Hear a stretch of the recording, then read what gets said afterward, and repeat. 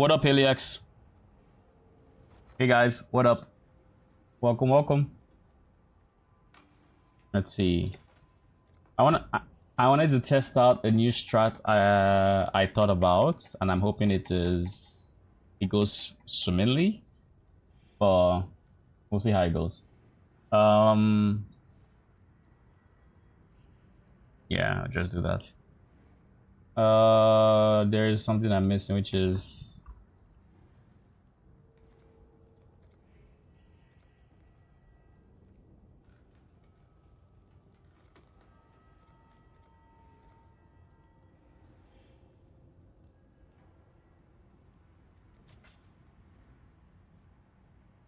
let's just buy Chaos Orb. So what we're gonna do then is Awakening.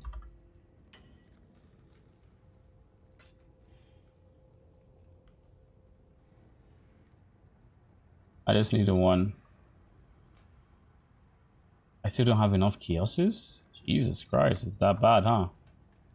Okay. In that case,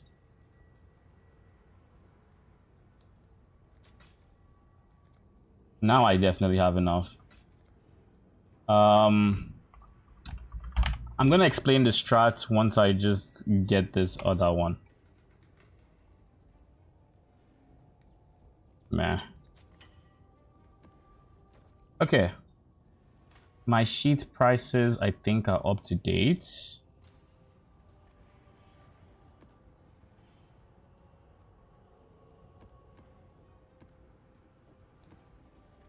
I think.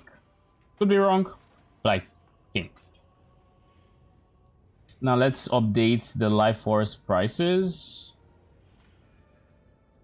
So to do that, give me a second while I proceed to not look at chat for like Lord knows how long.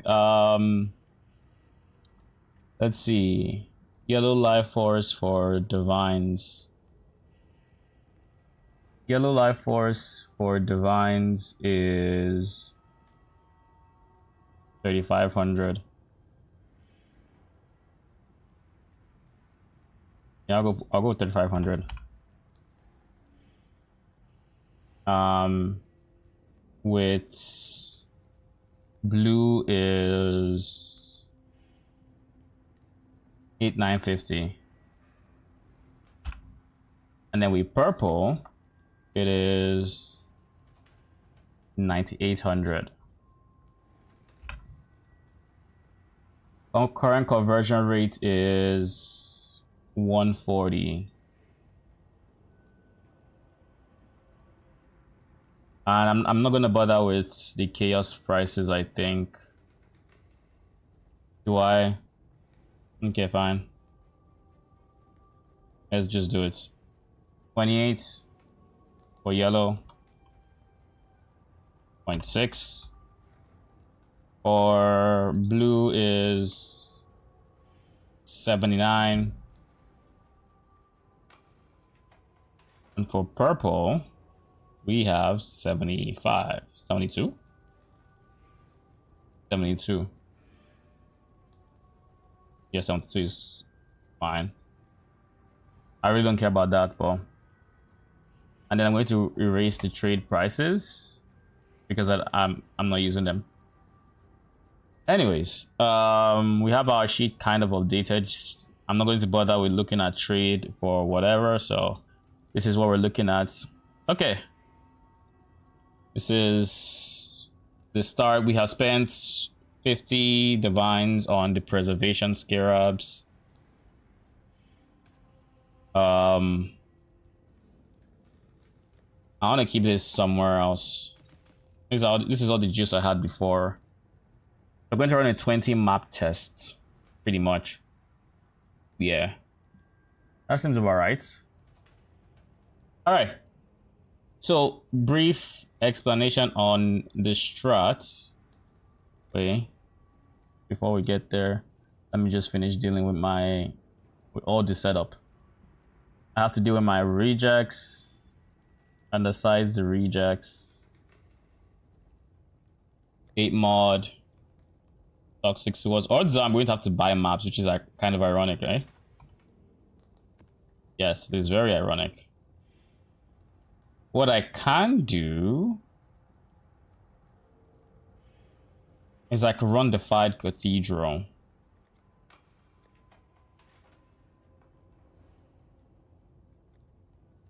I could run Defied Cathedral since I already have them. Map-wise, it's kind of similar to Toxic Sewers.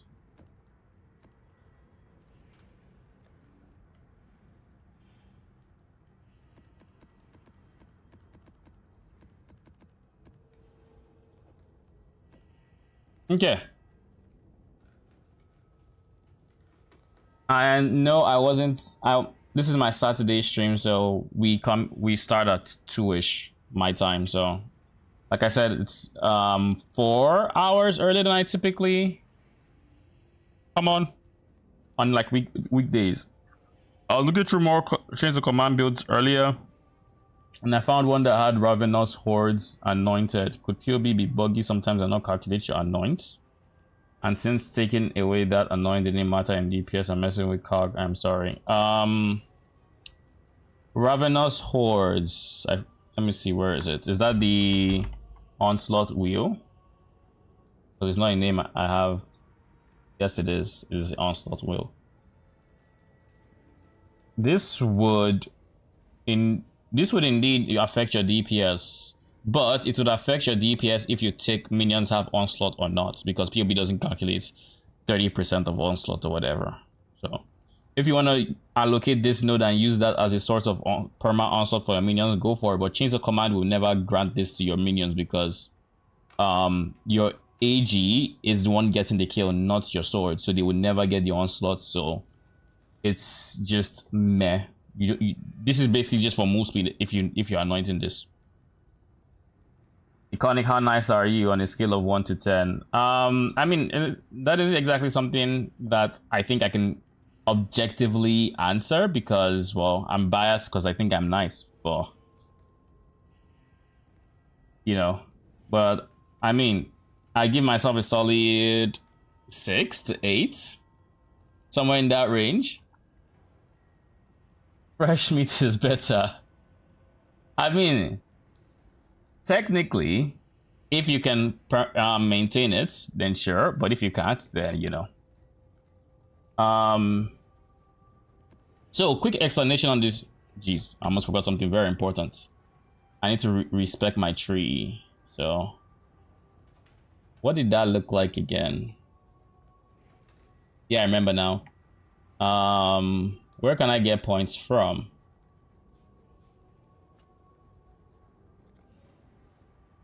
What up, French? How you doing? I have 1,000 orbs of unmaking. I am never gonna go through this. I'll eventually just sell it, most likely. I think it goes something like this. Something like this.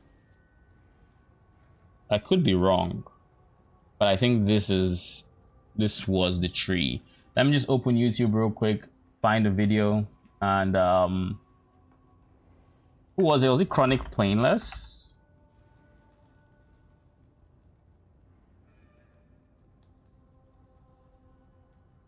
I think it was Chronic Painless that had the crop rotation. That we must have access. It was him.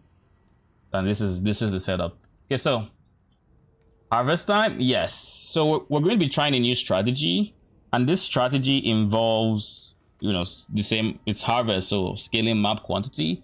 This is in tier 16s. This will do better in tier 17s, but I do not know how this is actually going to perform. The idea is getting as many blue mobs on the map as possible, including into your harvest. So you're trying to multiply the amount of magic monsters that show up in your harvest, pretty much. We'll just do this, I guess. I can't think of a single point. Oh, I guess maybe you. I don't know. So to do that, to get all those blue mobs and in theory more blue juice, we are going to be running Horn Scrap of Awakening so we can do crop rotation, doubling so we can double the life force, Bloodlines for increased magic monsters, monstrous lineage for increased magic pack size, and preservation, just so because everything else is more expensive than a preservation. Because these two alone, you know, I think this is like 70 chaos. I think. Could be wrong. Bloodlines. I dropped this one, so I don't, yeah. So by using preservation, I'm reducing the cost of the strategy since only this one will be used. And that's pretty much it. Imbued harvests. And I don't know if this is going to be profitable. I literally just chucked like how many divines at this. This divine cost is not looking accurate. The fuck? Oh, it is not. I didn't update it. Okay. Wait, update this. It's going to be this plus this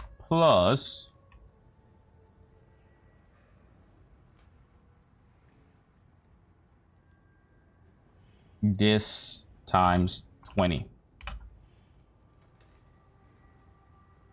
There we go. It's looking more accurate now.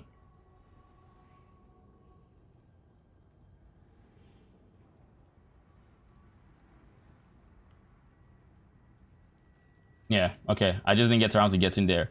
But I have spent 51 points, basically 52 divines on scarabs alone. And we're gonna see if I just wasted money or not. There is not a shrine that makes blue rare. What do you mean? Persky, what up? Welcome. I do not have a PoB command. Which build are you looking for? The build on screen or the one that I am going to be leveling later on? I can provide either of the PoBs. The one on screen is... The one on screen? Okay. Let me open PoB real quick and get the link. But it's my poison chains of command, which I think I'm going to be trying to, I'm going to basically release a guide on it this weekend. I'm hoping. I just need to get my ass to doing everything I need to. That's probably the link. How did you beat me to it, Heliax? But thank you. Wait, no, that's not the, this is not the one. Wait, it is. I haven't, you know, it's funny. I haven't looked at my build on PoB.it. Yeah, I haven't looked at my build on PoB.in. So seeing the helmet, I'm like, yo, that's not my helmet. Then I realized, like, this is what it looks like in game. I haven't seen the PoB.in link. Huh, it looks like a completely different build on PoB.in. But yeah, that's the one actually. Thank you.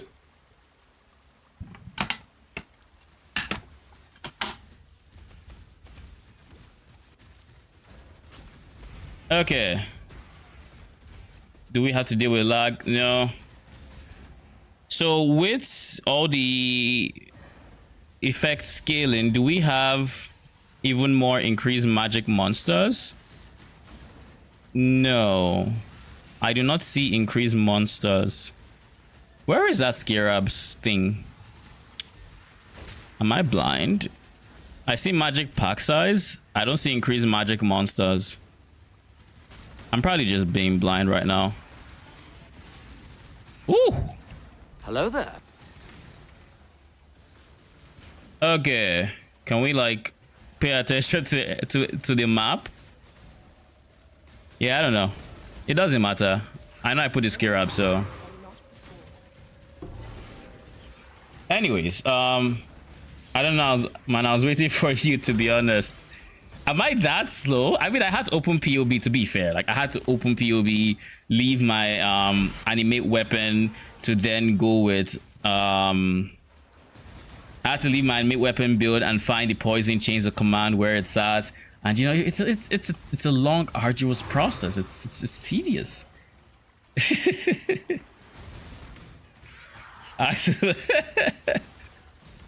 I mean, fair. We both had to look, and I was just slower. But yeah, I can't see. I've been looking. I really can't see the modifier I'm supposed to be finding. But I believe it's doing something.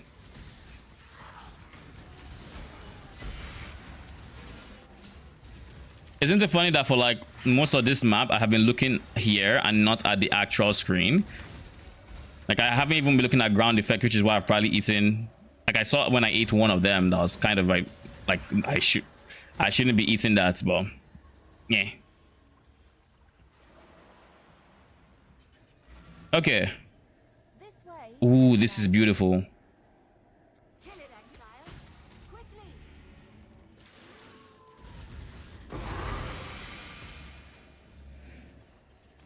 Hmm.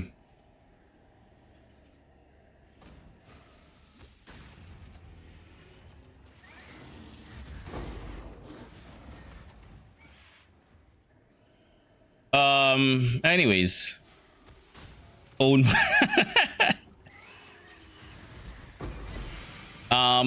Would you be willing to give away 7 divines? Giveaways are at the moment against TOS for GGG, at least for content creators, because it serves as an incentive to like have, you know, there's a financial incentive to give people stuff if you're a content creator and all of that. It's a form of like indirect RMT, so to say.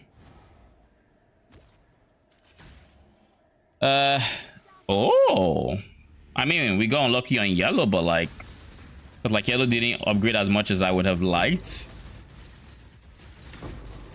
But I mean,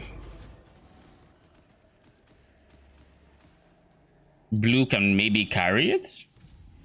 Domination Scarab of Evolution will add Evolving Shrine. Whenever I'm selecting on a shrine, it has a 5% higher rarity.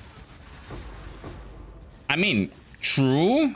My only problem with something like that is you would then be trying to hold off on some shrines so that when you're about to go in, you go find the shrine, and then, you know, it's like double backtracking, because with harvests you already backtrack in toxic sewers at least. What? Normal monsters will evolve into magic and magic into rares, but I don't think rares evolve into uniques or anything. But you do have a point. It is possible. Oh yeah, I forgot. I'm not doing toxic sewers anymore. I'm gonna miss the sewers, you know? Because in theory, by just having more like magic monsters, it could lead to more what do you call it, more shrines indirectly, because maybe I want to believe it makes eldritch mobs spawn, though I'm probably very wrong on that.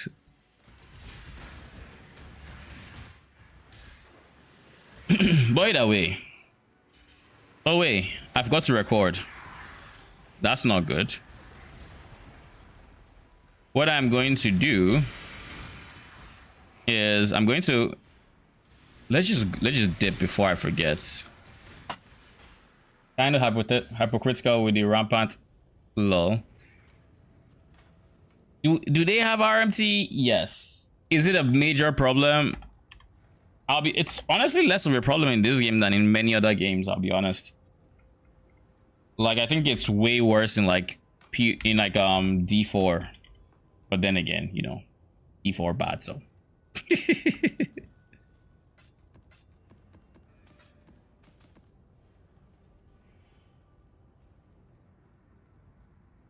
Depends on how you define problem. Like, it's there, but for the most part, it's not affecting, like, it's not majorly affecting the economy, like making things, pricing out regular, you know, average players from, you know,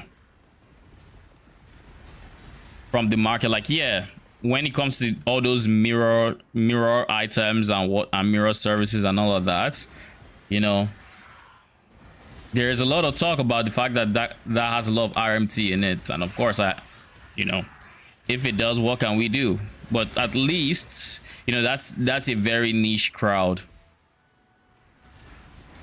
I mean, I don't know many people who have done mirrors, like actually gotten items for mirrors and whatnot. So I'll say for the most part, it doesn't affect the regular player base.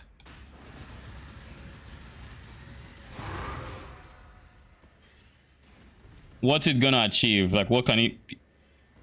I would assume just like maybe getting mirror tier builds, or I don't know, currency.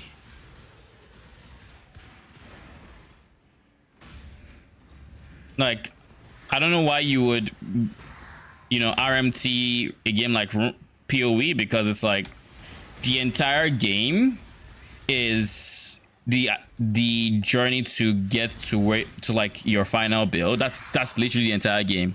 Upgrading your build, killing more monsters, making currency, getting, you know, upgrading and rinse repeat. So if you just buy it, it's like, what's the point? That's the way I see it. It's like, what really is the point? Like, there's no competitive side where, oh, it's like you're better than someone else, or you can kill someone else. Like, so I don't know.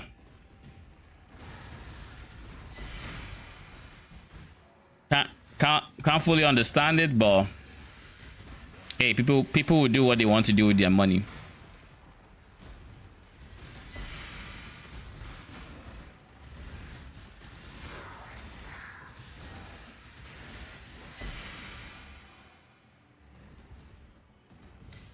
So let's go find the harvests. I didn't get many blue altars, which is sad. Honestly, it might just... I think a potentially better Scarab is just influencing Scarab of Hordes. But we'll see. I will save my judgments. Let's do blue.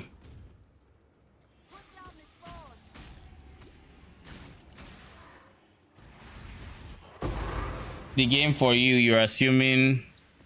Ooh. You're assuming all people are ethical and moral as you. I mean, true. There's like big assumptions here that, you know, I have the same goals as the people RMTing, but maybe they play for a different reason. You know, maybe.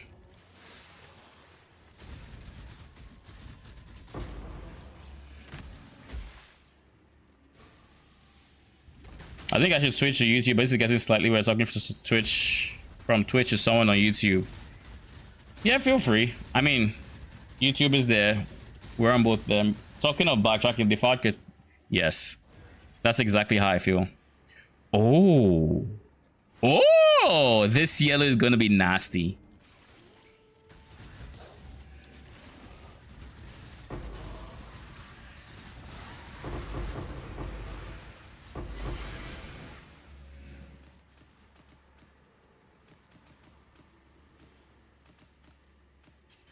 The yellow is gonna be nasty. And this blue, well, it won't be disgusting or anything because we used blue initially. It'd be decent. Ooh, sanctuary. Oh, that explosion though.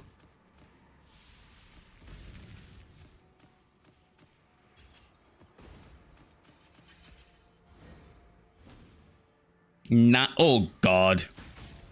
Did y'all see that? 9 Devourers. We better get ready, because Jesus Christ.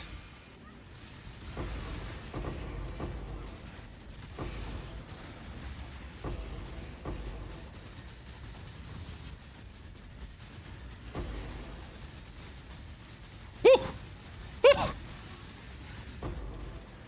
Yo, I hate Devourers so much, from their seeds to the fact that they get to hide. You're dead. And a Secret Blossom, I'll take it. And we still kept this guy alive, so...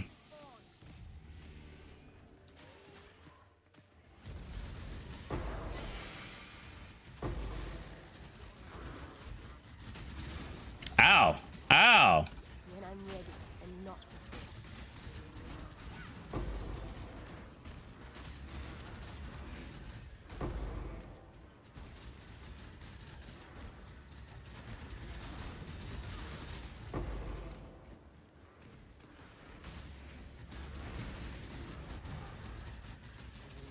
We only have 4 swords left, so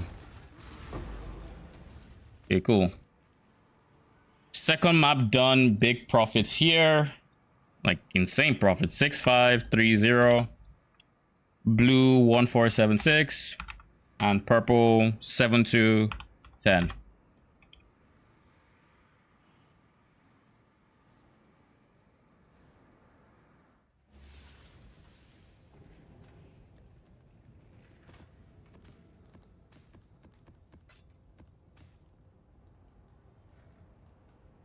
Yep, everything is accurate. 2 maps in, we are already 3.5 divines made. I mean, this might actually end up being very profitable. The problem with a strategy like this is it cannot get popular because of the scarab it is using. If a strategy like this were to get popular with using Scarab of Preservation, Scarab of Preservation being the literal rarest scarab in the game currently, will shoot up in price. Then it becomes not worth it to run Scarab of Preservation because then it would outcost the other scarabs. Not to mention the other scarabs also go up in price too, but then the solution would be, instead of doing that, you just go like influencing Scarab of Hordes to replace it, which would give you even more juice. So, you know, because Sacred Chainmail, 26% qual. Is this decent? Let's price check this. I don't think it's going to be, but 26 quality. 5 chaoses, yes, not worth it. Okay, what am I missing in chat? If you're playing in markets, let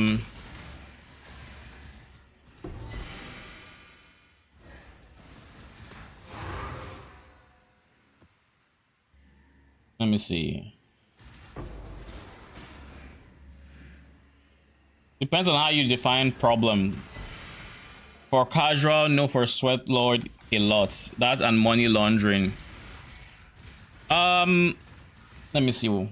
The game for you, I'm not assuming up like tomorrow. As you talking of backtracking, yeah, the Far Cathedral is going to be nasty for this strategy.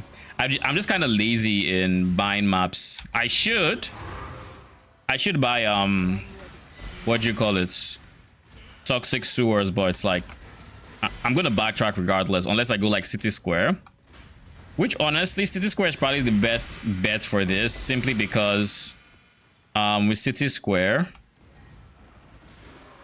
by going City Square, I have the added benefit of being able to cut across and not backtrack as much, and also kill the boss at the start. There are a lot of advantages to it, but the problem with that would be divination cards.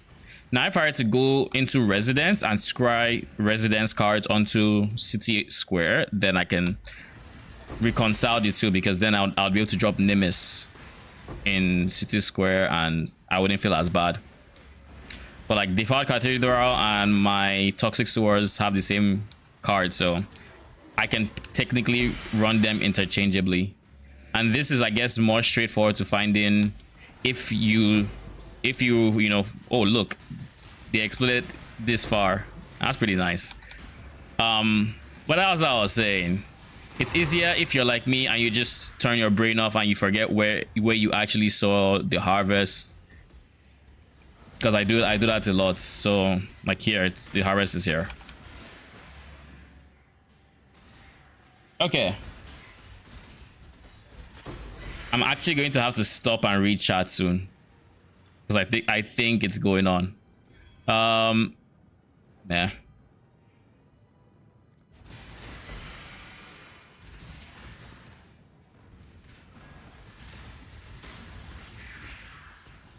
Okay, the question is more how much are you willing to pay IRL to accelerate your in-game progression. But it's like, if you do that, bro, really? If you do that, it's like, what then is the point of having that in-game progression. You're not competing with other players. It's not a situation of if you don't do it, they have the edge. Like, yes, they farm more currency, but you don't want to farm currency is the whole point of this. Like, you're not farming currency, you're buying it. Right? I guess you farmed it the IRL if you want to say that. It's not just buying mirror, but buying entire builds, type of currency. The question is more how I can see what you mean. It's about buying equipment, but I figured currency would have landed in market either way, no? Since if you sell it for money or trade in the market is no difference in the world. It's gonna go there either way. It is against TOS and therefore not okay, but I do agree with you up to that point. It's not just trade, but capacity to make currency too. Let's say I play Harvest Farmer Endgame, I will pump more juice than without me. And then the juice price will crash, so all the Harvest players will see a decrease in revenue.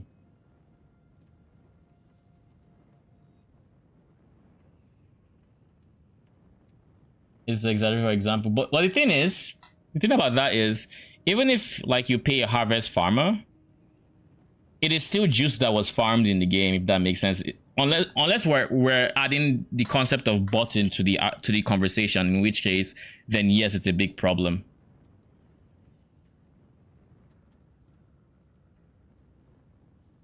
But yeah, like I'm looking at it like, because I see RMT, the primary reason is, to get a leg up, skip the currency grind, have a good build, yada yada. And if that is how you play the game, I think it's weird to prioritize the build and not the process. But I also understand that some people do. Maybe your entire fun is just playing a strong build and repeating maps, and you don't really care about the grind to farming currency. Maybe, but like even then, I don't know. It's a weird concept to me. Like other games, I can more reconcile the idea. Why is this 0? Because the one upgraded. Nice.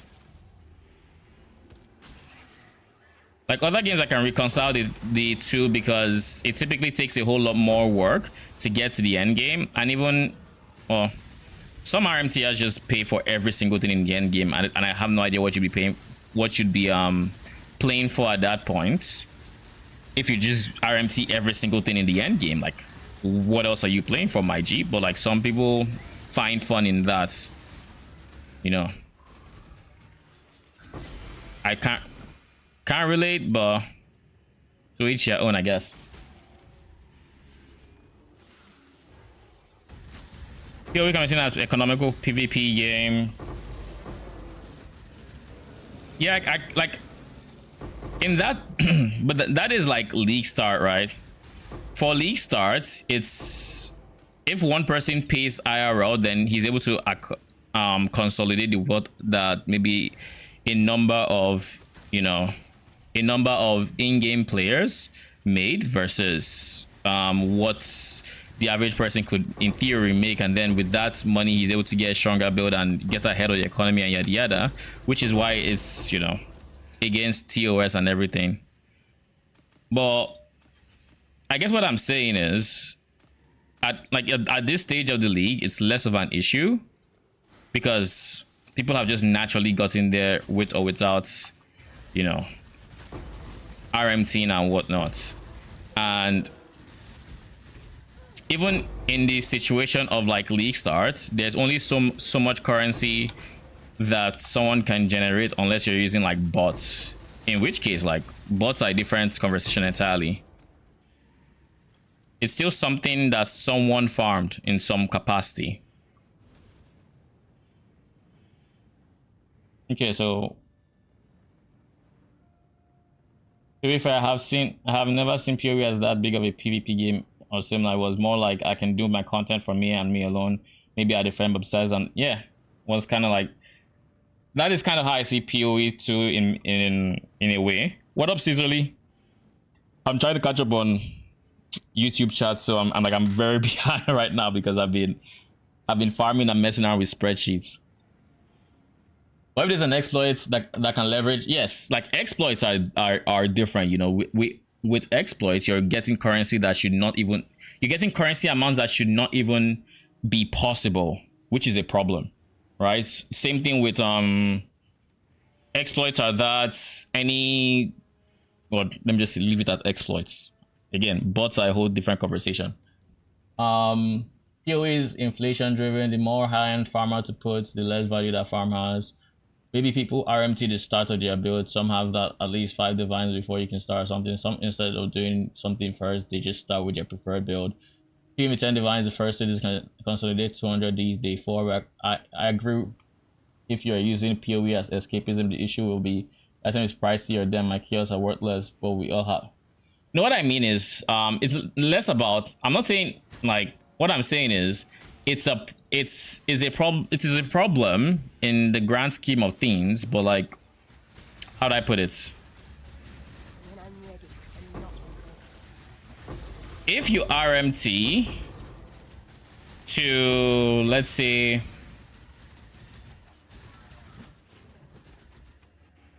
I'm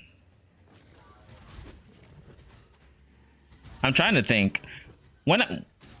If, let's say, RMTers found a way to print Mage Bloods, right, as an example, so it's no longer worth farming Mage Blood as the average person.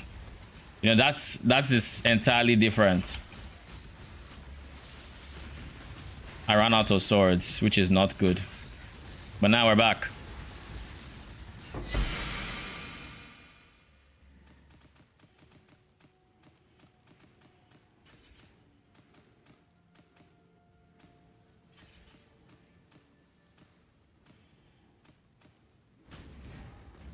Okay.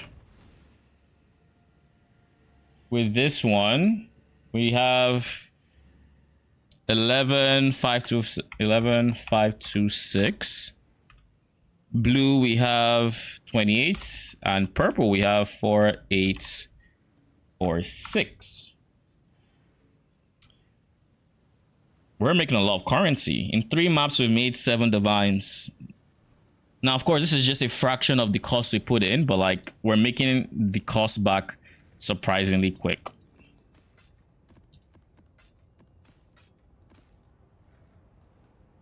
Surprisingly quick. At this rate, what are we looking at?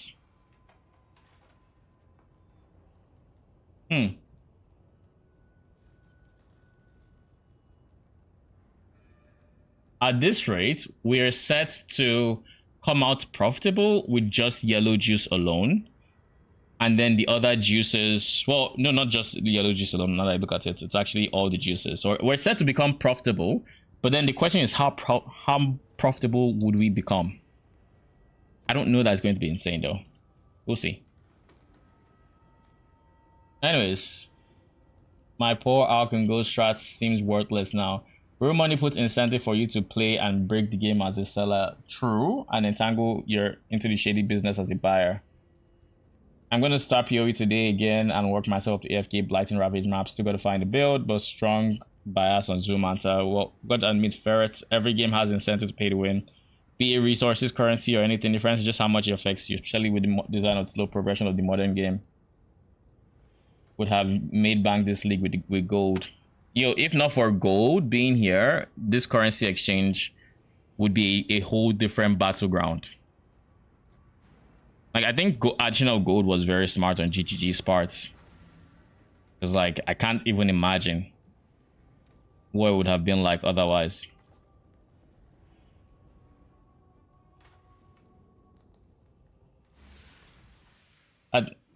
Check if I still have an account. Fuck it. I'm exactly 0 characters. I'd cut it short. I'm guilty of spamming YouTube chat. What do you mean you had 0 characters? Like 0 characters of the league, or like period?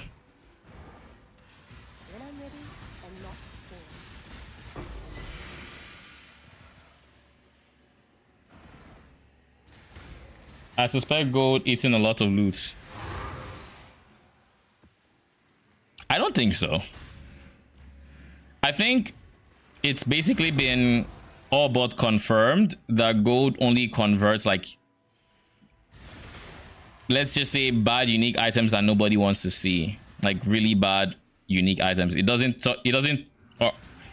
touch currency, something like that. It's only gear that is ever converted to gold, and this is why rarity matters, because, you know, if gear would otherwise not be shown, having a higher rarity just means that you would get more gold, because it's more times than not, maybe it upgrades in rarity when it is dropped or whatever, and that is then converted to gold. It was something along those lines. But yeah, like, if anything, I don't think Alcango is in a bad spot necessarily because of... I don't think Alcango is in a bad spot because of gold, or even the possibility of gold eating loot. I think Alcango is just in a bad spot, period, because T17s are so lucrative that you literally cannot compete with how much just wealth is being generated in T17s. Like, I think ultimately that is what it comes down to. The closer you get to T17s, the less of a gap you have. But like, Alcango has an insane gap between like the loot you would get and loot they would get, and the economy is being driven by people who are farming T17s, pretty much. So like, if anything, that is why.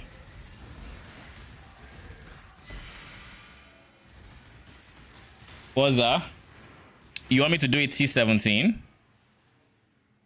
I mean, I can join a T17.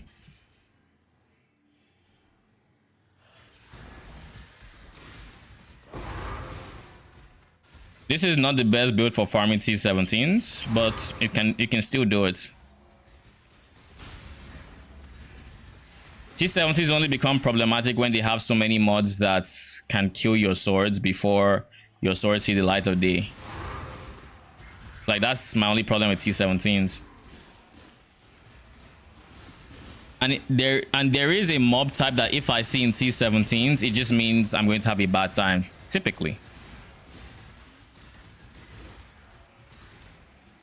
But I've also haven't tested, just, you know, there's something I could easily do, which I think is what I'm going to do.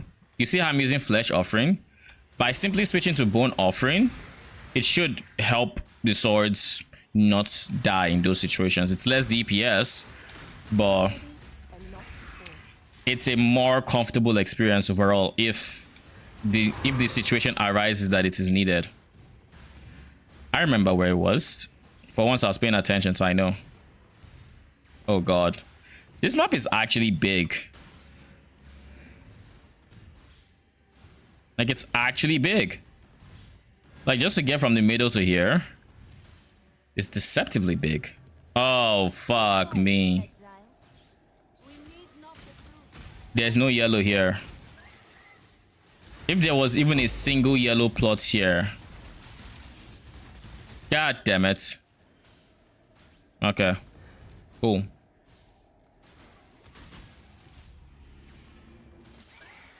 Got a clue on the price of T17s. I sell mine for about, I just save them up till I have like 40 something plus. Then I sell them for like almost a divine pop. That's how I typically manage them.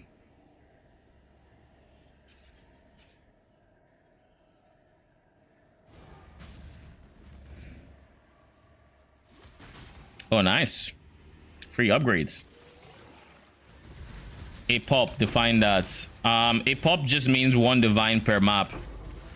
So basically, I would save up like, let's say 40 something ziggurats, and then just sell it at 40 something for 40 something. So like last time I think I sold like 46 for 45 divines, something like that. So very profitable.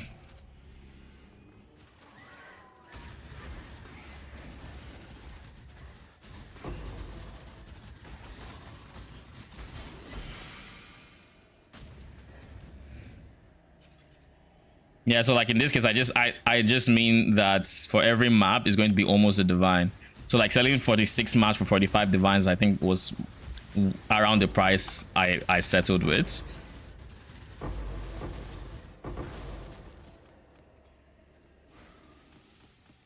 So you can imagine. That's part of the reason.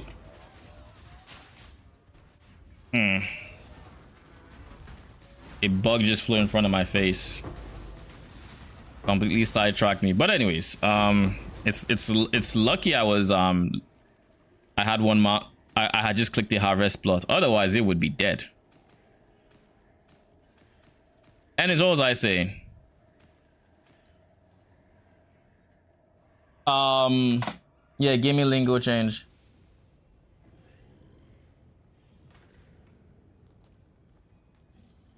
Oh, you haven't heard that before? Ah, interesting. What's this?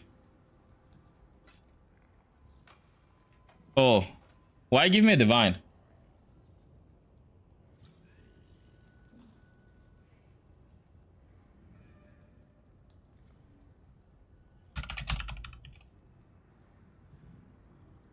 Oh, for me? Oh, don't worry. I have T17s I can just run. I need to record this map. Sadly, 0 yellow juice. 86, 80, blue, and 434 purple. All right.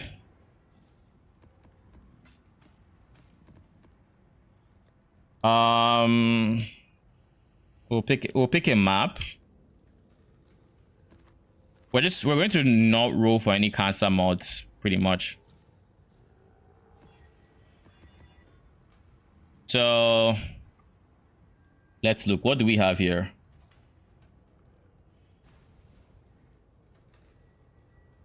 Don't worry, they're gonna sit on a war coffer. Lol. At this point in the league, currency means nothing. Items are everything.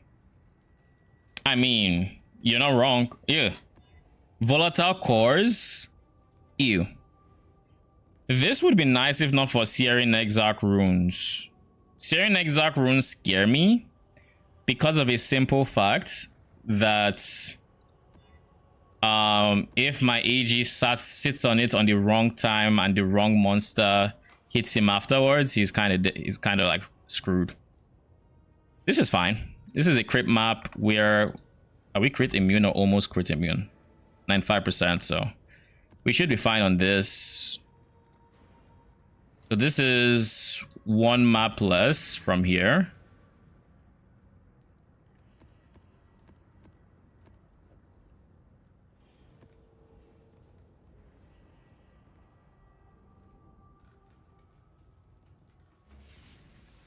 I can offer Zoomancer gear. I'm good.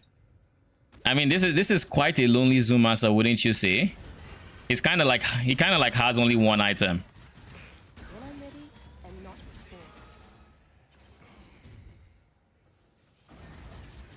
But yeah, this map doesn't have that one mob I was talking about, so we should be chilling because I haven't seen it so far. The one mob in question is the one. It's the one that is like it's like a golem with an MTX that shoots lightning orbs that return. Those lightning orbs hurt and they stay on the map for an annoying amount of time. Basically.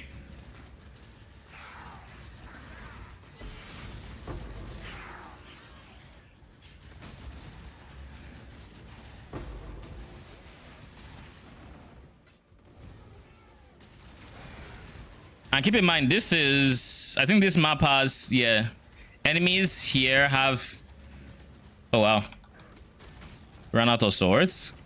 Crits, yeah, crits is being a pain. Okay.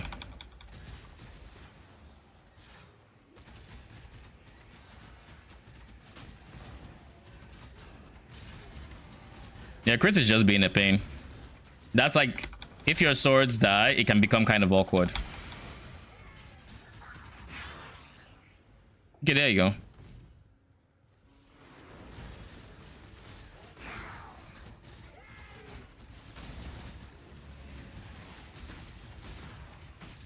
Maybe I should just get block. That mob isn't here, but like the swords are dying. Will never come for an immortal. Mortal. Darkness walls. Feel death's grip.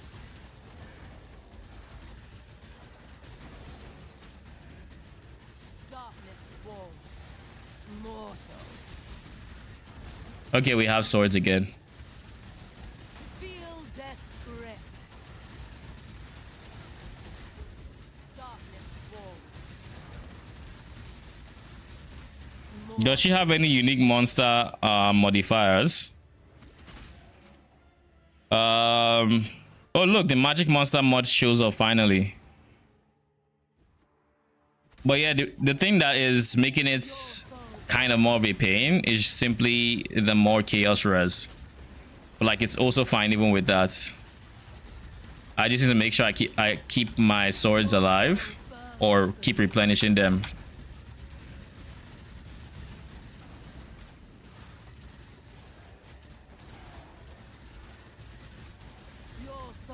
Oh wait.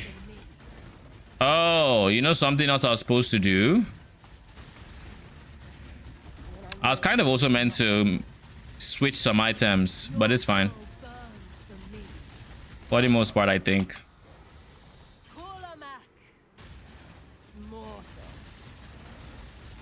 Debuffs expire on monsters. What is counted as a debuff? Curses aren't debuffs, right?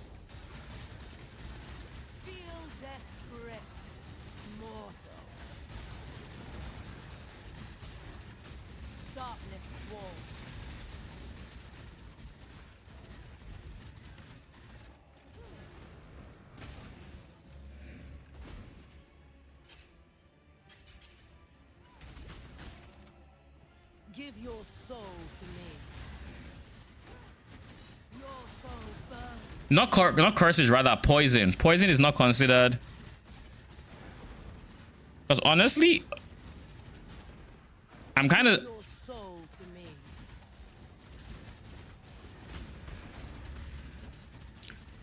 Even with 60% res, I should be doing more damage than this. So I'm wondering if there's something I'm forgetting.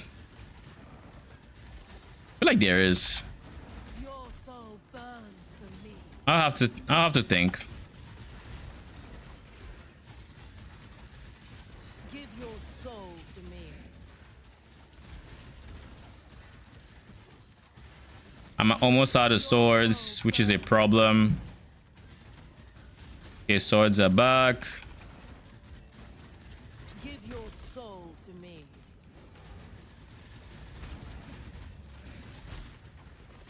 Your soul burns for me.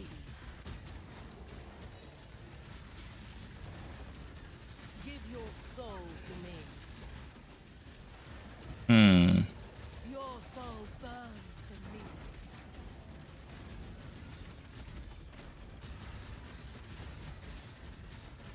Give your soul to me.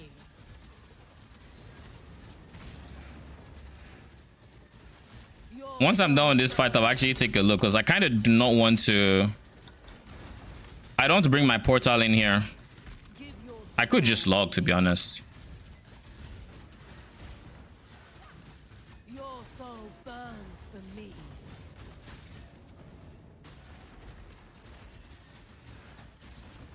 Give your soul to me.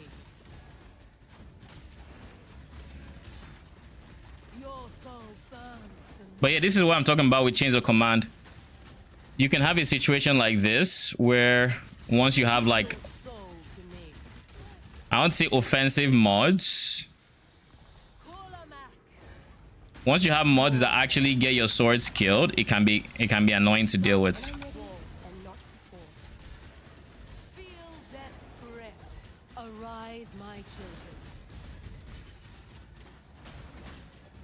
Feed. Darkness walls. Mortal.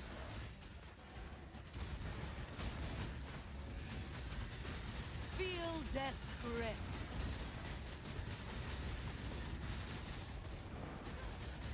Darkness walls. Mortal.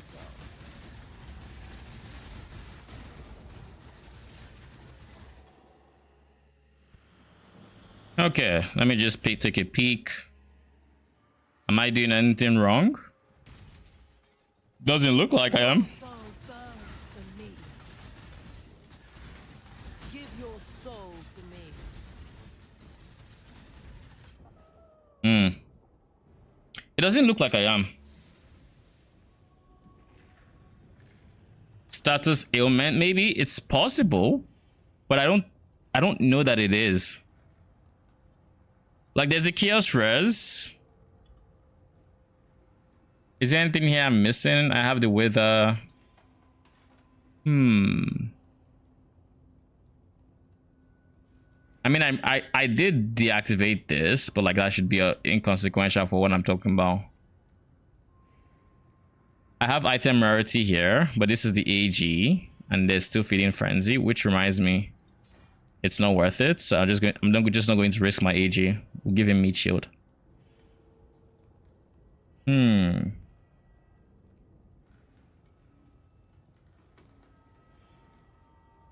If I go for my own atolls, I'd be squishier, but I'd have a lot more damage.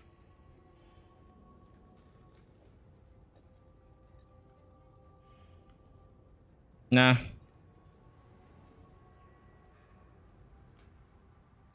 Our Kali's Fangs is pretty interesting in that the minions are not targetable, right? So you don't have to worry about defenses there.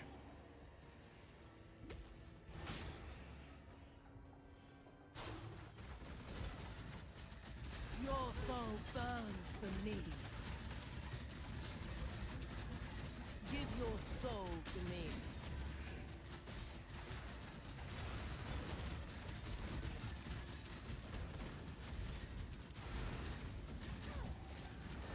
Your soul burns for me. Give your soul to me. Okay, we have swords again.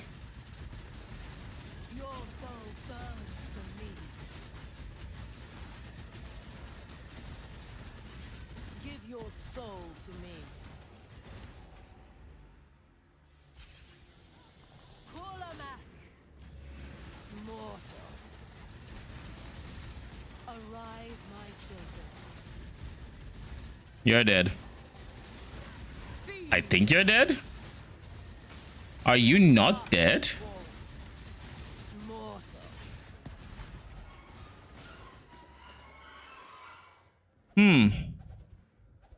What else is there? There's definitely something else that's affecting my damage here. I'll have to do some digging. I don't think poison should be considered a debuff for the purpose of this modifier. Otherwise, they just wouldn't get poisoned with one step. I mean, you know what it is? I think curses are considered debuffs. Maybe. And if they are, and you can't apply despair, which they're not. So what exactly? Oh, you know what it is? Wither is a debuff, I think. I think Wither is a debuff. That one I think is a debuff. So without Wither, because this essentially means you can't have Wither. So without Wither, you're left without the 90% more chaos damage multiplier, which, you know, is a good chunk of damage. I think that is what is that might be what happened. Oh, I haven't thought about that, to be honest. When I'm ready and not before. Because like Wither is really, really important.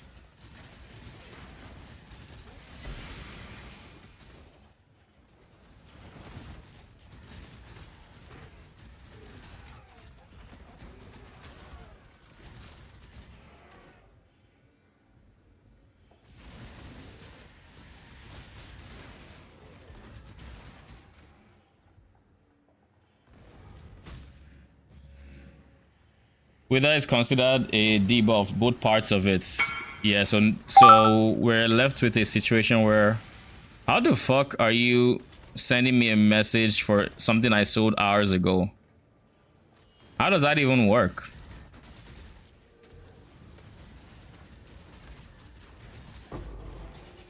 Anyway, so without Wither, of course our damage is naturally worse. But what else am I using that's considered a...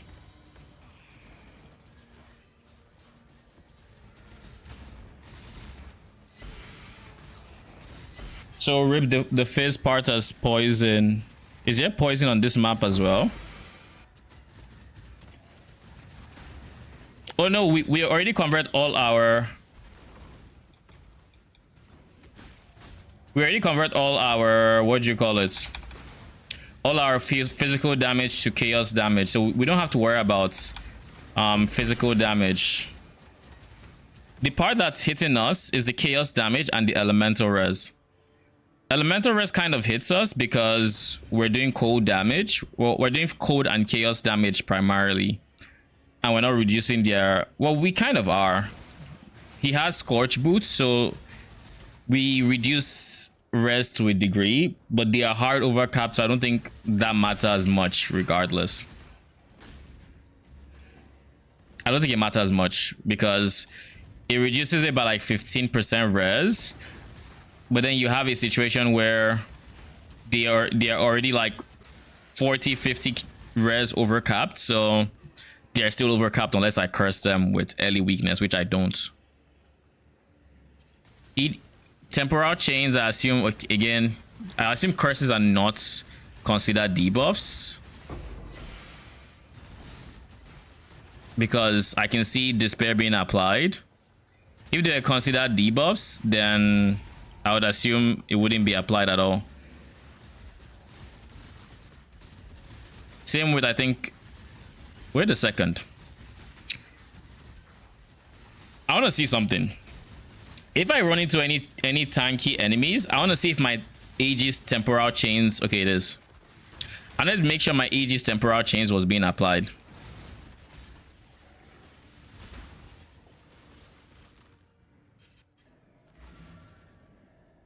Heard you're gonna make an elemental chains of command build.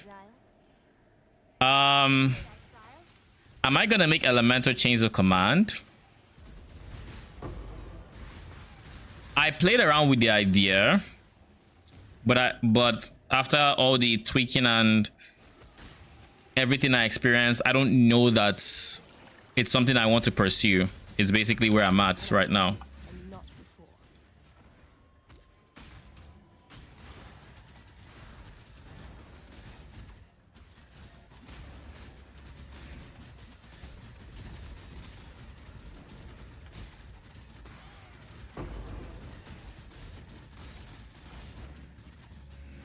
One thing that also kind of annoys me, it's small, but it annoys me, is that there is no, with the addition of T17s, you saw that map, right? They basically have guaranteed crits.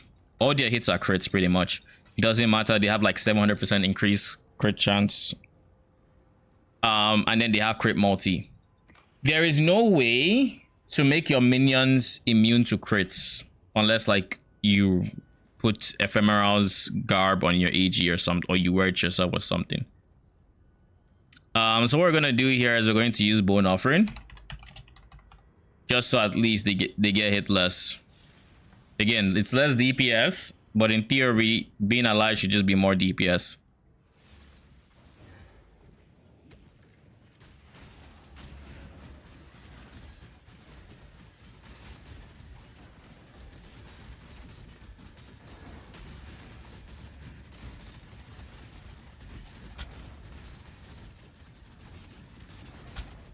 Okay, cool.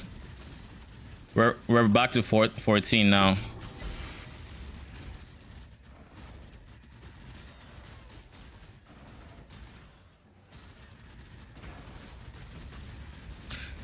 This is what I should have just done from the get-go, to be honest.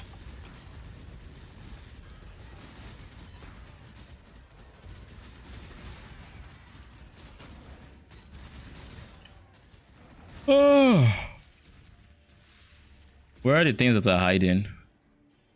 Here? No. Here?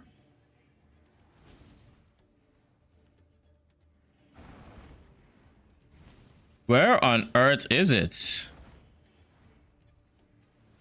Here? Oh.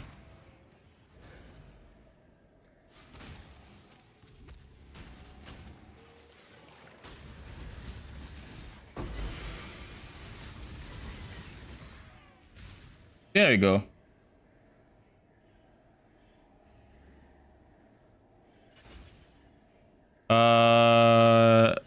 Nice. It survives.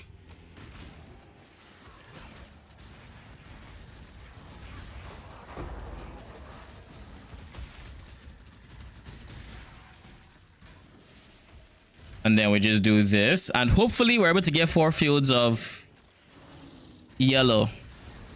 Hopefully.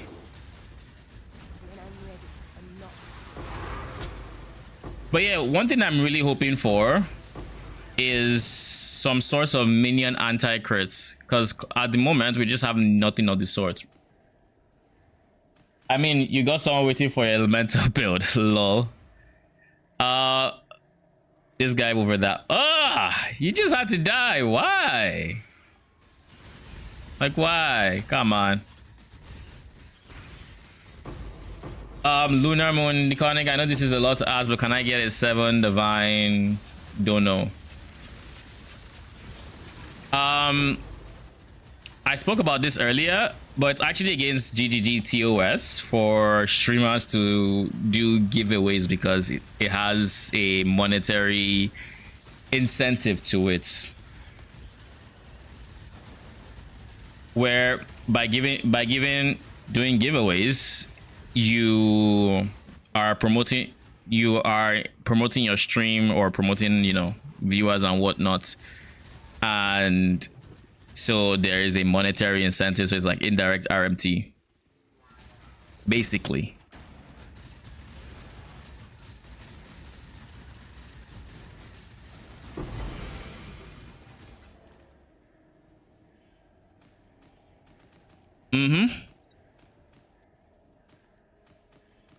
People have been banned in the past for it, so I'm just like, no! What kind of luck is this?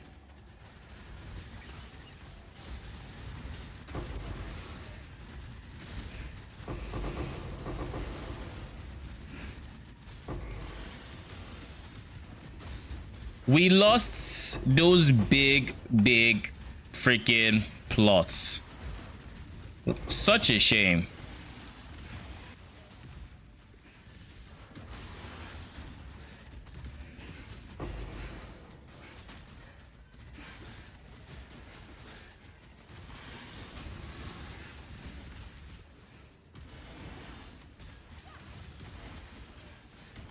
Can we just say I hate Devourers, because I'm doing my best to get the mark on a freaking Devourer so he can get hit and I can get my minions.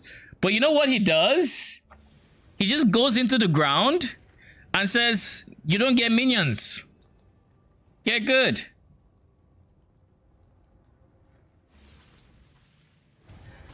How do I make that much? What do you mean? Like currency?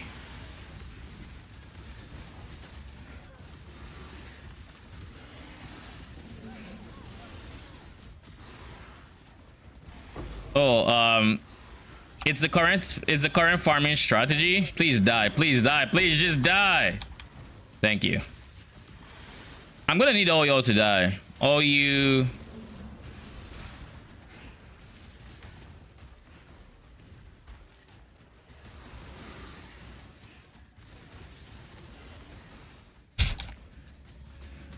Can you tell I dislike Devourers?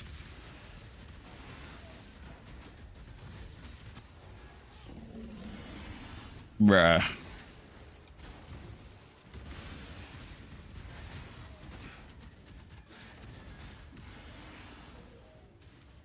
Okay, let's do this. Why did you have to be such a pain?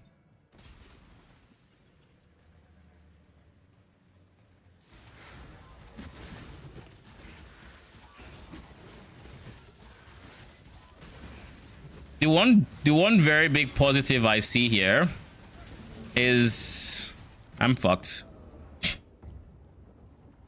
They just hit me with that combo. All right, let's do this. This is actually how I should be running the map. I'm just stubborn. This is actually how I should be running the map. If I die, or if I run into any situations where there's like resistance along these levels.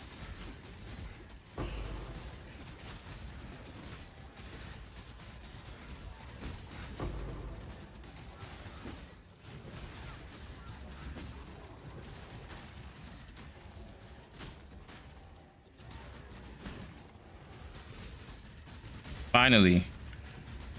Anyway, so I don't like they are a very annoying mob to deal with because they just like to say you don't do damage now, you take damage now. Like I was standing right on top of him. Why did he go back into the ground? I don't know. Oh, and he has Soul Eater? Even worse. Oh god, he's gonna be a menace, isn't he? He's gonna be a fucking menace.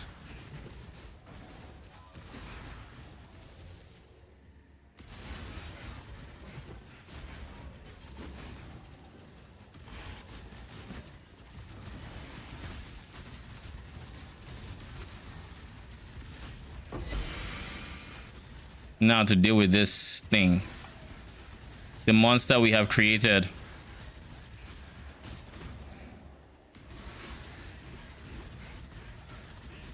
We just have to sit here tanking him because that's how you beat Devourers.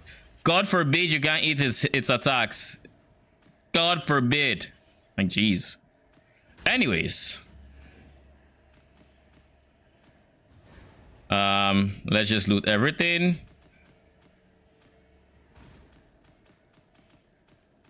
How much yellow juice is this? 12k, not bad. Not bad. Let's record it real quick. 12,022. Blue 120, and then purple is 2006. Did we get noticeably more than tier 16s? I want to say no, we didn't, but that's because we didn't get any quants here. If we got any quant altars, like literally any quant altars, I think this would be. It's a lot of juice for a field harvest, yes. But now imagine if it was doubled. My man is single-handedly making Uber bosses look fast. Welcome to the Harvest Devourer Hate Club. The mob is just not, it's honestly just not a fun design. Like, why? Like, it's, oh, okay, so hear me out. What if we created a mob that didn't like it when you left its range? So the moment you leave its range, I put gem, lol, flesh offering. The moment you leave its range, it just stops taking damage. Keep going. And then when it becomes invulnerable, it drops a seed, and this seed does fuck you damage. Sounds pretty good. But is that all? Oh, but you haven't heard the best part. We're gonna make it so every single one seems like it has Soul Eater. That way, you have no way of killing it. Like, it is dumb. Where's the flesh offering I had? Did I not have a 2020? Am I really rolling with a 21 flesh offering? Where's my 20% quality? I don't have a 20% quality flesh offering? No bloody way. Okay, Lunar, I'm going to explain how we got as much juice as we got. The TLDR of how we got that much juice is it's the scarabs we're using. We're using a combination of scarabs that allow us to get more juice. So the way it works is we're taking advantage of crop rotation, which is this node that makes it so every single time you do a harvest plot, they have it, all the seeds have a chance of upgrading, right? They all start at tier 1. Unlike the regular harvest, it's all tier 1. But every time you do one of one color, every other color gets upgraded. So if you do a purple plot, yellow and blues get upgraded. And if you do a blue, yellows and purples get upgraded, and so on and so forth. So the strategy is using this scarab, which is Scarab of Awakening. This guy right here. And this map crafting option gives us a 50% chance that our chosen the crop doesn't get wilted, so it doesn't get destroyed when we choose one. The second one doesn't get destroyed. 50% chance, and then we have 10% on the tree, making 60% chance total to not get wilted. So by having the chance to not get wilted, you're able to chain a lot more plots to upgrade the final one that you want upgraded. In this case, yellow juice is so expensive that we're almost always going to be trying to upgrade yellow juice. Whenever possible, we're trying to upgrade yellow juice because it's so much more expensive. But yeah, that is the TLDR. So we hop into a map, we get a layout of, like, let's say 5 plots. If there's 1 yellow and 9 other colors, and we kill all the other colors, or we successfully get lucky and we do not wilt the other colors, and we have 1 yellow left, that 1 yellow being upgraded 9 times could have something like 3 tier 4s, 16 tier 3s, and, you know, just wild numbers. And then when you kill them, you get a lot of juice. So, like, these scarabs are very expensive. Like, this whole setup, I think I spent 51 divines on this scarab combination, and I'm just testing it out. I don't think this is the best way to run it, but I do think Awakening Scarab is pretty strong. But my recommendation, and what I would do personally, if all I needed was profits, if all I needed was profits per map, I wouldn't run this strategy. Instead, what I would do is I would go for Harvest Scarab of Dublin, Harvest Scarab of Cornucopia, and Cornucopia's tree looks kind of different. With this one, this is how we're blocking it so that we get a good amount of yellows to upgrade and the most juice, essentially. This is like the most cost efficient or efficient juice setup. But for that one, you wouldn't have anything here. You wouldn't have this ones. You basically, I would put 2 points here, 2 points here, and that's it. So you would be running Scarab of Dublin. You would run Scarab of Cornucopia, which is this guy right here. This guy, Cornucopia. You would run Monstrous Lineage. You would run Influencing Scarab of Hordes. And for number 5, what would I put in number 5? What is number 5 again? If you really just want more in the way of, like, I guess Nemesis is probably what I would go for that last spot. If it's just juice I'm going for. I do like running map farming alongside my Scarab, so I get a lot of T17s, and the T17s sell for quite a lot of money. You know, these are almost 1 divine each. So I like to go maps, but it also means I get a lot of random maps that I couldn't care less about. So it all depends on what you want to do, but that is how I got that much juice from a single map. So it's a very high investment, high reward type strategy, but I don't think it's the most divine per hour harvest strategy there is. Because every single time I've done Awakening, unless you're doing it in T17s, these 17s are, you know, okay.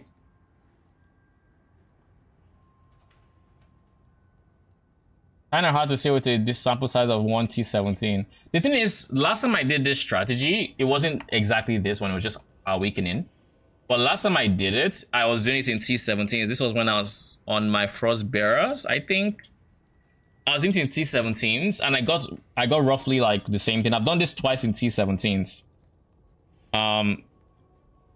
first time I think I made like this set of 20 was 8-ish divine prophets. Now this set I think was, I want to say this set was done in T16s. Yeah, this set was done in T16s. The first set was done in T17s, and I made like, it wasn't considerably more profit. It was like,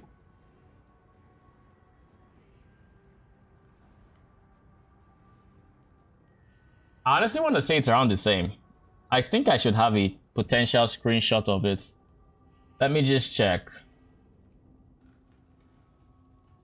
And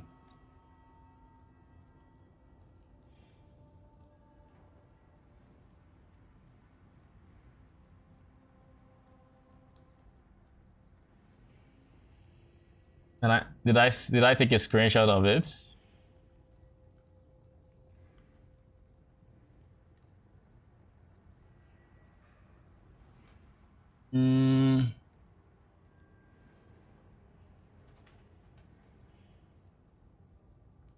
Yeah, I did.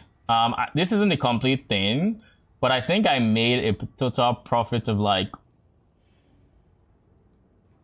this says, no, this is the wrong one.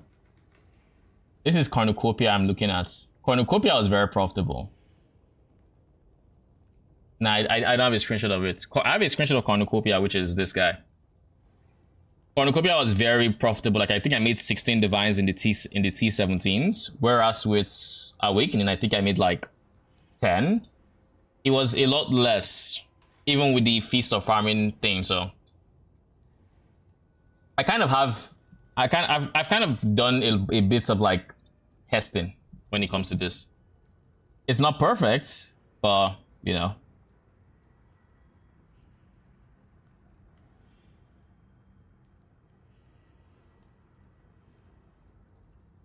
Consider Blessed Rebirth. I thought about Blessed Rebirth, but there are a few reasons why I didn't go for Blessed Rebirth. It would definitely help in the resummoning of, oh, I forgot something. It would help in the resummoning of my swords, at least for the 4 seconds that they are up. So in that time, they'd be completely fine. But I think my biggest problem with Blessed Rebirth overall is in a very weird scenario where all my minions take big damage. Let's say Serious Meteor or whatever else. All my minions take big damage. If my swords have Blessed Rebirth, they wouldn't die. But my AG doesn't have Blessed Rebirth. And because of this, and the presence of Life from Death, this would act as a safeguard for my AG. So I'm kind of staying away from Blessed Rebirth because of that. But at the same time, I also understand that Blessed Rebirth, I mean, it's only 4 seconds. So in those 4 seconds, it can, in theory, allow me to get my minion count back up. So it's like, there are positives and there are negatives of either approach. But I would say for the content I run, it's unnecessary. But I probably should replace Dread March with it. Because, well, I don't think my AG needs the Chaos Res anymore. Let me just make sure. But I don't think my AG requires the Chaos Res from the chess piece. This is Poison Chains. It has that, it has Dread March. Oh. So it does. Okay. So apparently I do need it. Because without Dread March, I don't have 10% Chaos Res, which... Well, no, I think I honestly overshot for my AG, so I think I went for like a max, was it Gravebind or something for Chaos Res, because I knew for a fact I needed the Chaos Res, so I just decided to overshoot for it. And my Victoria Charity, I didn't pay too much attention to it because I think there wasn't a good corrupted with crit, and I think I found like just the one, so I just bought the one. But I don't think it had a bad chaos res roll, otherwise I'd have divine tier dropped it. And then this one, I gave it a 15% chaos res, which is kind of the only thing I could do if I wanted to maintain PDR, which I did. How much is your AG tanking? I mean, I wasn't scared of my AG dying there, but my AG has a max hit of 800k all Ellie res, or all Ellie, 560k chaos, and 520k physical. And of course, if I just uncomment this or comment it back, he's recovering 68k or 69k health every second. So that is, so he is very tanky. So in theory, he shouldn't even need the life from death. The life from death does help the others though, so there is that. What do I want to do? I can do two things here. I can choose to go Blessed Rebirth and then go recover, but then I'd have to take a point from somewhere. I don't know where I would take the point from. I don't know where I would take the point from, to be honest.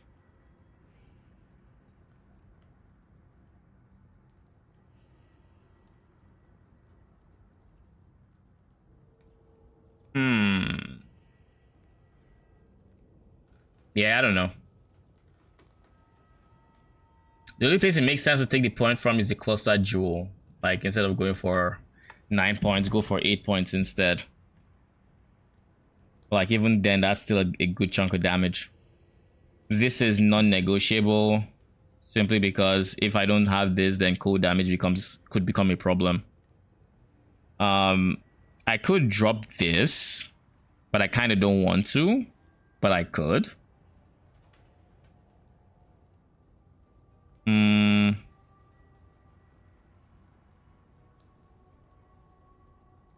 Dropping this would mean my minions... Dropping this would mean my minions would be tankier, because I would then put like... I'd put the extra point into the mastery and maybe put 2 points here for the chaos res. Maybe. The double node minion life / minion attack speed. This? Oh, no. This guy? Nah. I can't remove this one, because if I do, I will hate. You want button the stun mastery. Here.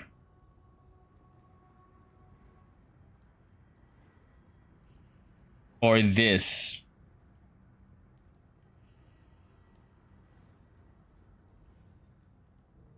You can replace it by cluster. Replace what? This?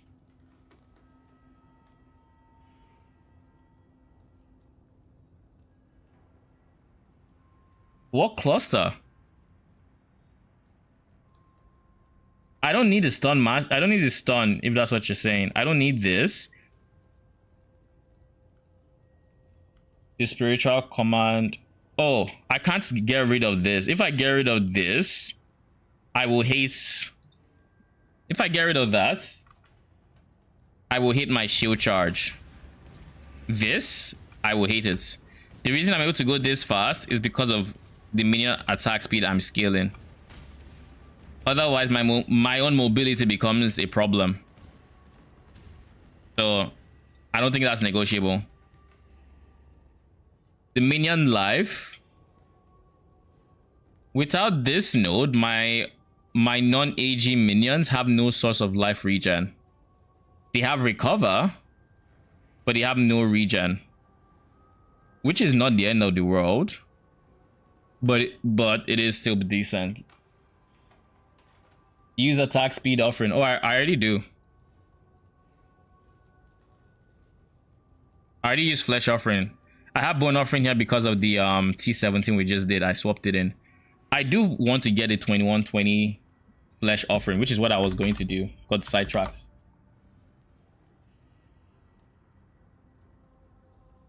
Flesh. I feel like I bought a 2120 flesh offering. So unless the person scammed me and then he gave me the 20% quality one, I don't get it. Which honestly might have been what happened because I wasn't paying attention, I don't think.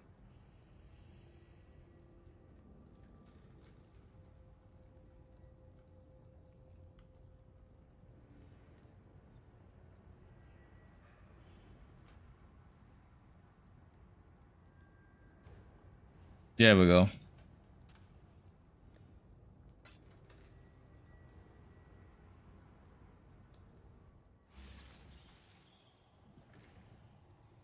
Bottom right, get rid of the ghastly.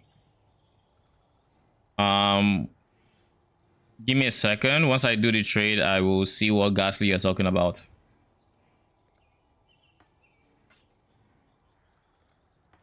Thank you. Oh wait, wrong person.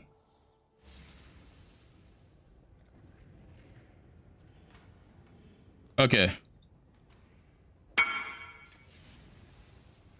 So you said yes, it's pretty cheap. Bottom right here.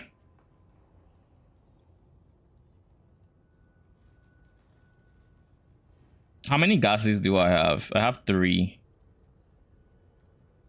Let me just confirm something real quick. Yeah, okay. So there's a few reasons why we have this ghastly eye jewel. The first one is, well, we need 3 ghastly eye jewels. 3 ghastly eye jewels plus the 2 here being 5, and then Amanamus being 6, so get the full bonus from Amanamus. And other than that, I don't think we need it for crits, for poison chance anymore, because we have poison on our sword, so there's at least that.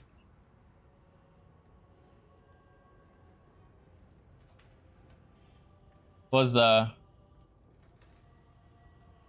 wheel in there? Oh, instant leech. It's old man ferret, no eyesight. This is instant leech. I guess there is a universe I could get rid of this. We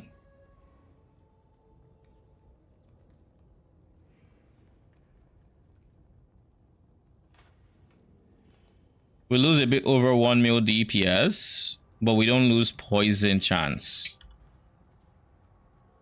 Which means I would have to replace this ghastly eye jewel because it would have to take the spot of here. So I would just need to... Okay, let's just do it.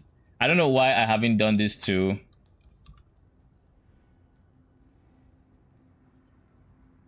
I need to buy an Arikin Generosity. I'm still sitting on a regular Generosity and I don't understand why. Let's get a 520.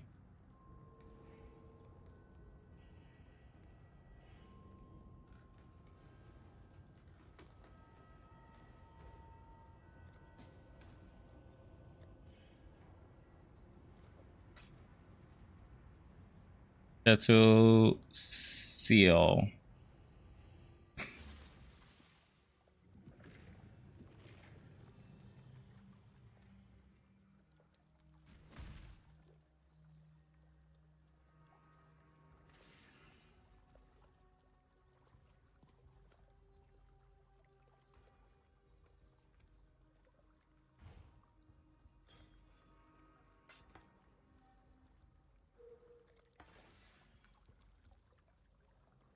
Thank you.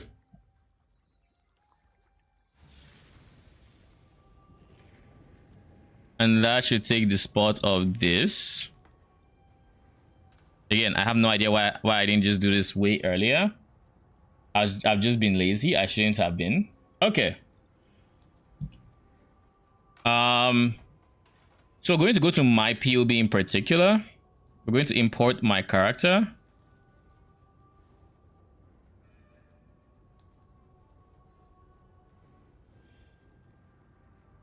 I think this one still has my dagger. Yeah, this is the dagger, the exact dagger I have on my AG, and I think it's the one that is in here. In any case, this guy, 14.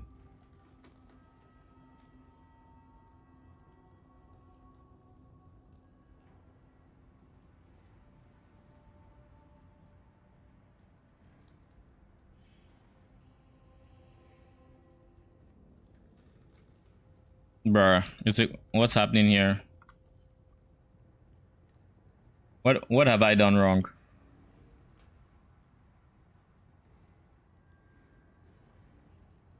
My dagger. Yes. It is exactly the dagger in question. What is this?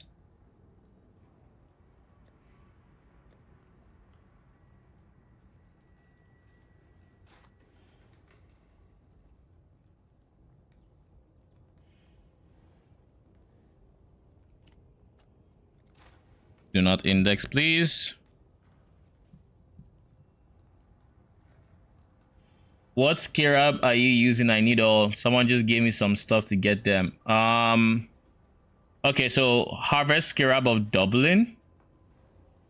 The one I recommend for you, or the exact ones I am using, because I don't recommend these ones.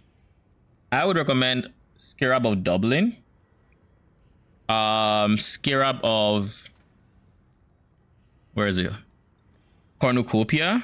So this guy, 1, this guy, 2, this guy, scarab of monstrous lineage, 3, 4 would be what was 4 again?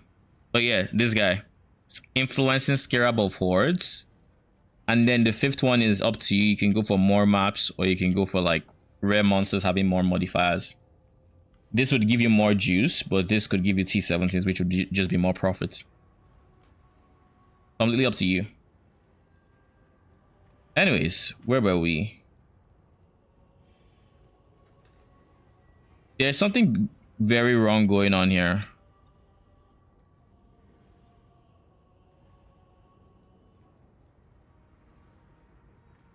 I don't know why this is bugging. It is anime guard. Oh, that's why it's bugging. Okay. Yeah, that makes perfect sense. I was on the wrong one. Okay. So if I were to remove, let's say this guy takes the spot of,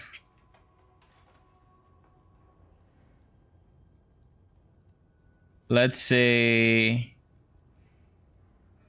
some other one that has poison, and then this guy takes the back seat, or rather this guy has blood notch, right? Or rather, let's just do it the way it is, which is we would put the accuracy one there, then we would deactivate all of this. Now what does our accuracy look like? That I think is my biggest thing. Oh my lord, can you just remove it from trade, please? Do not index. Thank you. What is this?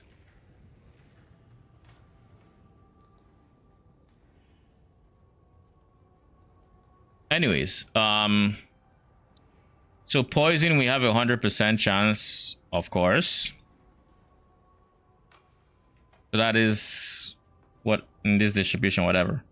Accuracy does need work. It is kind of okay still.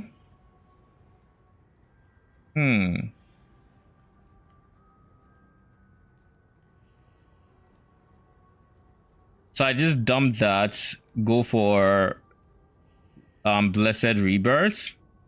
Pick up minions, recover life on death, and we would have 3 points left. And with those 3 points, what can we do with them? I guess we could also just get a different medium cluster. We could use it for these points. We have this point that needs to, you know, we have that point.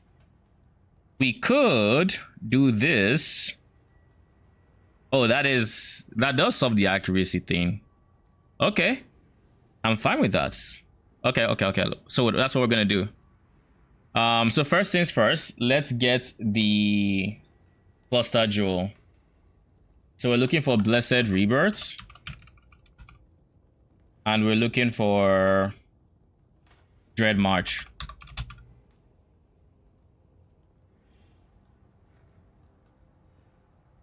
And then we are looking for, at a maximum, I don't care about this or this. At a max, 4. Nothing more than 4. Well, I guess 5 is also doable because I get both nodes. Nothing more than 5 though.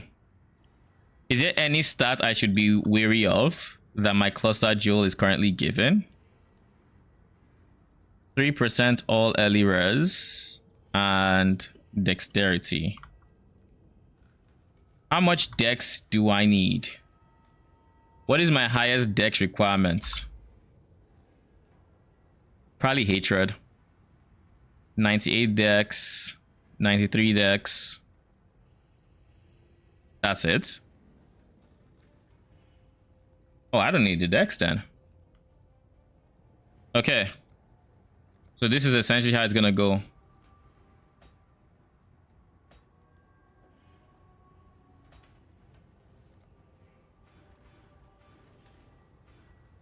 But I do need the ints.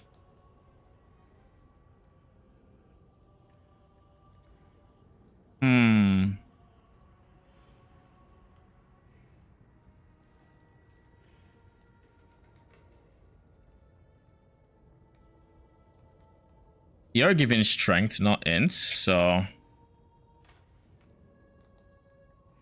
You know what I could do? I mean, of course, I could just untick... I could just scour one of the intelligence nodes and kind of call it a day. But what I could do, since I don't lose crit immunity myself, or I don't take more damage from crits... Are we getting strength anywhere? We're getting it here. Well, we need 224 strength. So what we can do is strength and int.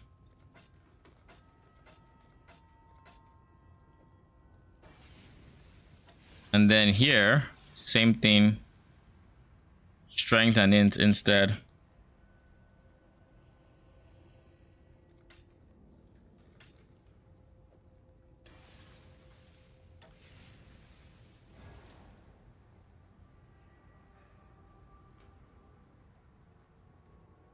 Huh?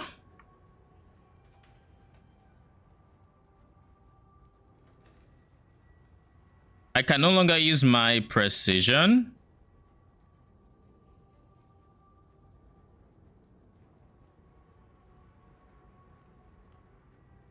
How? How did I lose freaking mana? Only thing I've changed is this. Like, that's the only thing I changed. I'm so confused. I went from strength to strength and int. So I should have more int.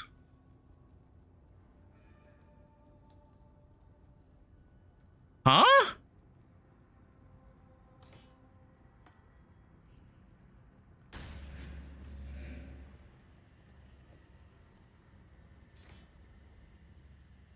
I am so confused right now. So how does this... This has no cost on... This is 89. This is 85.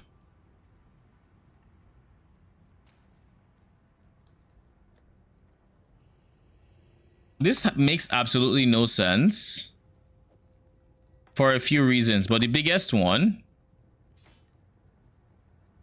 85, take it out, 85, throw this in. How is the 89? Let me explain why this makes no sense. Let me explain why this makes no sense. Whenever you're using a skill gem or a support gem on an aura, it should be multiplied by the cost and reservation multiplier you see at the top of like more duration. Or, you know, either way, it multiplies the cost or the reservation of the skill. So if you were to look at an enlighten, you would see that it has a cost and reservation multiplier of 92%, which reduces its reservation, right? But then this has no cost or reservation multiplier at all. It should not be touching the aura reservation of the skills in question. It is exactly the same as this one. There is no line that says, oh, I see. You want to know why? I see why. The reason is simple. It actually makes sense. Never mind. Ignore me. This is the one I should use. The reason it does that is because this gem has +1 to level. So it took my 14 to 15, which increased the cost. So by using this one that hasn't gotten to 14, I should be able to maintain the cost. So now we have the same thing, the same setup. Okay, I was gonna lose my shit because it didn't make sense, but now it does. Because it's precision specifically. Aura level, yes. Expect my oratory dad. Yeah. Okay, back to, I guess, POB in or non-POB in. Where's PoE.co? There. So there really isn't anything. Maybe we can get more res or int. Something like this. This would actually be really nice. Let me just make sure of something. When I go into a map, I would be losing 3 res. So when I go into a map, my lightning res, when I take minus lightning res, is going to be slightly lower, 3% lower. And because it already wasn't capped, it might be noticeable. That said, I do think that I would rather get the attributes than the res. I could just get this one and call it today because I've solved the intelligence portion of the thing.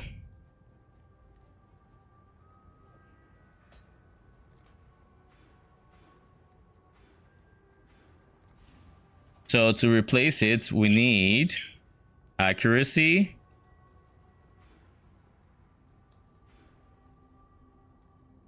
recover,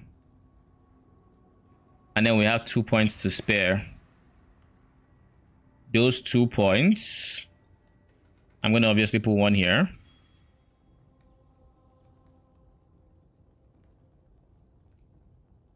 What takes the second point? I think just more life. More life and armor.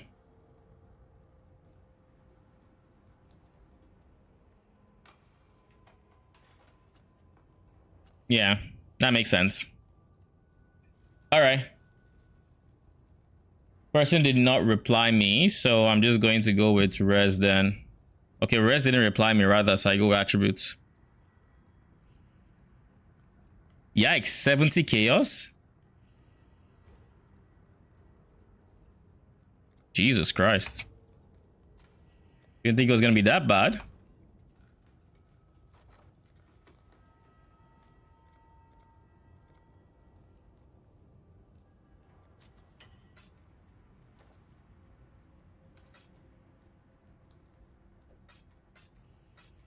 60, 10. Okay.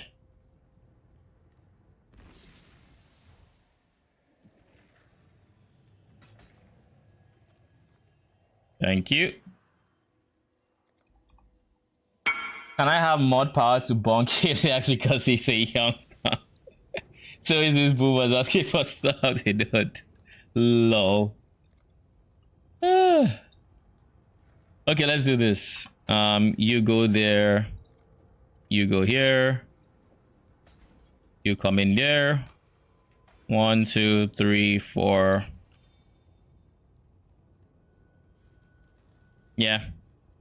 Seems about right. And then we're able to pick up this node too, so that is also pretty nice.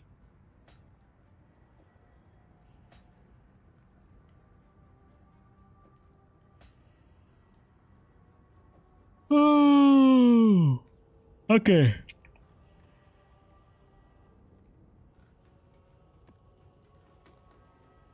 So with the changes I have made, hatred should be in a stronger spot.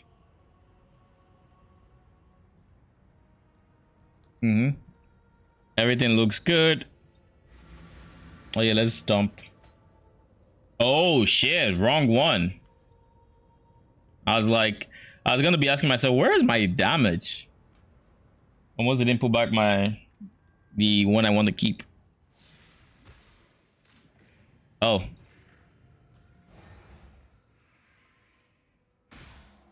This is all right.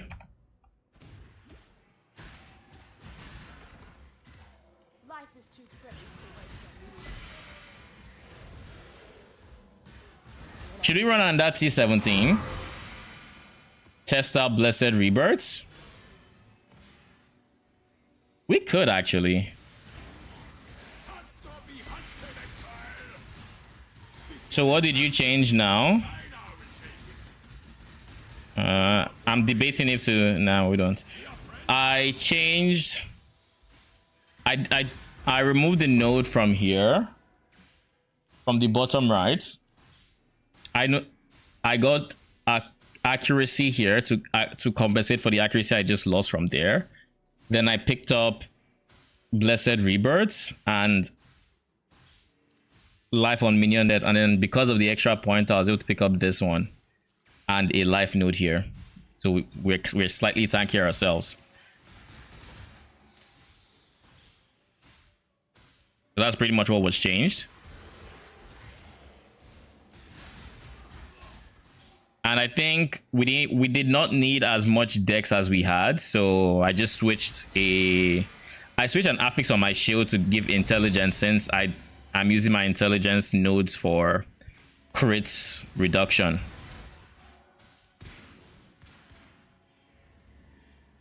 Okay.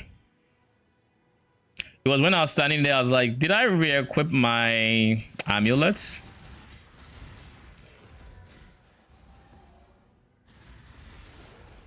Maps drawn, yada yada. Who cares? But as the TLDR of what has changed,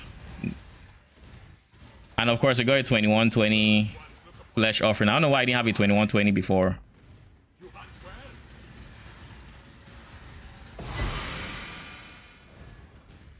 But then with Blessed Rebirth, we should be able to not have situations where the swords die before doing damage. And if we have our swords at least doing a bare minimum of damage, then we can more properly resummon our swords without just, you know, going into this permanent loop of losing them as we resummon them, even in challenging content.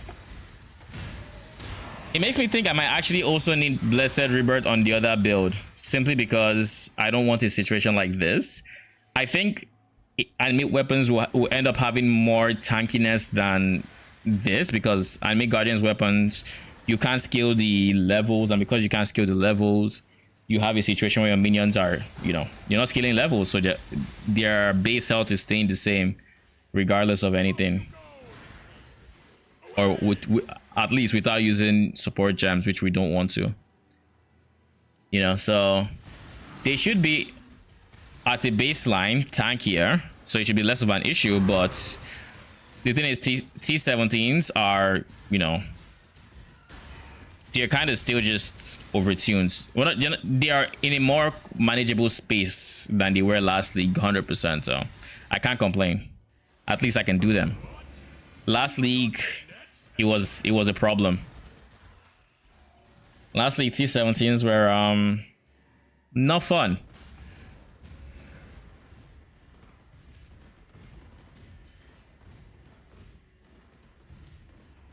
He's gonna pull me back. Yeah, sadly. Anyways, Luna, I don't know if you're still here, but did you hear what I said about the scarabs? Or wait, were you able to get them?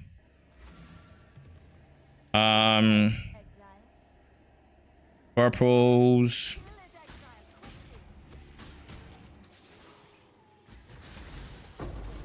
This is League T17s are only. This league, T17s are only no fun for people that can't run them. Lol. T17s are... I'm not gonna risk that plot. Nice.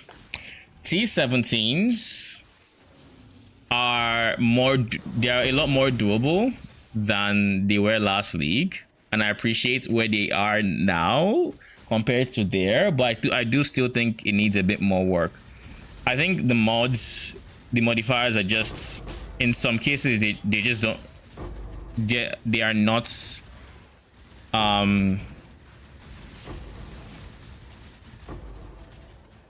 they're not conducive for a lot of builds is what I'm trying to say. Like having one modifier give enemies 50% attack block is wild. Having another modifier give them having a modifier give them, what's the modifier again? Phase and elemental reflex means if you roll that modifier, you cannot run any reflex, you just can't do it. At least they removed the like no, you know, the what's the name of that one? They removed the no. Okay, we didn't get lucky here. At least they removed the no block node, because without deactivating block was just a very interesting choice. You just couldn't run if you even dabbled in block. Now it's still there, but it's like it's less block now, or reduced block chance. It's reduced block chance. So at the very least, you know, slightly more manageable. Come on.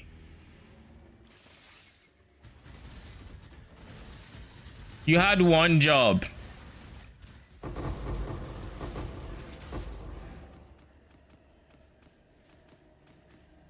One freaking job, man.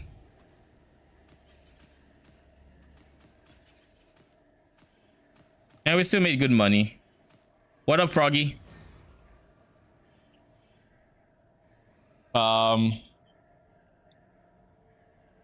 10 2 3 4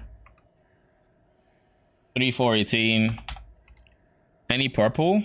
98. We're up to 15 divines in 6 maps. We are still on target to break even at least. This is one of the reasons I don't really like high investment strats. At least this is why I don't like crop rotation, to be specific, because crop rotation is very profitable with the current prices of yellow juice. With the current prices of yellow juice, but it costs so bloody much to do. Like this strat right now, just each map is costing me 2.5 divines in scarabs, pretty much.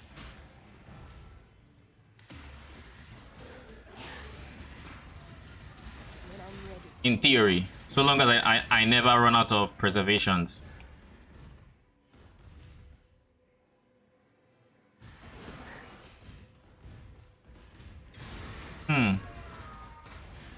What the hell? What is this layout? I am so confused. Why is this here? Bruh. Okay. I'm now making sense of the layout a bit. Yeah, okay.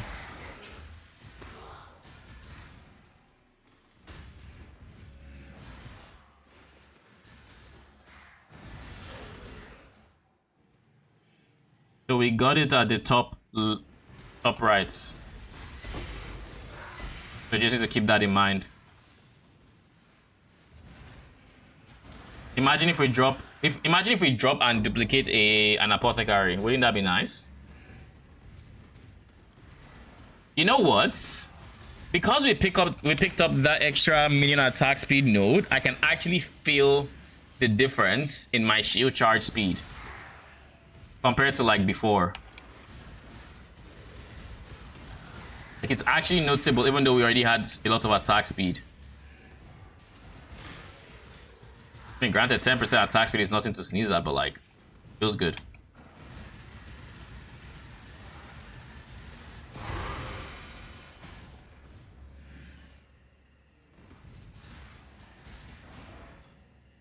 Nice, but really lucky. Yes. I think it's been a while since we got that lucky, so I think the game is, you know, priming us to get lucky again. And this is definitely not copium. The game is definitely trying to give me more currency. Just you watch.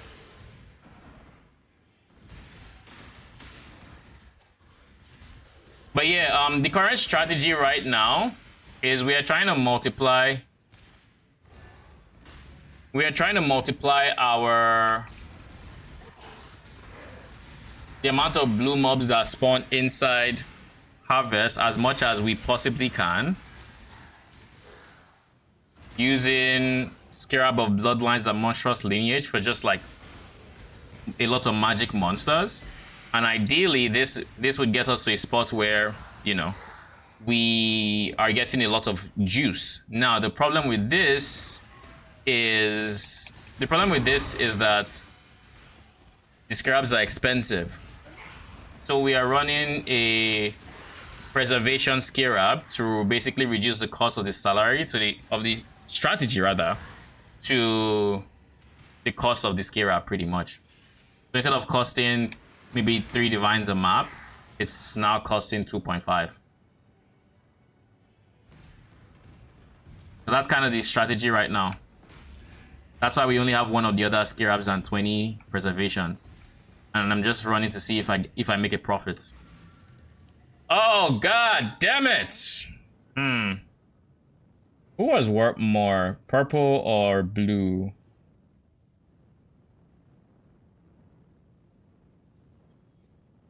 Blue is warp more. Okay. You know the funny thing? Yellow is the node I am blocking the least. I have the highest chance of spawning yellows because this isn't taken, while the others have everything taken, right? But for some reason, unbeknownst to me, this is the second time I'm spawning a map that didn't have purple, that didn't have yellow. I have never spawned a map that I remember, at least, that did not spawn like blue or purple. Blue and purple have always been there, but yellow has already been missing twice. I'm just like, bruh, what?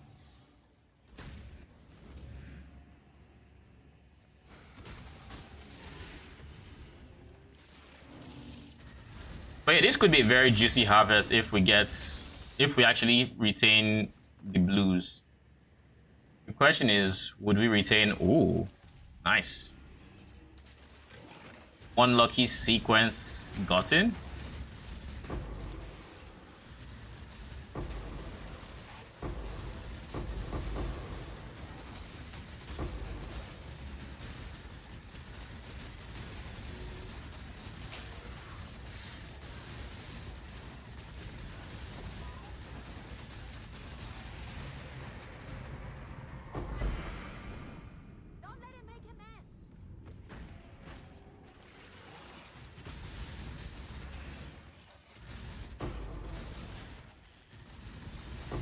So your new strat seems to be bonkers. I mean, it's bonkers kind of in the amount of juice we drop, but it's also bonkers in how much it costs to run it. So I wouldn't recommend it until I got to a point. Oh, can you imagine if? Oh shit! Are you all ready to see some juice? I'm actually not gonna pick it up. Are you all ready to see juice?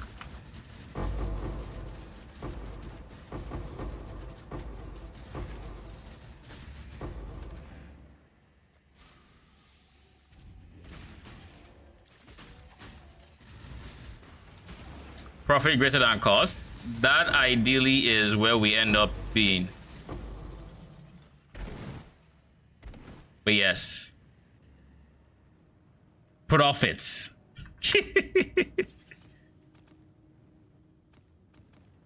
Now imagine if this was yellow. Imagine if this was yellow. Can you just picture how much profit that would be?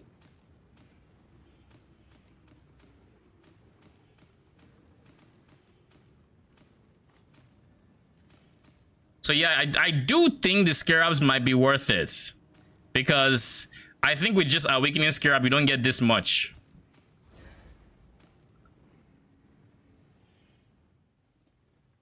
Here comes the juice.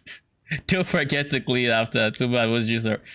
Yeah, like if this was yellow, like literally if this was yellow, this would be 8 divines. We would have gotten 8 divines in yellow if it was yellow, but alas, it is not yellow. So no yellow. 25,972 and 330. This was a 3 divine map. So we lost out on 5 divines just by it not being yellow. Unlucky. But yeah, I think this is what we did. We took this. We took...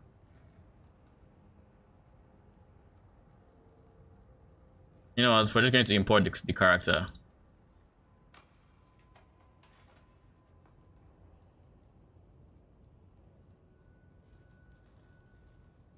Put that on there, put that on there, and then 14.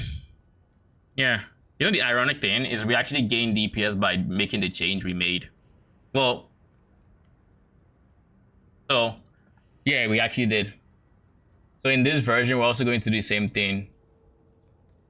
We dump those points. We go Blessed Rebirths.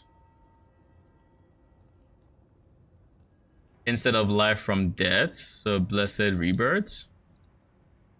And then, with the extra points, we're going to go Recover. We're going to go Accuracy. And we can just go for more life, which honestly is never a bad idea. Or if I had to like go for damage, it'd be this. Maybe this. Or this. Yeah, that is actually perfect because this also gives life, I think. It's a 35% effect, so that makes sense. Okay. I'm fine with that.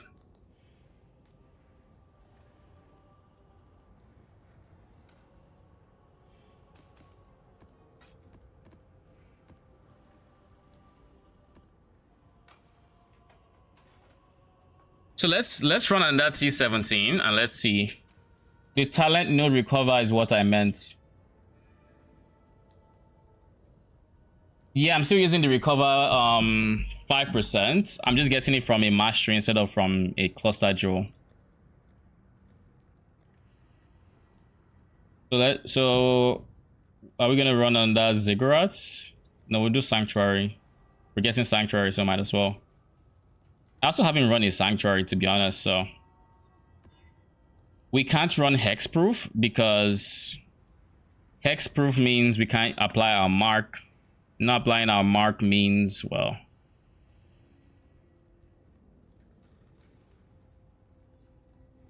Monsters poison on hits. That is spicy. And the reason it's spicy is because of my minions, not because of me. It also has more monster life, and monsters cannot be stunned. Should we run this? This has chaos res and more monster life. But I think it'd be a good test for tanky mobs. I'm open to it.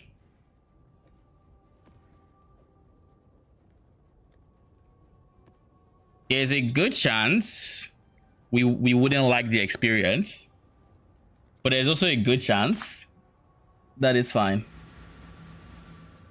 Because I mean, right now, unlike last map, oh, I forgot something. I forgot to take the block node. Oh well.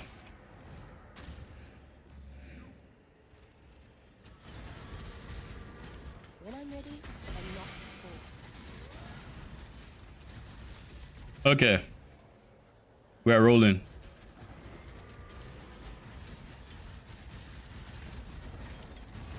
Oh god. Was that a blue mob that had the same skill as the rogue exile that locks you in place?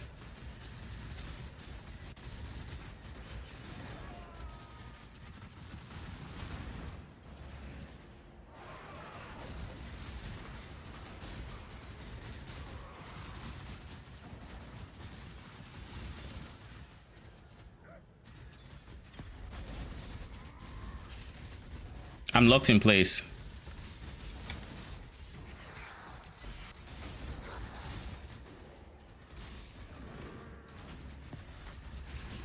I don't want to pick up. You see, my problem with Sanctuary is I don't have a streamlined way of getting to the boss. So I kind of just kill everything. And I don't want to weaken myself before I get to the boss. That's for sure.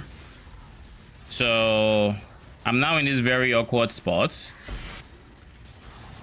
I'm in this very awkward spot where I want to kill the boss and start taking altars, but I really can't.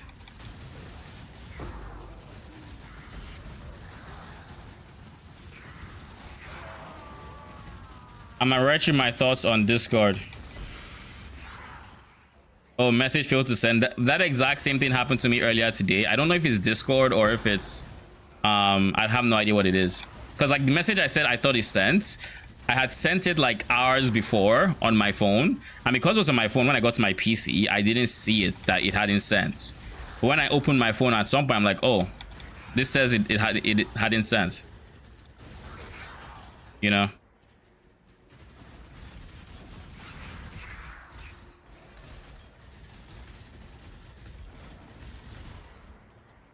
So yeah, I think clear speed is fine so far, but I have no idea what the single target will look like, simply because this is a very tanky map again.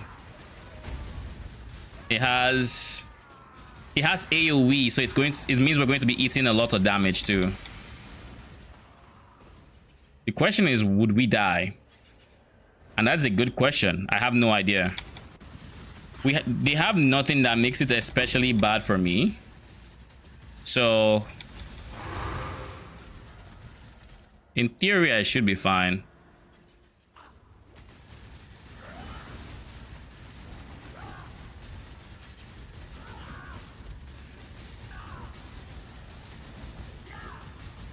Inevitable. You will know pain. Honestly, not bad. We've already phased her. I will pay. She has chaos res and she has more monster life. So far so good. When I'm ready, Oh wait, our swords died. That's a problem. Okay, our swords died.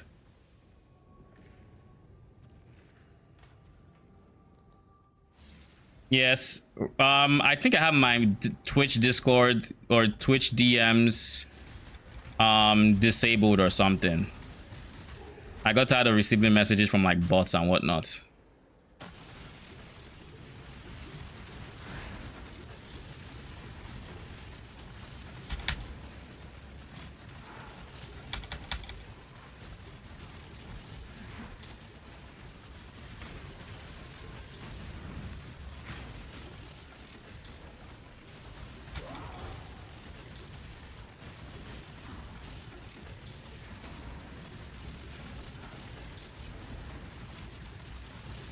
Okay, we're getting our swords back. But like the fact that they have to live through all of this is kind of the problem. Impressive, but futile. Be gone.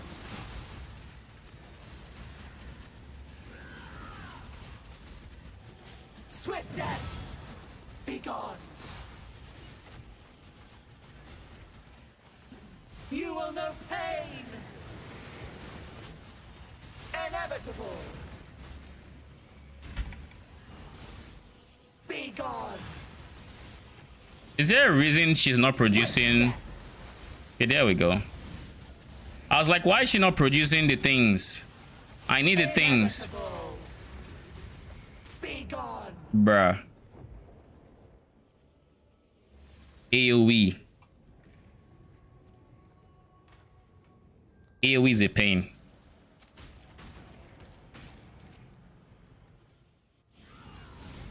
You will know pain. But yeah, she wasn't producing these guys, Swift death. which I have to assume is because she just wasn't marked.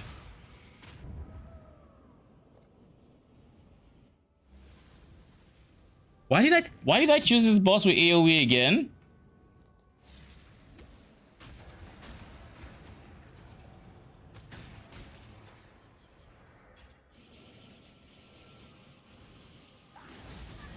Swift death. Be gone.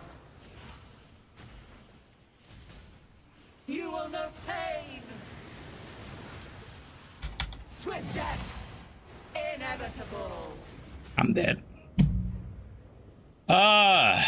She just, I don't know if does her AoE increase as the fight goes on, because she had even more AoE there. She had even more AoE here. Be gone. Swift death. Where is she?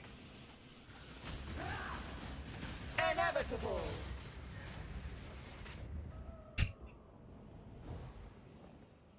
Rinse, repeat. It's just the same freaking move.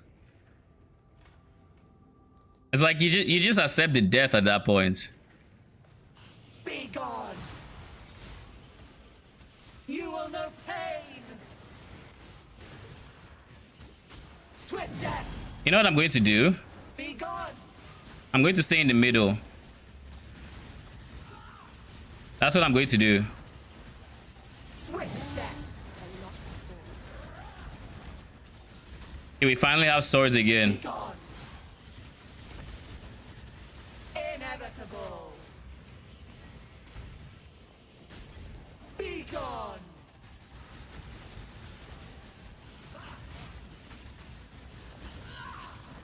You will know pain. Pain beckons just beyond the. That was dumb.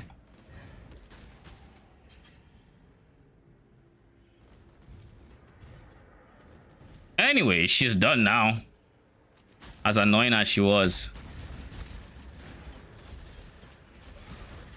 I'm jealous to be able to throw the weapons around and retract them. Lol. Can you imagine if we had a skill like that? To just have like a lot of spinning blades at any one point. But yeah, she has an interesting skill set, or move set, I guess I should say. All the same, really.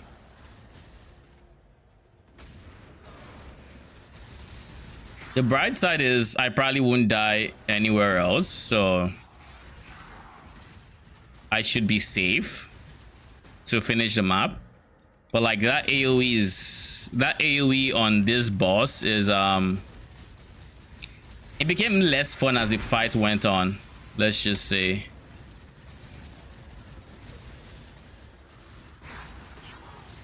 I just won't take minus PDR, I think.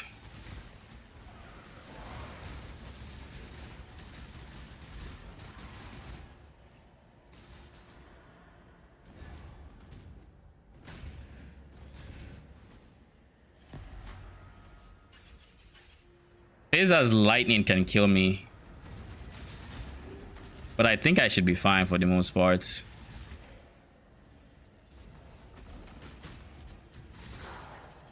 I think I should be fine. Okay, we found the harvest at least.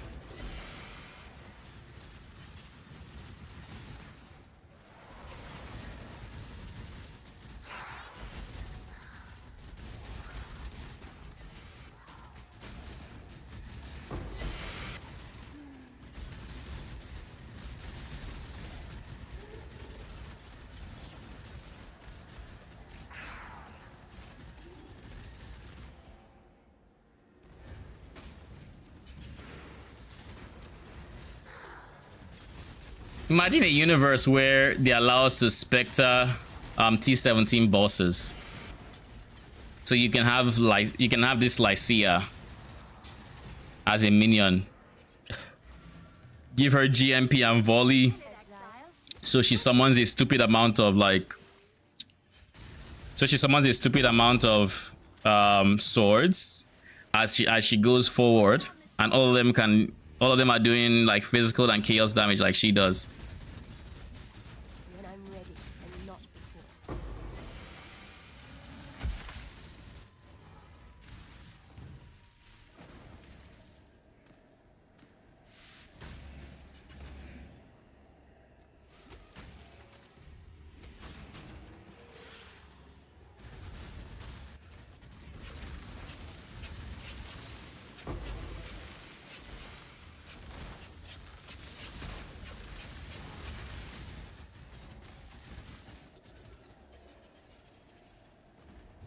Okay, and oh, you live.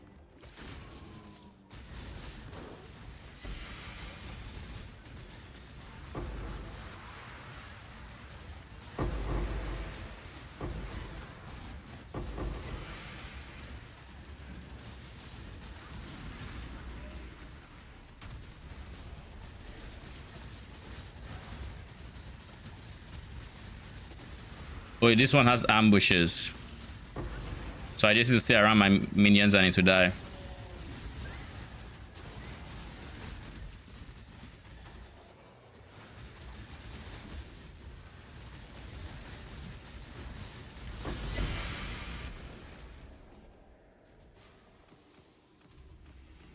Now my hope is just that the yellow doesn't die.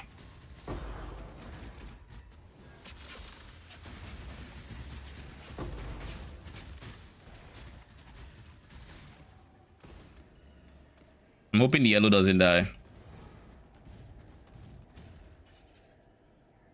Please. Yes! Oh, finally! We get 2 juicy yellow plots. Are y'all ready for the juice?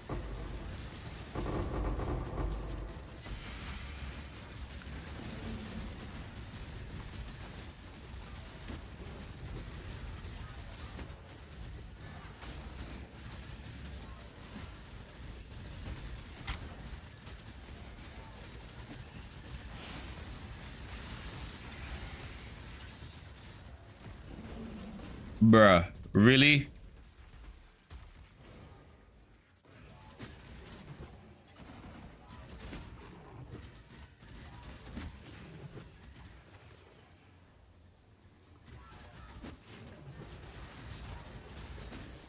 I think this is the one that can die, right?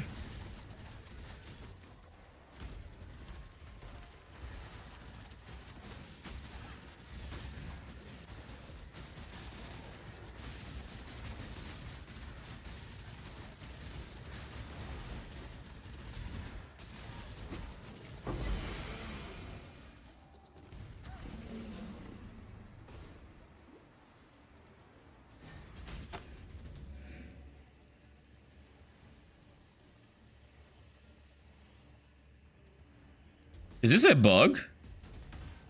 What the fuck? It's still not done?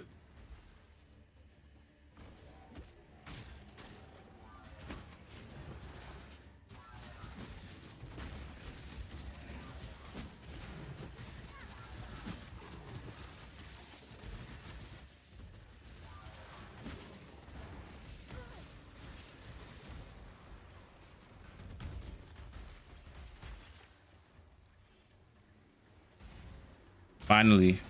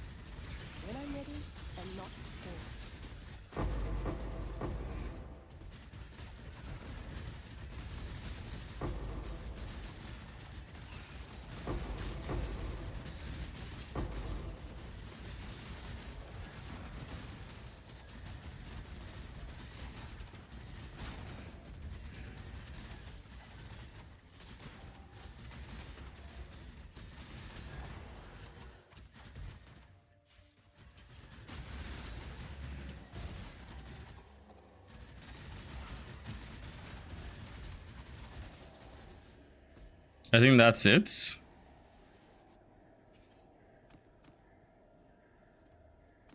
How much do you guys think we made here? Because this is a ton.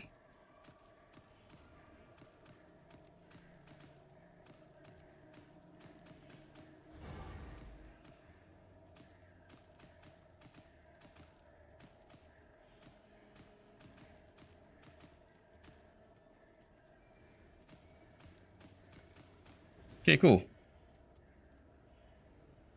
So Blessed Rebirth. Yeah, Blessed Rebirth first gold. It definitely does. Better than non-Blessed Rebirths. I'll say that much. Like, way better than non-Blessed Rebirths. 310 blue. I forgot to record. 310 blue. 15 528 yellow and 1592 purple. That's a 5 divine prophet map. Nice. And of course a reality fragment. Let's not forget that. Let me just cross check the yellow is accurate. 43 524. It's slightly less.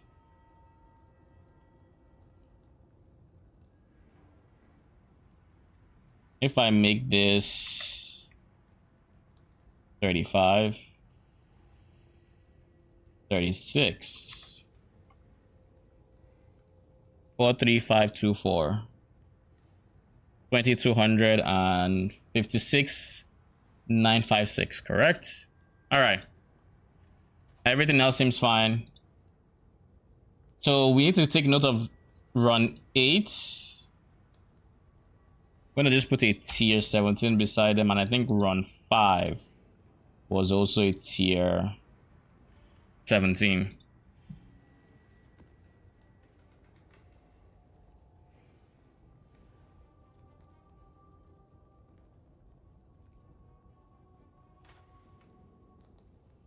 There was a run I didn't record. It looks like. Not everything matches actually. But this looks like it's supposed to be run 10. Just based off of this. This is my 10th run. So 1, 2, 3, 4, 5, 6, 7, 8. This implies I've only done 9. Why would I have one less scarab? What didn't I record?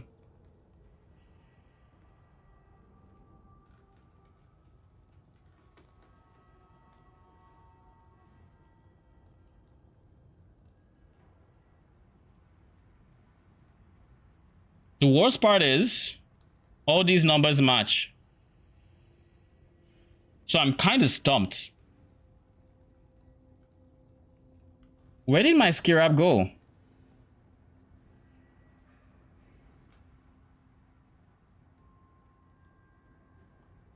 Did I run a map and forget to take harvest? Or perhaps maybe this blue node was a combination of the two maps. Maybe that's what happened.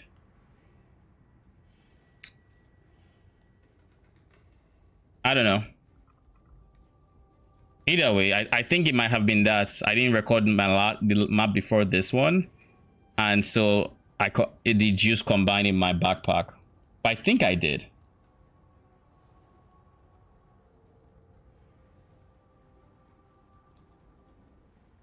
You forgot about one and just left the map? Huh. I remember forgetting one yesterday. When I first started with Harvest, but I don't think I've forgotten today. And the first map was Toxic Sewers.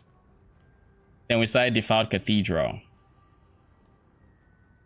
Either way, I'm just going to assume your 9th run if you started at 20 scarabs. Yeah, this is run number 10. Because then I have 10 scarabs left. I don't know. My guess is my 9th run was the one we just finished, but my 8th run I didn't record and I left everything in my backpack. That is my guess. So the defiled cathedral before the T17, we might not have recorded that. That's about, I don't know. That's the only thing I can think of.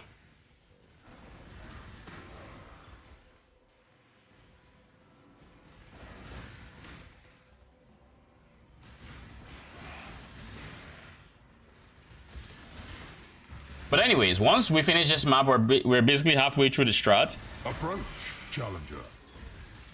Then we can go back to leveling the next character.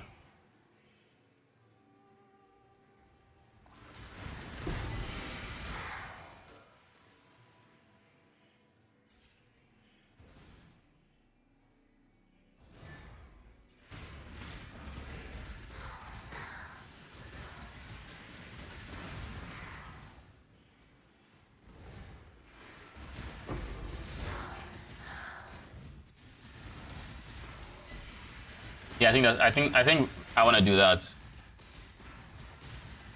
By the time we're done with campaign, there's a part of me that already feels like I would just want to skip straight to the high budget version of the build, and like I wouldn't blame me for doing that, to be honest. But I don't know.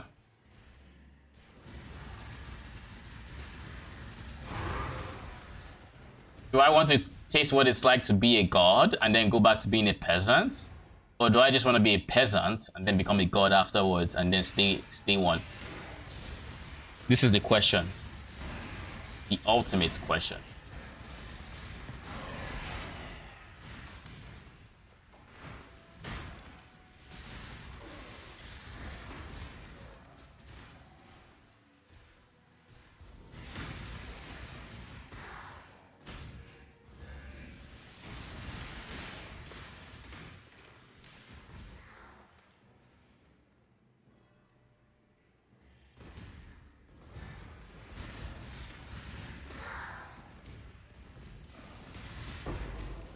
Just be a god anyways.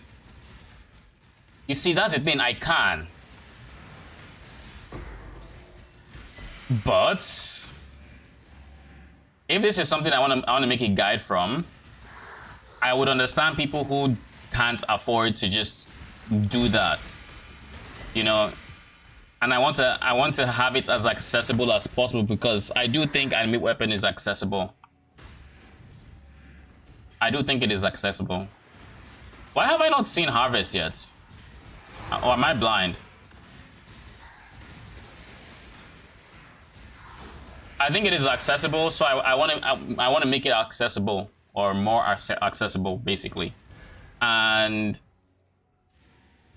in theory, I can just, you know, provide a guide for that, but without actually testing what it feels like. I don't know.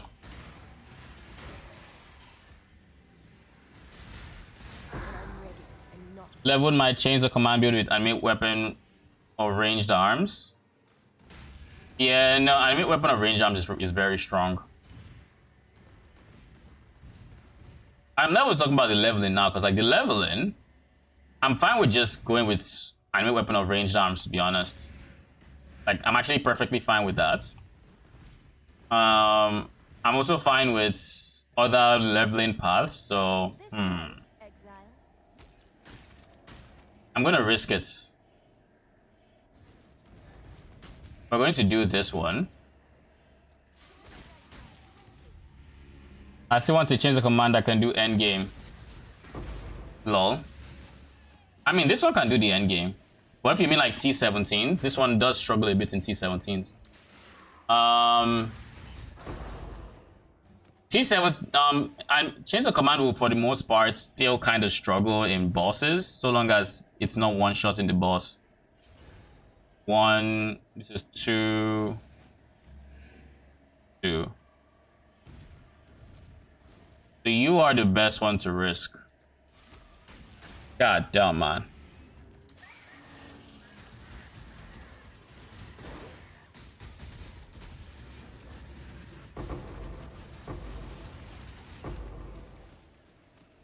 Because at the end of the day, the swords, there's a limited amount of survivability you can give them. 3, 4. Nice. The 4 survives.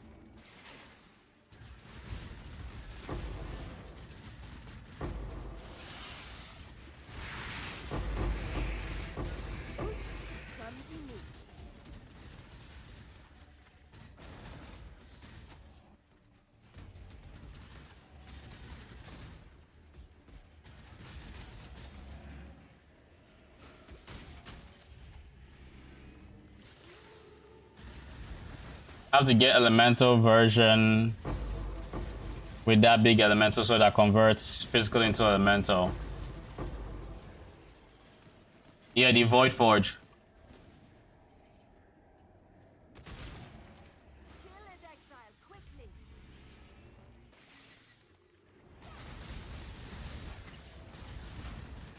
Yeah, I would not trust PoE ninjas figures.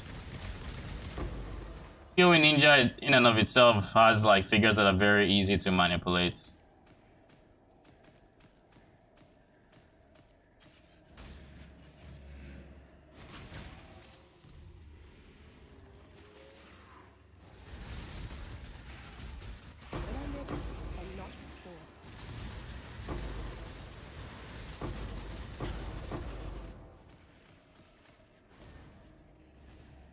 Okay, what did we get this time?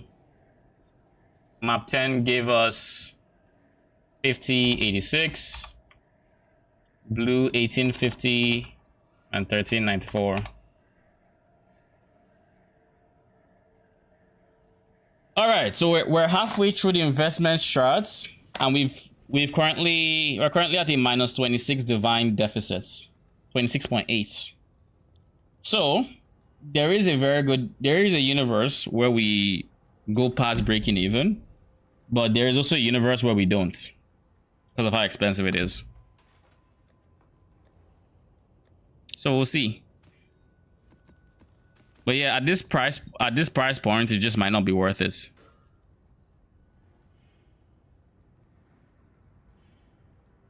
All right, let's switch characters. On the bright side, I found a ton of gold. Like that amount of gold is very common. No wonder you respect nothing, but you will learn with the time eventually. Where to take which boxes to check if people are just inflating and 20 mil DPS dropping to 70 mil is kind of sketchy. Yeah. That anime Guardian one is especially sketchy. Because in a change of command build, the last thing you want is your basically it's the equivalent of if your weapon just died. You crafted this big weapon for your strike build or whatever, and then it just died.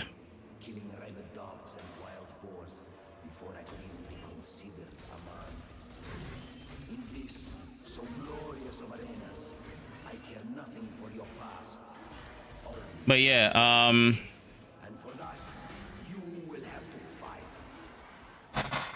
on that note, like at least you are already in a spot where you can identify some number inflation.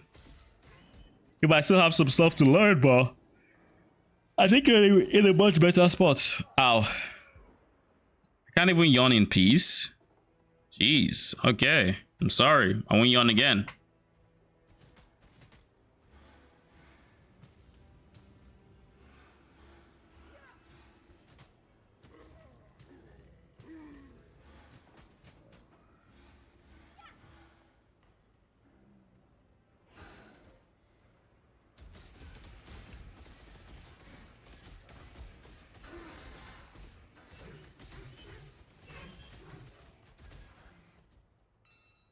Petrified look kind of solid. I mean, so long as you're okay with drinking the flask, sure. Because even my current build would be tankier with petrified blood if I was keeping myself at full health. But it is actually such a pain that I'm just like meh.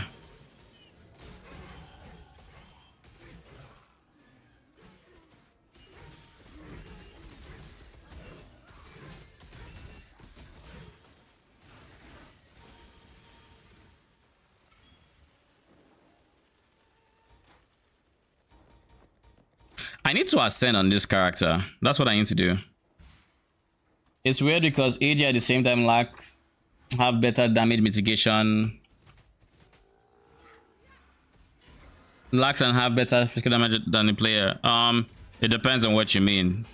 The fuck was that? Huh. I don't know what that sound was. It depends on what you mean. Better is... Yes, in some regards it does have better, but in some regards it has way worse. For example, I make characters crit immune, for example. So like bonus damage from crit, it doesn't matter. My AG cannot become crit immune. What else is there? I can go CI and ignore chaos damage and poison. My AG cannot go CI and, well, technically can. Technically. You can have a CI AG. But I don't think there's any item that gives CI that you can give your AG, so I could be wrong.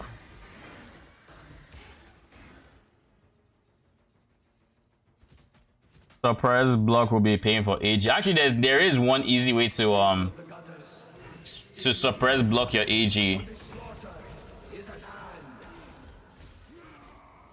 One very easy way. Guess what it is. Banners. By scaling banners, but you can have all your minions spell suppress capped when the banner is placed.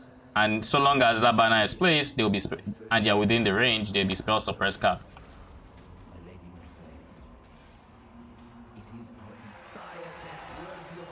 So yeah, you could do something like that.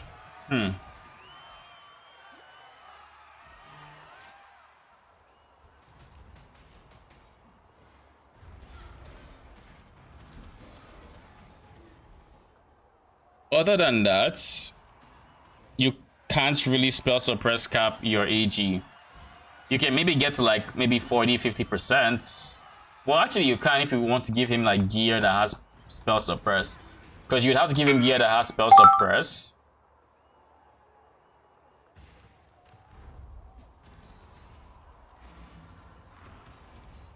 You would have to give him gear that has spell suppress, then use something like a quickening covenant, which I think has minion spell suppress, as well as... No, I'm not going to count this. 1, 2, 3, 4, 5, 6, 7, 8, 9, 10, 11, 12, 13, 14, 15, 16, 17, 18, 19, 20, 23. 23.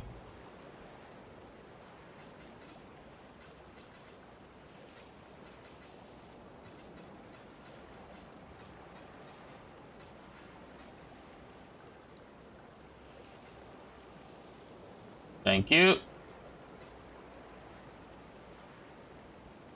So, Quickening Covenant has a source of spell suppress. What else has a source of spell suppress? I think that might be the... Yeah, that might be the only one. Block cap is honestly very, very easy. Like, regarding block cap, all you need to do to block cap for your... The only thing you need to do to block cap is Bone Offering, which gives like 30-something%. Fortress Covenant, which gives another like 20-something. Or 30-something, I can't remember. Increase the effect of Bone Offering. And And then this will cluster. I'm not even entirely sure Fortress Covenant is, you know, mandatory or anything. Chunk him. Then once we're done with this, we're actually going to do the labyrinth.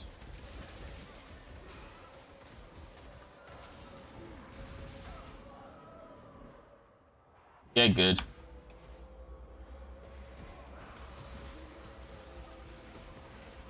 I need my stone golem ASAP because I want regen. Sorry to have to close. No immunity to poison or burn. Yeah, basically they don't have immunity to poison or burning ground. They can be bleed immune if you give them some bleed immunity gear or a ring that has the affix. They can choose to not take bleeding damage with this node, but it's not immunity. They can't be corrupted blood immune as far as I know. There's a lot of like defensive layering you can get that your AG cannot. So this is what the inside of a Karui king's head looks like. I hope they're not all like this.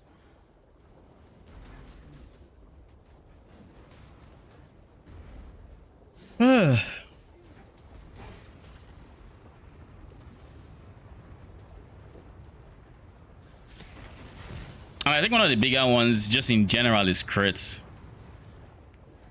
Because crit is such a big multiplier, especially with certain modifiers, that it just makes sense to be completely immune or at least take less damage. But the only source of crit or crit reduction that your AG has access to is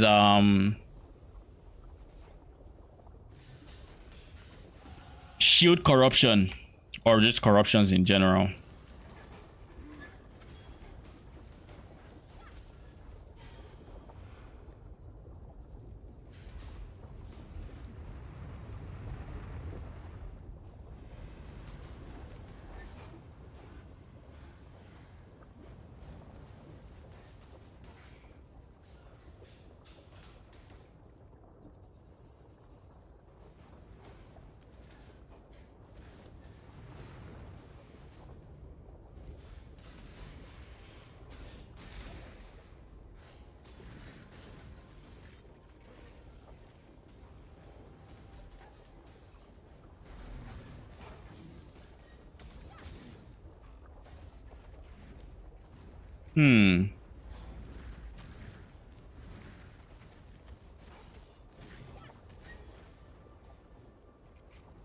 You see, now that we're actually leveling up, now that we are actually leveling up our weapons, A, we're doing more damage, obviously, but B, they aren't dying nearly as much.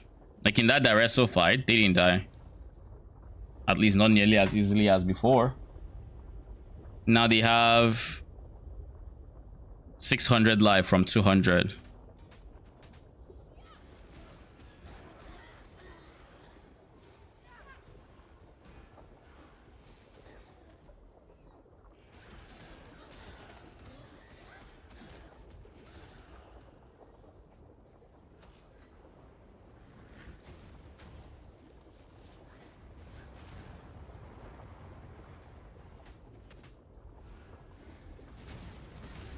Think it's this way.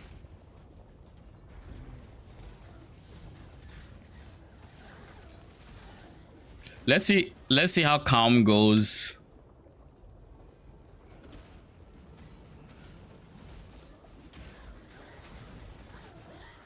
What was that? Lag?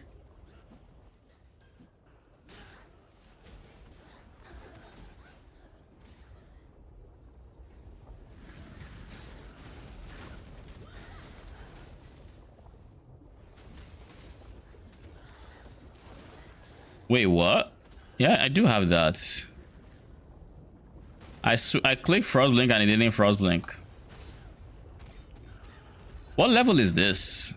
Is it the level 3? It's not ready yet.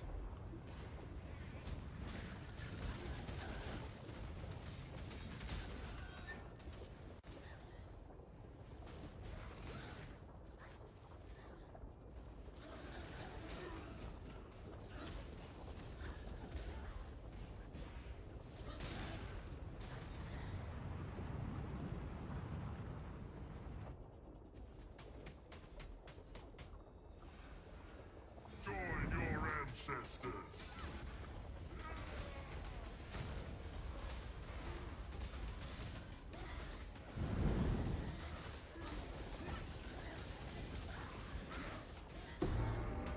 Thank you very much. That's what you get for Do I have minion life on them, or did I unsocket it? I think I unsocket it, right? Yeah, now it's just summon phantasms. All right, give me a quick second. BRB.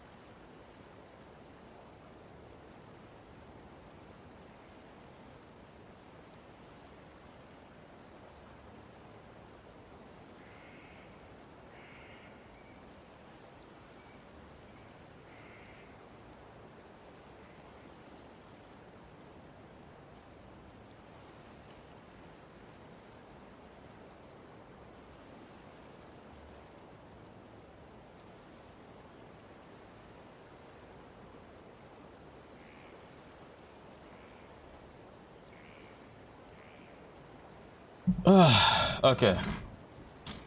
I'm back. So we're going to finish. I want to do something.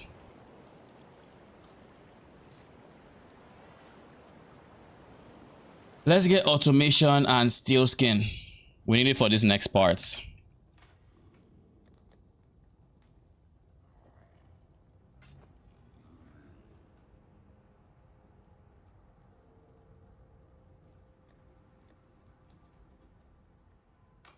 Automation.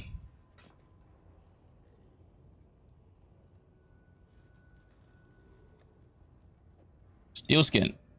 The reason we need this is because of the block. It's because of the anti-bleed rather, not block.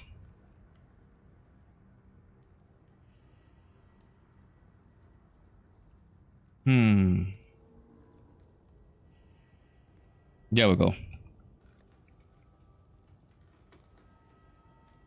I'm gonna drop vitality entirely once we get our summon stone golem soon.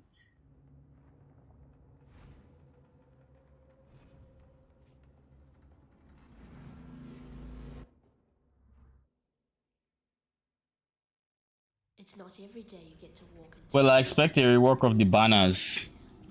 I mean, let's hope not. I actually like the concept of the banners. Like in this current state, I can see myself making a build around banners. You know, like I can see that happening. But if they were to nerf it, because like they just reworked it. How would they just rework it and then, you know?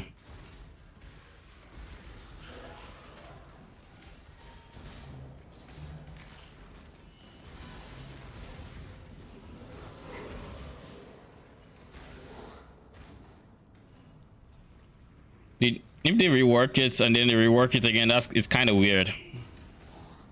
So I would at most think they would rebalance it. But if they nerf it, it's like I don't think they're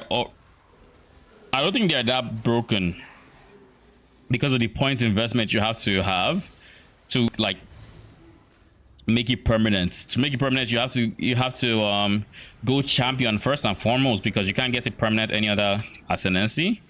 You have to go champion, then you have to get bannerman, which gives you the buff duration outside of it. You have to scale all this duration and AoE so it actually feels comfortable, and then you can have like the banner thing. So I think it's very balanced in its spot. It takes a lot of investment, so I think it should well be worth it. It gives a stupid amount of res though, so you know, there's that.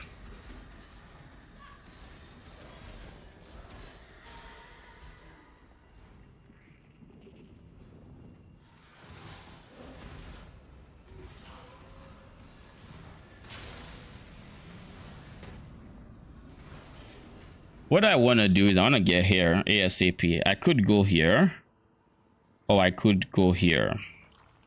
I think I prefer the idea of going through here simply because it means I'm passing life. I think that is fine.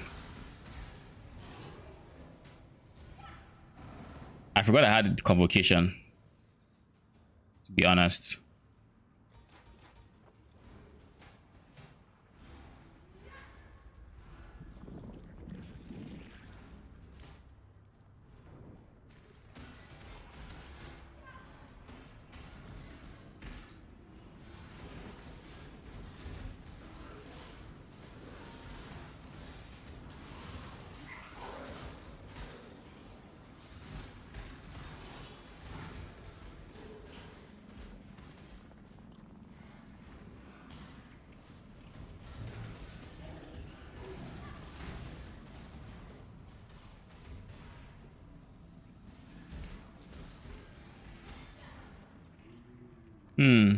Dead end.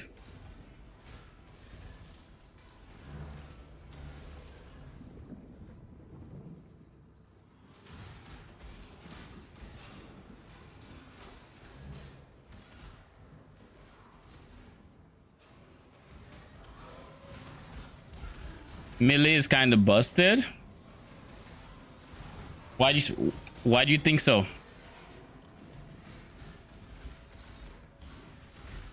I saw Holy Relic minion guide from Ghazi. Why did I just do this? Be happy for me, sister. It's not often we get to erase our failures.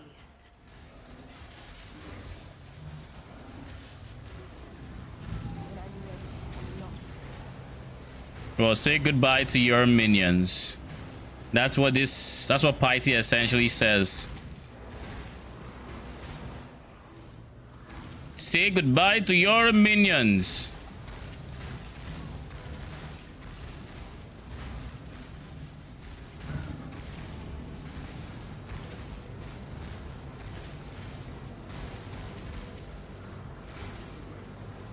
I mean, corrupted blood is no joke.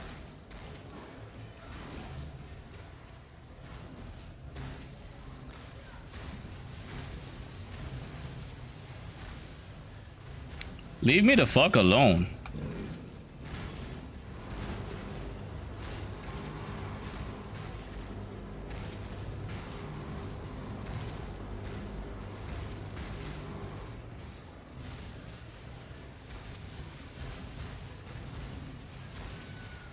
Our mistakes can be our greatest achievements.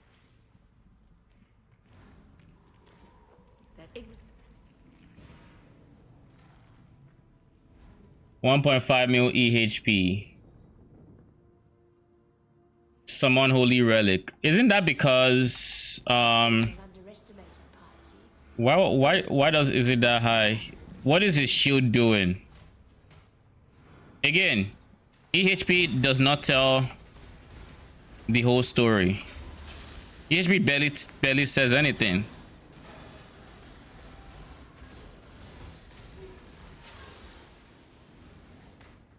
You know what?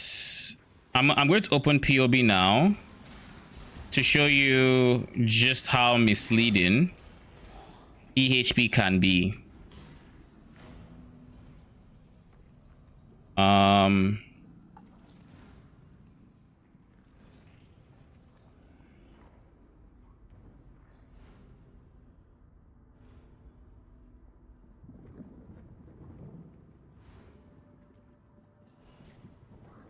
The easiest build, the easiest I guess, would be maybe my Frost Bearers, high budget.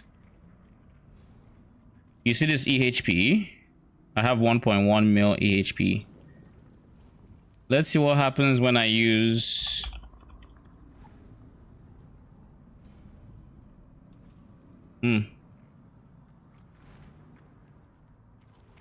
okay. The problem with EHP as a whole is it is I don't say easy to cheese, in the sense of right now you have very high EHP because you're blocking, you know, you're only taking 10% of the hits, which is why the EHP is this high. If we were in a situation where let's say we already have some Aegis Aurora has this line, recover ES equals 2% of armor when you block. Because I'm not scaling armor, this is, you know, it's not a big amount. But if we were to take the same thing, go into, I guess my poison chains of command is fine, go into this guy, take CI, which I think we can. Yes, we can. We don't have much of a health pool, but are we using Divine Flesh? No, we aren't. Oh wait, because of this. Okay. Now in the same vein, if I go Aegis Aurora, EHP goes up to levels where it's not meant to be. I currently have a life pool of 1,300. My EHP is not 64k. It is not 64k. The problem with EHP is when you deal with block and when you deal with recover block on hits, like in the case of a what's the name of this shield? What's the name of this shield? Surrender. When you have any instance of recover life when you block and you have like good block chance, the EHP disproportionately increases. So if I were to do this, I were to do this, and I were to give myself 75 block, or if I were to just manually do it this way.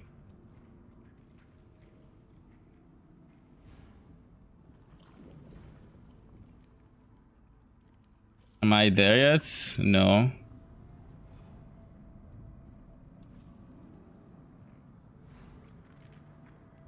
Okay, we are.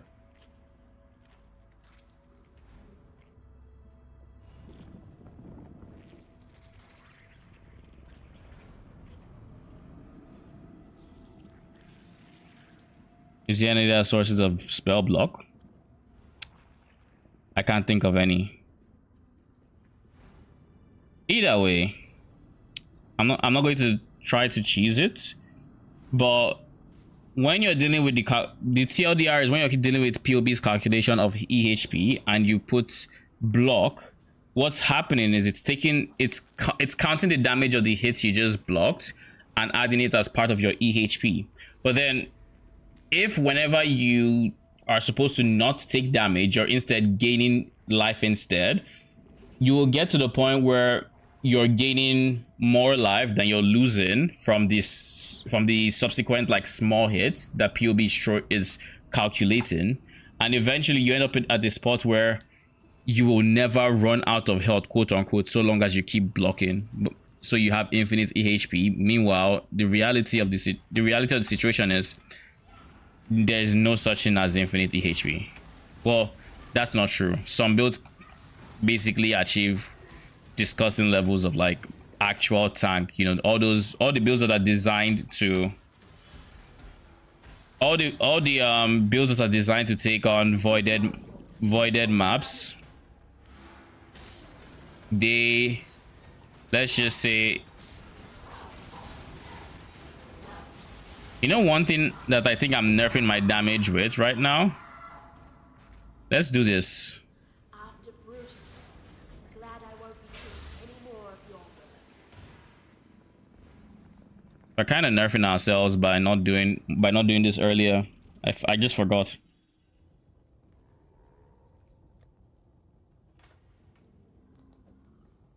It's here. Fist the lightning in place of added cold damage. Maybe even in place of melee fist. Well, who cares? Fist the lightning. Yeah. This way we actually have lightning damage. As I played in Affliction, self-ignite shifting. I would say EHP is I would say when you're looking at the build's defenses, don't look at EHP. You can use EHP to kind of, the way I use EHP is I use it when I'm making builds in seeing if I am quote unquote tankier than I was with before a change. But ultimately, I'm not trying to get like higher EHP. Like naturally I might just get higher EHP or something, but I'm not actively trying my best to have the highest amount of EHP as possible. I'm much more concerned with max hits because on any minion build we have really good sustain. So long as something doesn't one-shot us, we have a much better chance of, you know, surviving or living through leash and all of those other sources. So if I were to just use EHP, I have some very tanky builds. Like for example, I think my other character, my current Chains of Command character, doesn't have the best EHP. But the reality is it's tankier than a lot of other builds.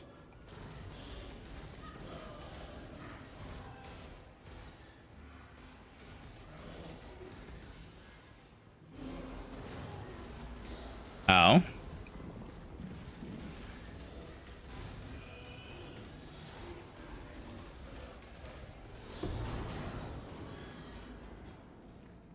Ow. Oh, Doetry, we witches have to have some standards. I can take a look at raw max hits, like raw max phase hits, but to be honest here, no fucking clue what's a good value there. What's a good value? Well, for one, above 10k is basically mandatory, and then beyond that, it depends on the content you want to run. If you're running T17s, I try to shoot for above 20k. Ideally, you want above 15k without any conditionals. So like your bare minimum, no conditionals up is, you know, 15k. Bare minimum. So of course, more is always better. But like if your phase max hit is 20 something k, that is fine in my opinion. Now, exile.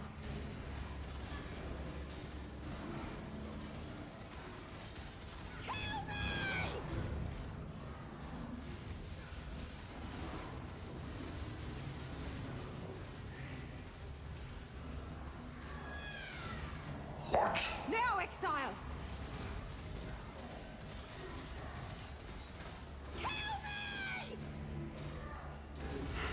Embrace the future. You know, actually doing a decent chunk of damage. I just realized.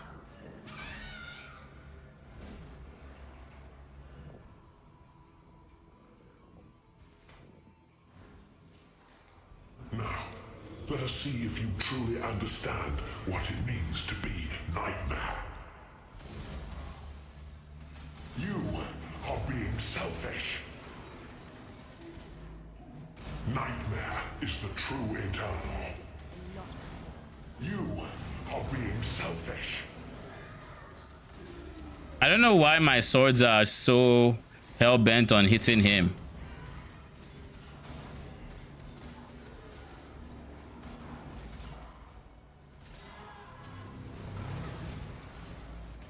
Accept the gift of immortality.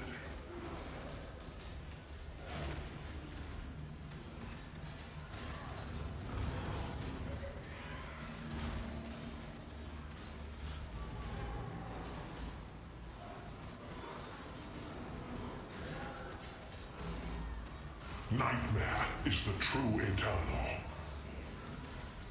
Why are you so in love with death? Did I just see two of him?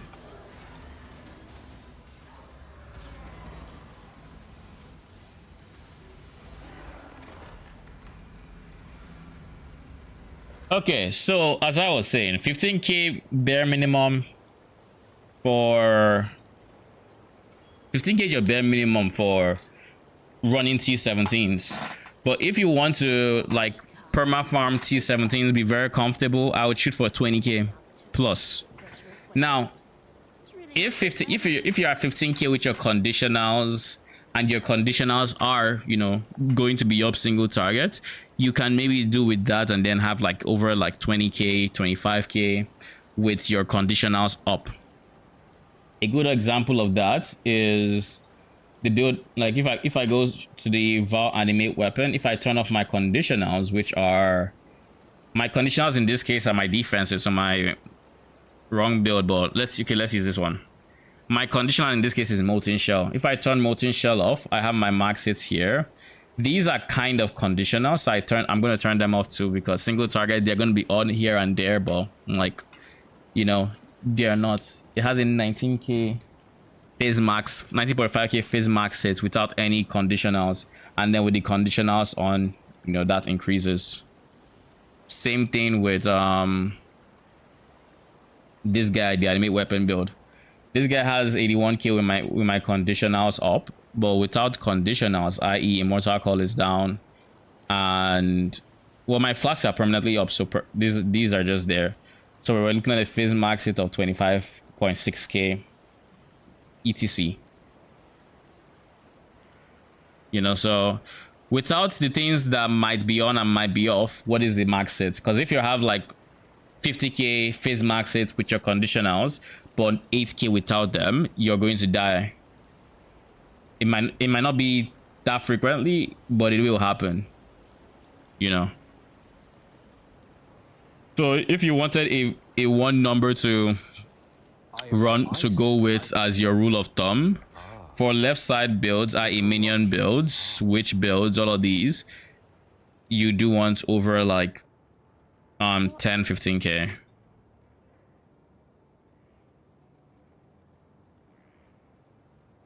Still I live. I go where you are needed.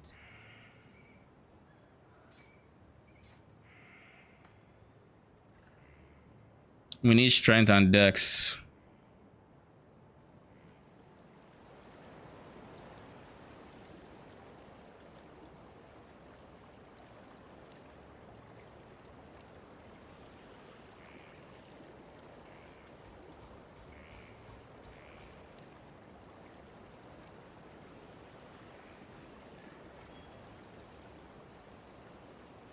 Yeah.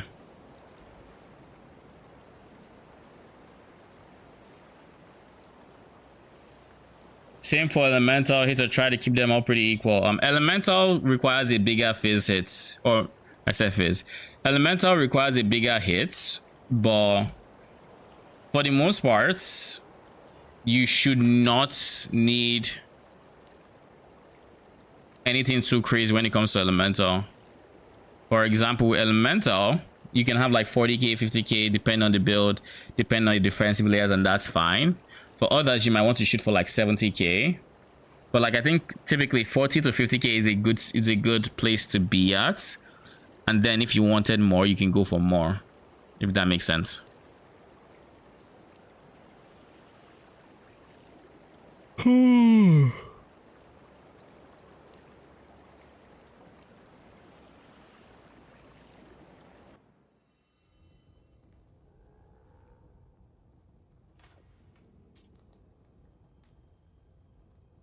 Where are minion stats? We have full suffixes. Where are my fears?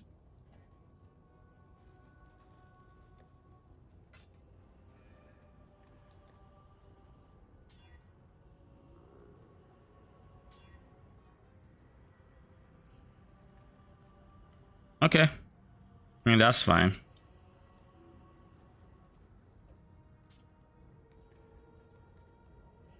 Because I want minion attack has speed. Oh, I'm too low level.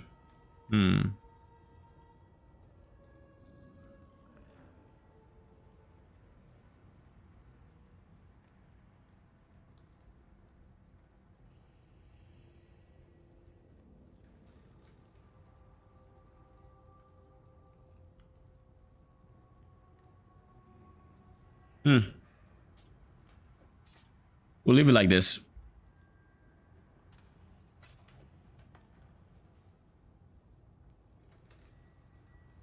And now we're supposed to be going to Act 5.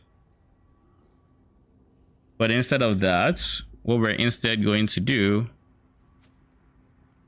I still wanted to do something here. I don't exactly remember what's supposed to go here. I think it's this.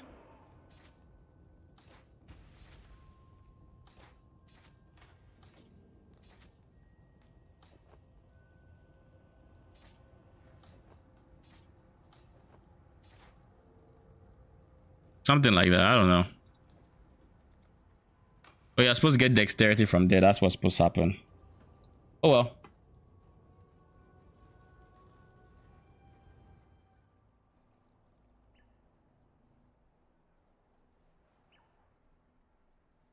I think I'm going to take a good look at COC builds tomorrow. Check on the weakness with single target flash sustain. Check on the survivability. Maybe it works then with some effort. But yeah, the change of command will be purely made for mapping Blight and Blight Ravaged. Not too interested in bossing besides Void Stones. Same for Elemental. Okay. I'm all caught up. But yeah, why did this change?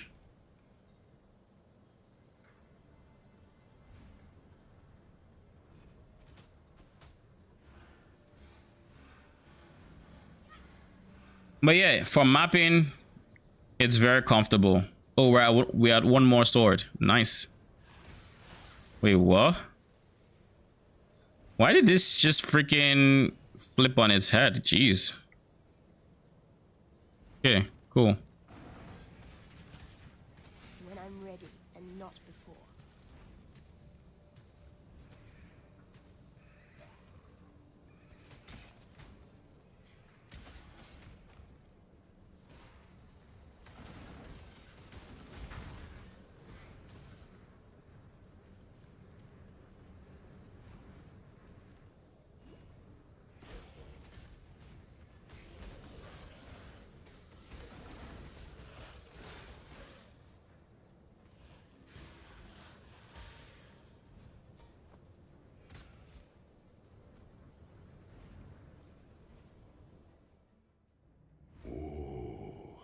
The weary traveler draws close to the end. Some things that slumber should never be awoken. Even if it's from mapping, I'll take the Annoyance, the Pantheon. Most build is just insanely low AG tankiness, which is scary. Yeah, I personally would not go for anything that has like low AG tankiness. Such resilience. Pity the emperor who sits alone. Like you saw how much punishment my AG took in C17. If your setup is less than ideal, you will have your AG die. Like, it's the content that's available in game right now is content that will kill it, almost guaranteed. It needs to be able to regen life after it takes damage, and it needs to have a good life to begin with, so that it needs to have a good life pool so it can eat the damage you even begin with.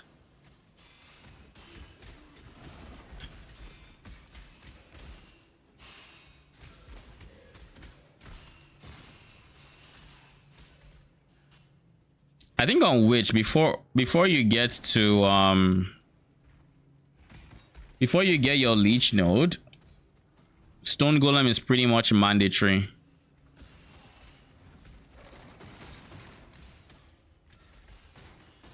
Yo, what the fuck is happening here? Jeez.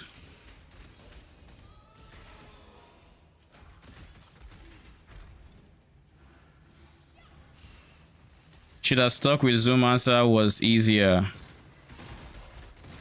I mean, what is this? I guess I just went. I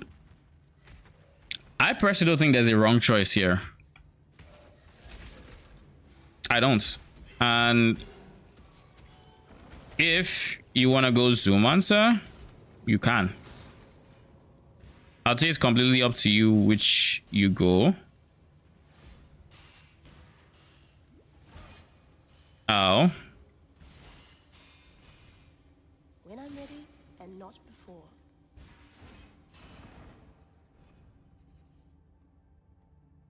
When the time comes to strike, an emperor strikes without hesitation. To entertain doubt is to dance with slowness lends strength to one's enemies.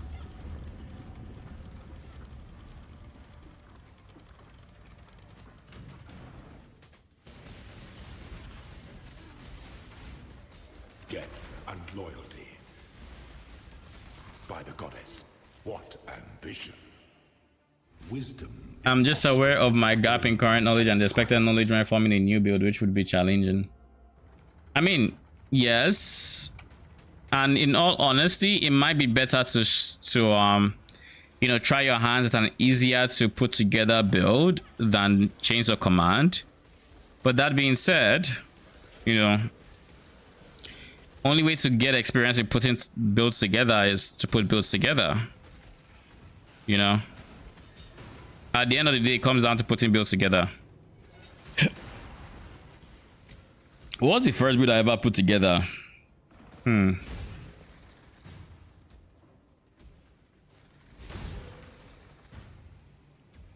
think the very first one I ever put together was Poison Skeleton Mages. I think was the first one, and I think it was decent. But I mean, the gap in my knowledge between then and now is of course huge, because like I understand way more than I did then, and if I were to put the same build, I probably, what the fuck is going on there? And if I had to do, you know, make the exact same build today, it probably end up being better, even though at its core it's Poison Skelly Mages. Yeah, there's no way to make their base damage poison, so you just kind of have to give them a whole lot of flat damage. So right now I would have maybe gone and Adorn to really increase that flat chaos damage, or flat chaos damage, and then maybe gone a bit of aura stacking again, really trying to juice as much flat chaos as I would have gone very different. So your first build is not going to be perfect by any means. I mean, by perfect I mean, you know, it's probably going to be bad, but so long as you put it together, you're going to learn something. You're going to put something is going to be put into perspective, and the best part about putting builds together, it affords you the knowledge to efficiently gain damage on your character in game. So like league starts, for example, become somewhat easier for you because you know exactly what is contributing to your damage. Accept no impasse. You know.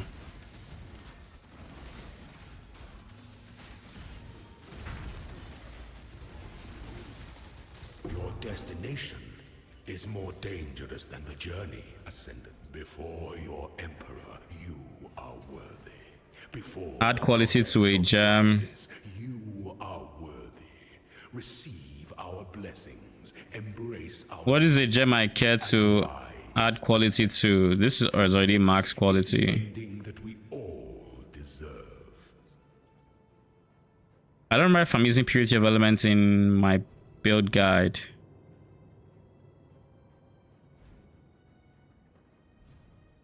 Maybe stone golem for now.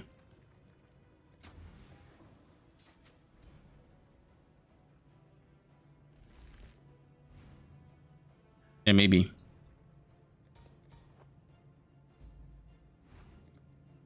Embrace the serene power that is undead. Okay, we now have our more damage multiplier. We can go on. I just got so hyped at seeing a new build, a build that looks like a good switch to Zoomancer and still is a lot of comfort, even more than Zoomancer, not gonna lie. Now I'm kind of hooked on my phone now, so can't answer on YouTube Ferret, but I was gonna joke about going for a COC minion build since I'm kind of hooked on making one, which has a value trade-off of damage and survivability.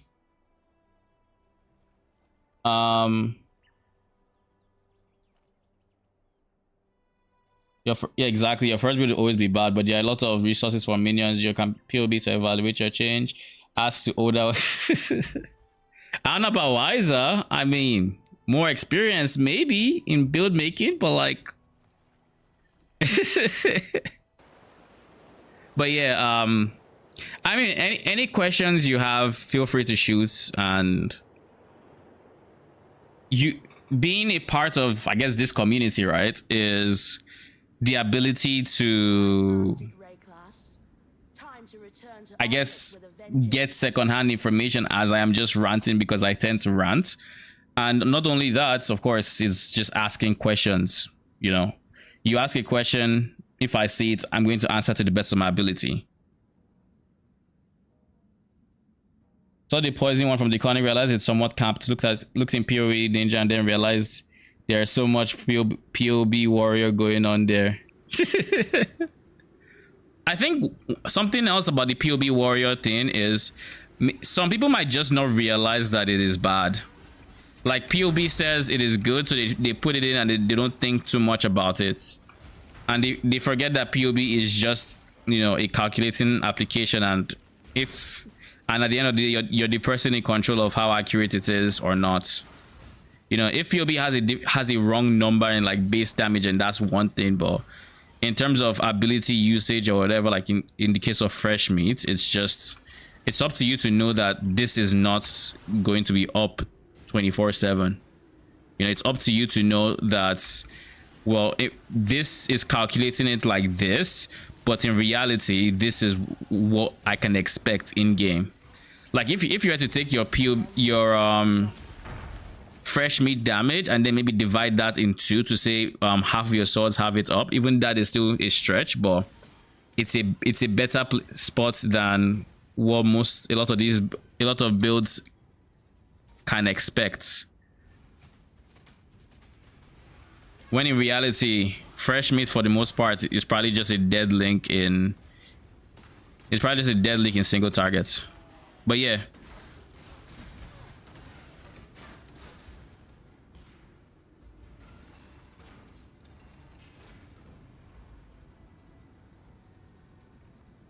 I'm gonna use my young and nimble fingers, yoink some good builds, and then try to rework something. Other option is WoW or LOL. I think I'm fine here. You play League? I didn't know that. I have multiple Ks of hours in League. Pretty happy I escaped. Yeah, I am also a League addict / player. I don't know which it is. You know, I just say I play League. Nothing. I can quit when I want, but I always go back. So, you know, at some point, I just have to face reality. But yeah, I have spent a lot of time on League. Play League, got pretty far and decided my mental can't keep up. Why is that so bloody relatable? This last I don't even know if it's this season because I think they might have gotten to a new split.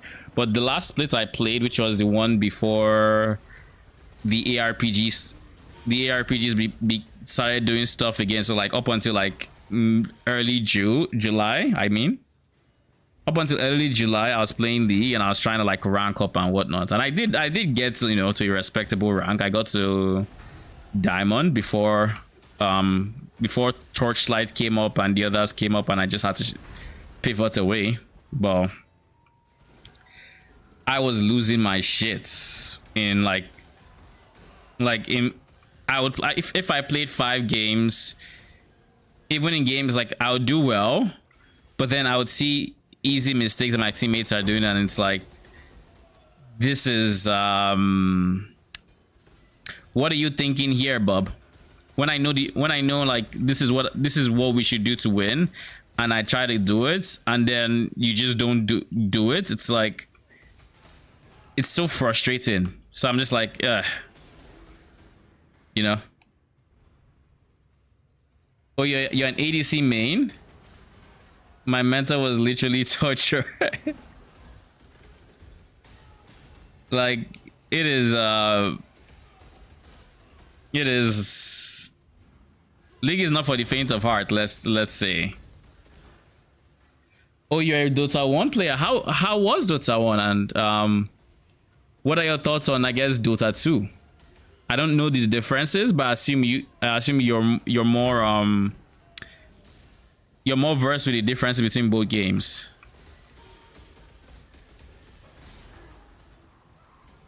Is that all? I expected so much more.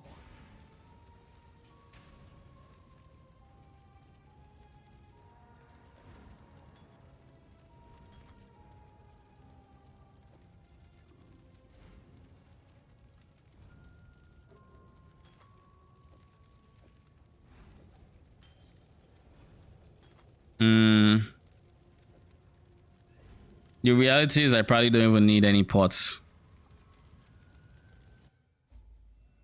He got himself didn't know there were so many swear words in the world. How quaint. Lol. Oh jeez. For freedom. Yeah, no, League is definitely an emotion evoking game. Like, easily.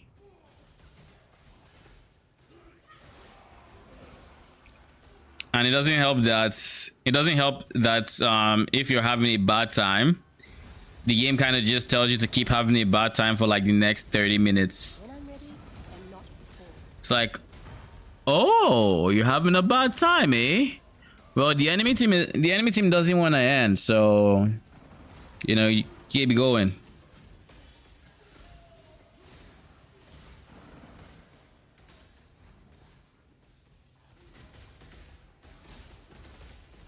We're already up to 11 weapons. Yeah. Now that we can actually level up the gem without worrying about dexterity, we're getting good damage. We're up to level 9. Nice. It's so weird having like W as my damage ability, but I can't use that for convocation, because typically my W is the same as my right click, and that is convocation. Thaumaturgy and science combined. That's rather clever. But here,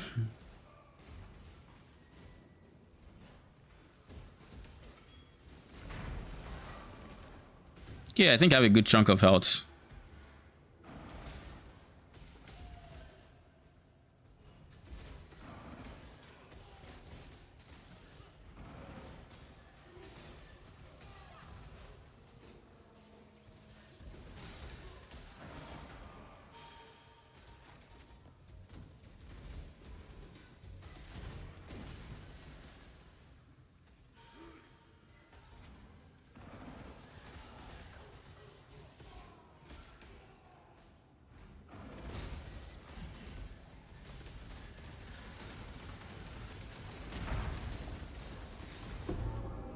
Bonk. Look at these beauties.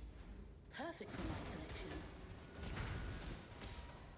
Minion speed is also leveling up. Like I can actually see their speed increase, and I'm watching them slowly but surely start catching up to me as I'm running through the map. So maybe, just maybe, we're not going to need convocation. Did you just die to that? Well then, I guess it was meant to be. But yeah, I think I'm still going to be playing my AG build even with this one, simply because I just really like the idea of running through without a care in the world, playing with one hand on the keyboard. Actually, no hand on the keyboard, just one hand, just on the mouse, and that's it. Like, it's a very comfortable playstyle. That. Wait a second. Okay, I thought I saw 45. I was like, did I just get a Kingmaker? When I'm ready and not before.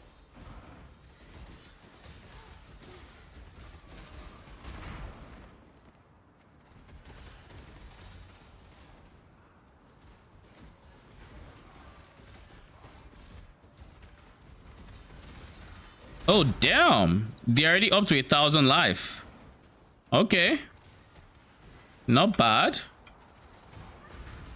I didn't expect it. Maybe I will soon be able to drop summon phantasms.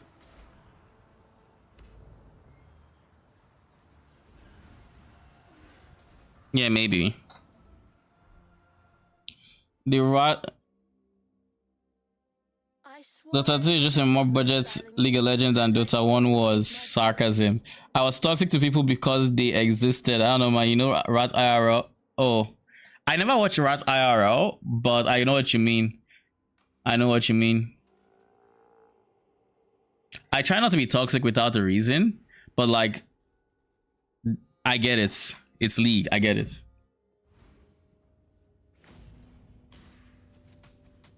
But yeah. One thing that did help like me is realizing that, you know, my time is valuable, my guy. Like, my time is valuable, and like, I don't always want to risk I don't always want to risk my fun, you know. I could play a league game now and gamble my fun. If, you know, I could easily not have fun, or I could just play like, I don't know, RuneScape or something, and, you know, guarantee, or PoE, and guarantee that I have fun, you know. Like, it's guaranteed in this situation. Like, I'm not worried about not having fun. My apprenticeship though, they straighten me like an iron board, or however that is being said. Is the apprenticeship done?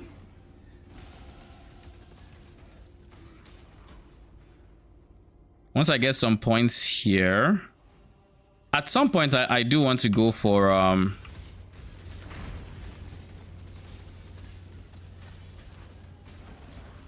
Eldritch Battery.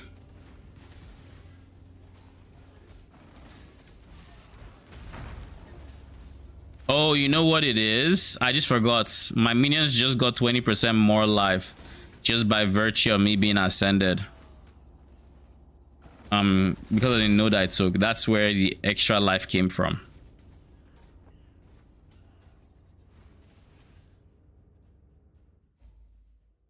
Not yet. Not at the same company anyways anymore. The ones I am at are so lax. different.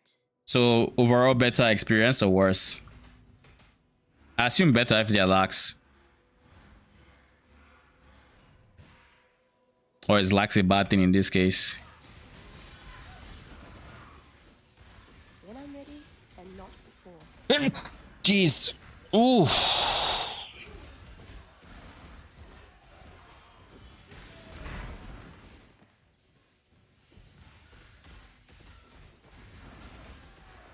Work 3, get paid 8, sleep 5 or so.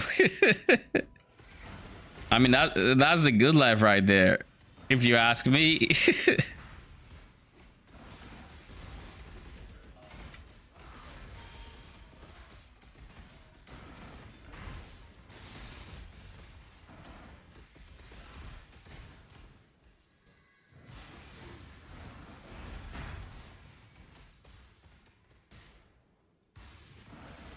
Like, it could be worse.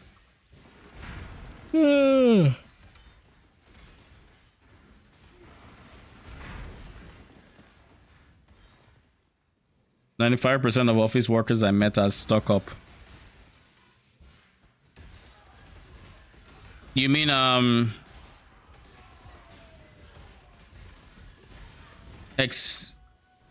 like office workers you work with, or just office workers that maybe you have to go, you have to do something at their place of work or something?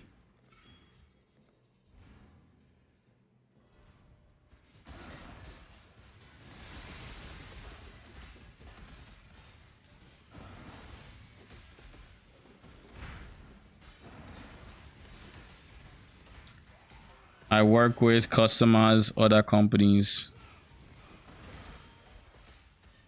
Yeah, I mean, people will be people, right? People in general, like, they like showing off, or I guess being proud, quote unquote. Is that the right? That's not exactly what I'm trying to say, but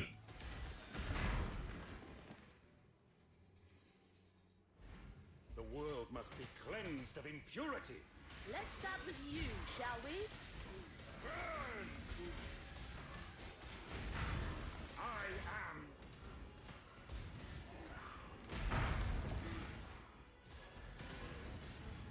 yeah, this build feels good again. Feels really good again.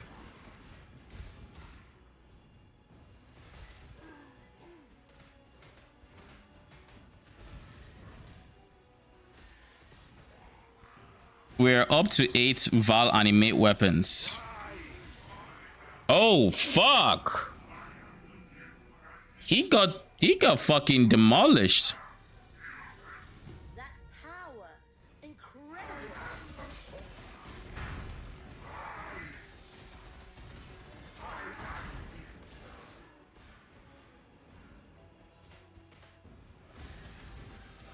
He got absolutely demolished.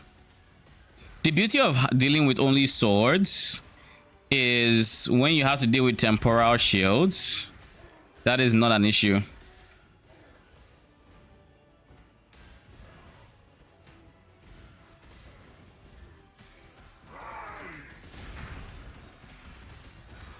What is taunted in my place?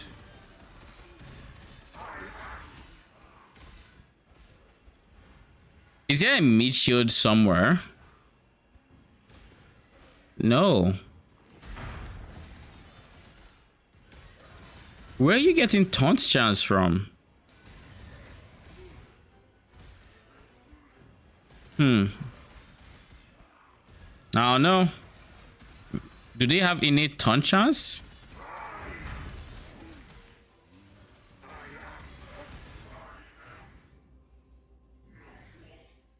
Who knows? Always relying on hierarchy, too strict on rules, following every rule to the core, not the spirits. Oh, I mean, for the rule parts, I can understand that, and the reason I say this is a lot of companies are very strict with rules. You don't want to be the person that doesn't follow the rules and, you know, is used as a scapegoat. You don't want to be that guy.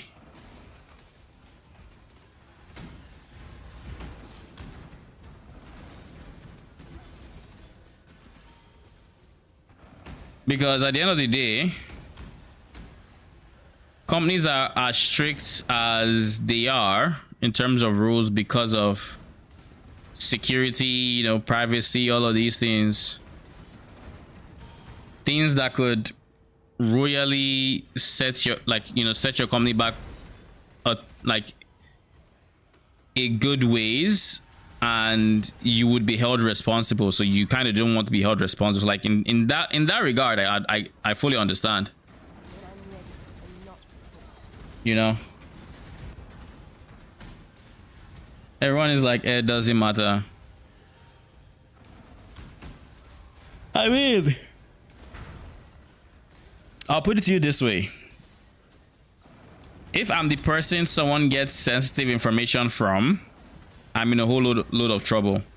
Now, if someone else who's also at the company doesn't have access to sensitive data, then they are at less of a risk when dealing with, like, you know, security policies and all of these things.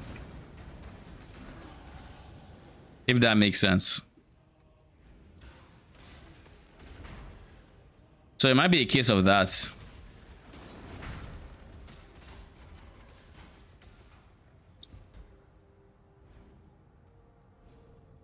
And only when it's about others. If they are the ones doing shit, doesn't matter. Okay, I mean, in that case, then it's just in that case, it's just them you basically doing or creating. I don't say double standards, but like,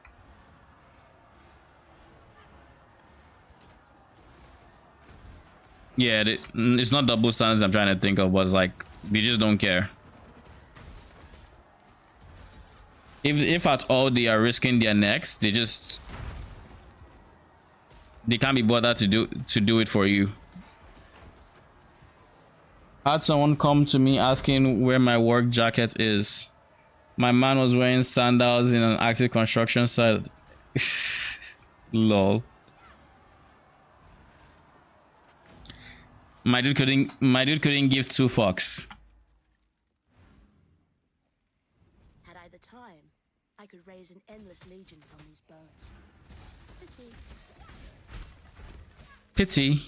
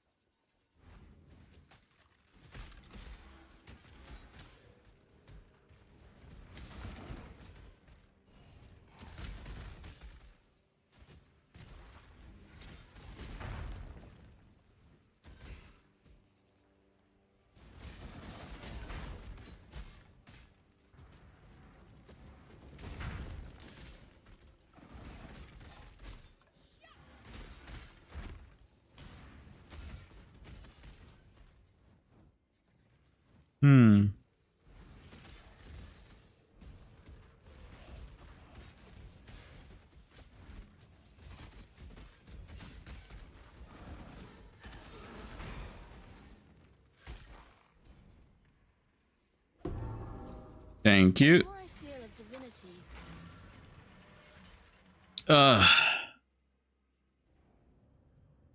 Give me a second, real quick.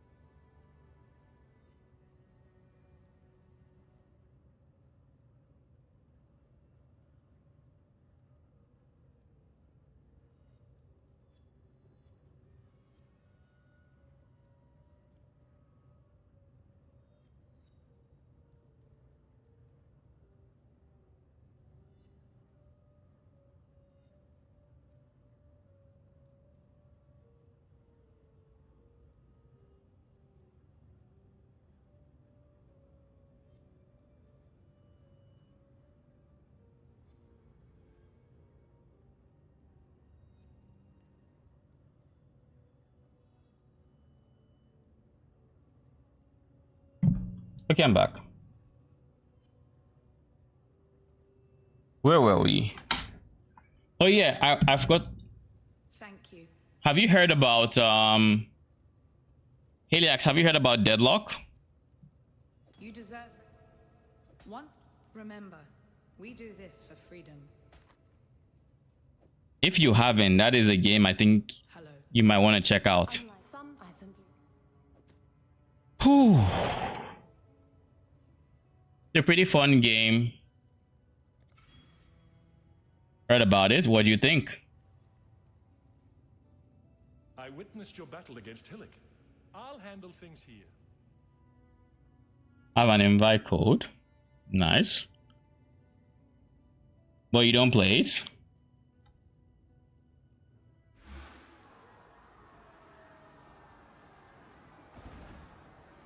Didn't touch it yet.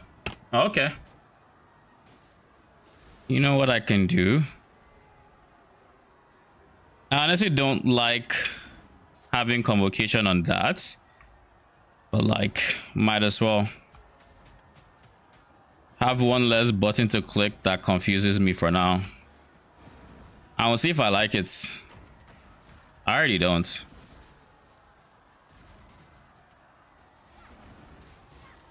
Like I already don't.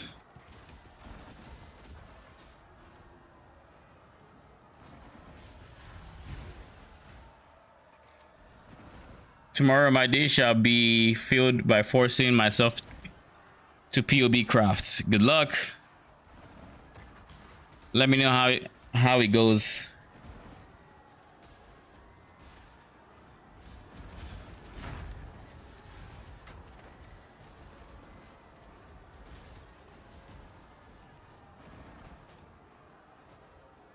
Yeah, I don't think I like convocation being on automation. I really don't. Well, I said I was going to give it a fair shot, so I'm going to give it a fair shot.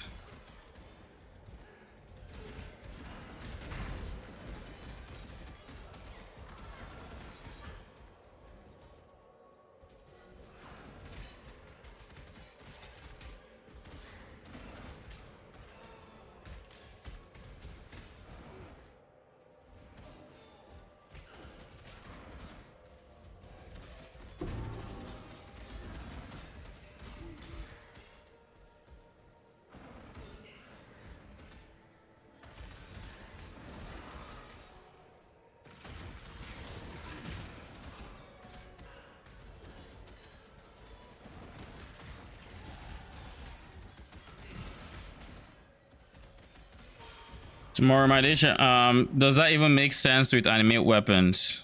Does what make sense with animate weapons? You mean the automation convocation?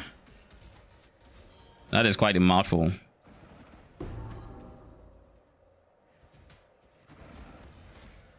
I mean, yes. In its final form, they're not going to be obviously be doing this, but for now, I want to give it a fair shot. So, because right now, they have enough damage to where they don't need to stay on any enemy, really. Only area it could, like, create issues with is, like, boss fights. But again, they have so much damage that it really doesn't matter.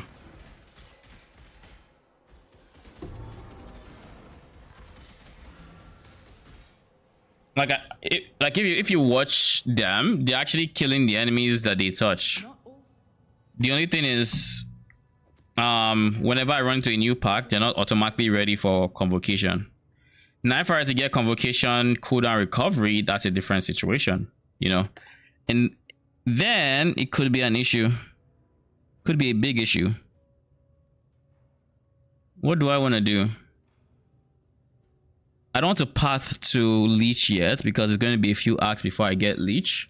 So what I'm going to do is I am going to go for specters, I think.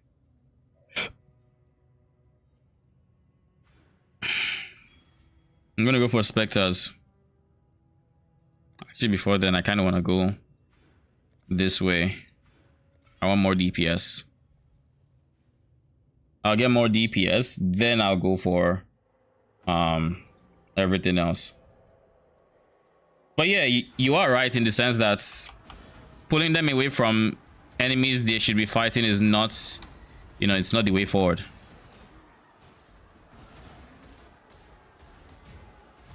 So like I don't think there's a universe where late game that I do anything like this. But I'm also going off the fact that I'm hoping I don't need to use regular enemy weapon late game. I probably still will, but I want to be able to say, nah, I don't want to do it, and I don't do it.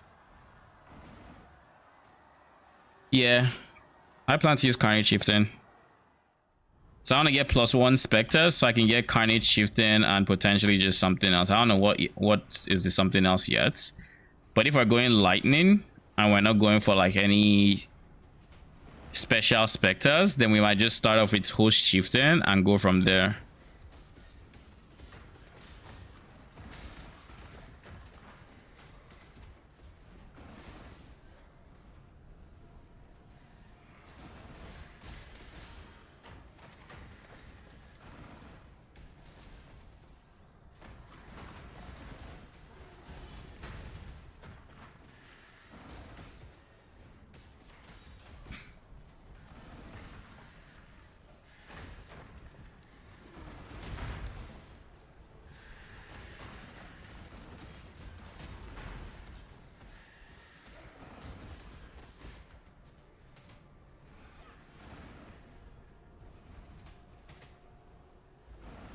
Come, ravenous one.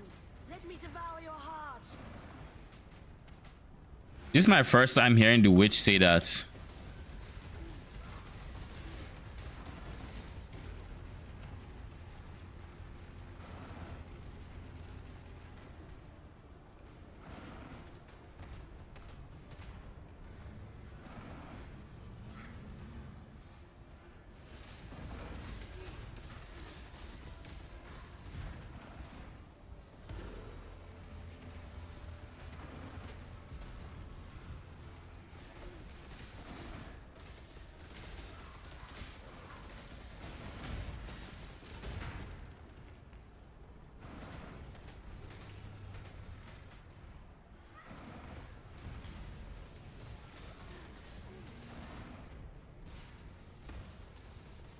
When I'm ready, but not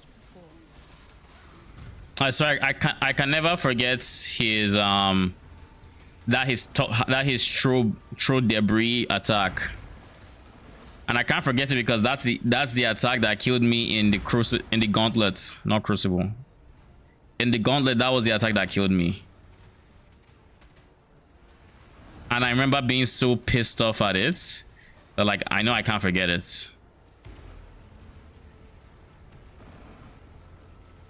Fight is over. Time for Act 6.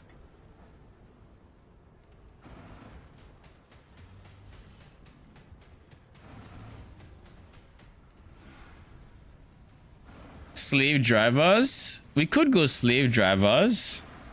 The flame of hope may flicker, but We can go slave drivers and they will have. I've never had to pay the price for my ambitions. Until now. What happens if I go here?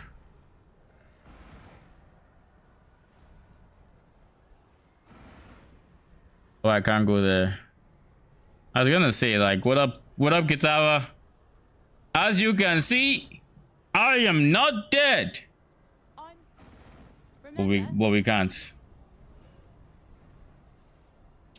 No, slave drivers are in Act 4. No, Act 5.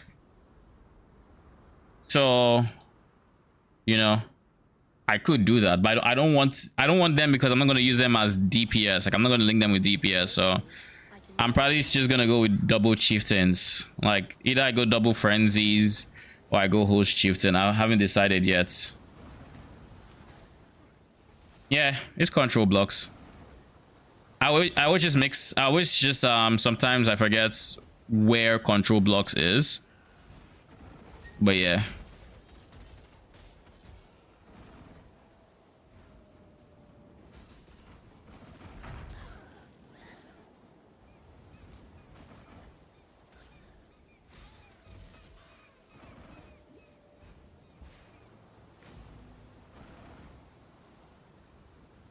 But I realize host chieftain is Act 6 where you are, no?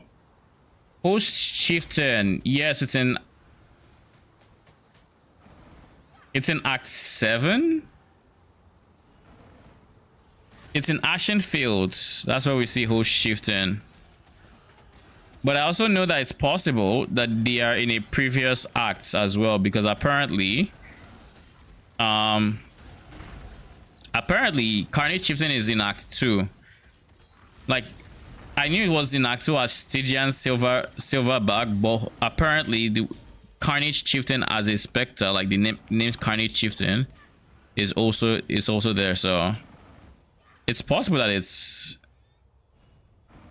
possible that it's also there. I don't know.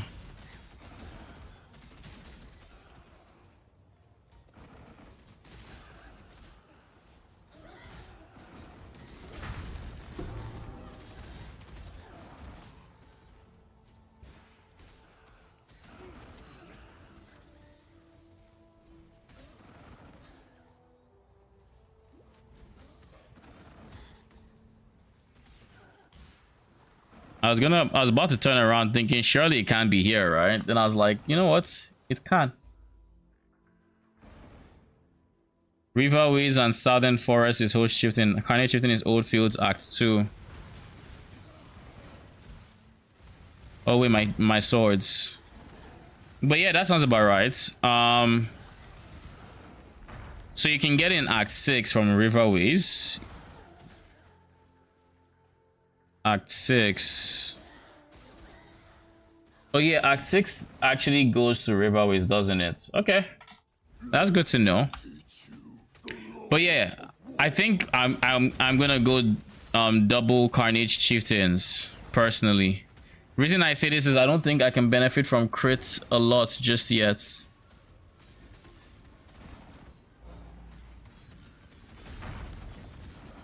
Like the crit chance is just, I mean, it's going to be nice to have, but like compare having crit versus having a guaranteed 3 frenzy charges.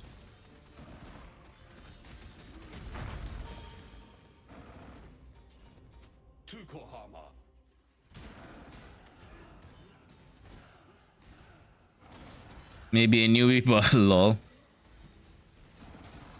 Yeah, I mean, I haven't used host chieftain too often, so I'm a little surprised that I forgot.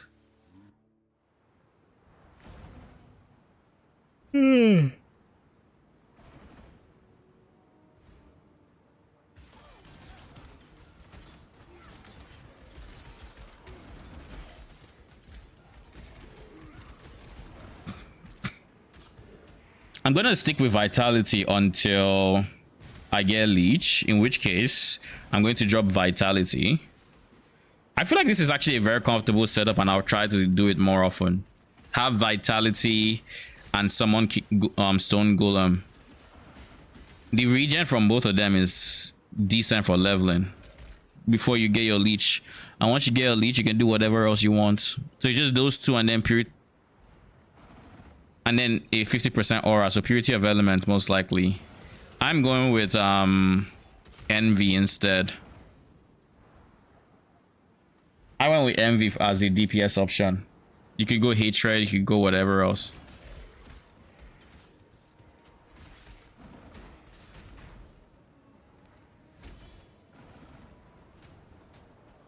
Well, it spawns mini apes which also get crits.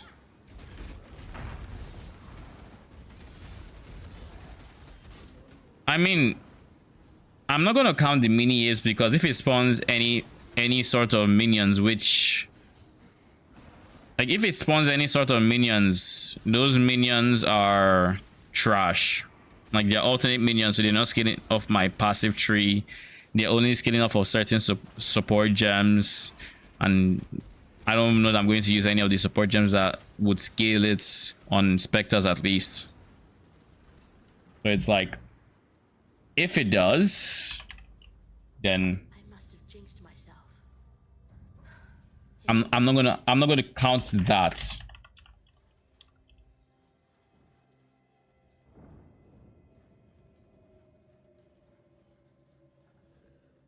Summon parasite monkeys.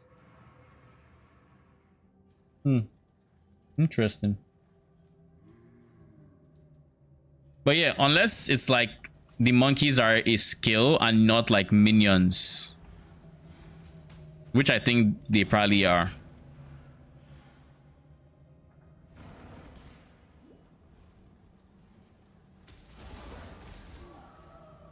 Just when I was praising freaking the regen.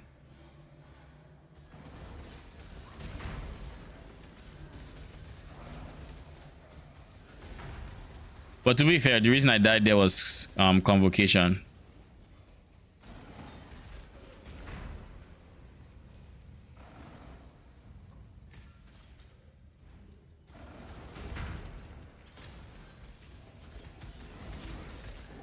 How much else are we looking at? Almost 3k. Yeah, they're getting quite beefy. I like it.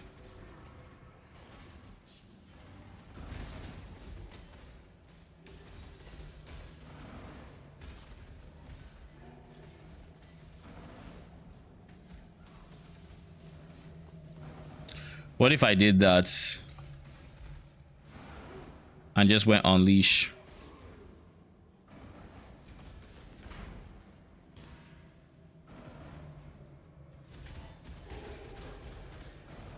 I mean, unleash helps. You just get your swords up quicker, so you're not out here summoning one sword at a time.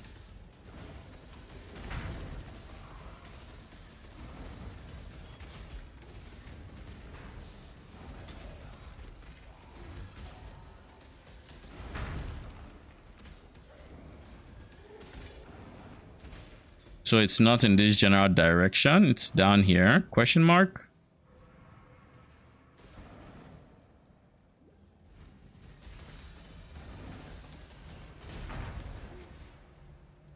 Okay.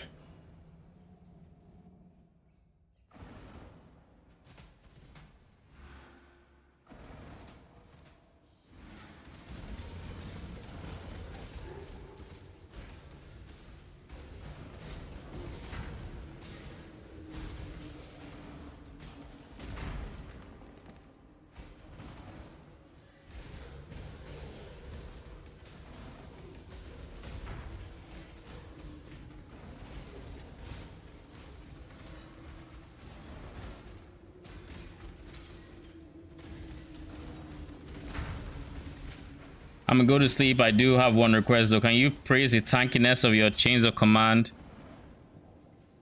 Since you praise the tankiness of that, would you mind writing me in Discord your main source of the tankiness? The thing is, there is no one source of the tankiness from the build. The way tanky builds become tanky is through having multiple layers of defense. So there's some layers that contribute more to the defense than others, but they all work in tandem to make it as tanky as it is there.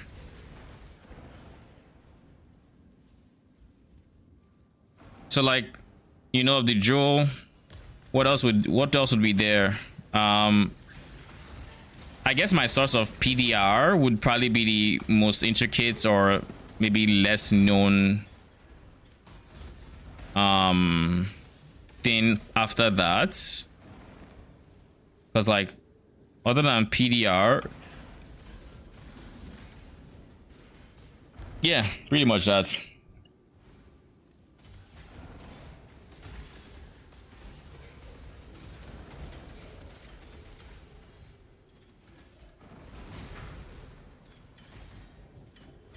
I saw your nodes with 18% plus 18% res. Plus 18% res? What do you mean?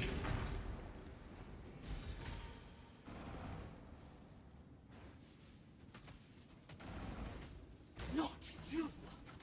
For my life and my work, I shall not suffer this humiliation again!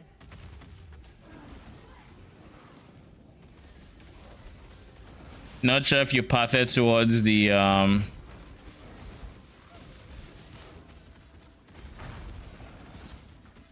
If you path it towards the +1 max res.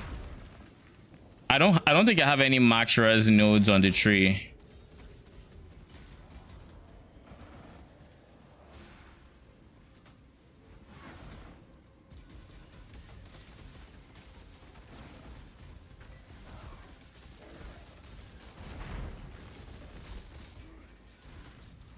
It seems that those who don't learn from their mistakes are doomed to repeat them. I don't think I have a source of max res on the tree. Well, that's not entirely true. My animate weapon build has max res, but it's coming from block nodes and Watcher's Eye and chest piece. Yeah, those are where that one is coming from. The chains of command, 18% fire code.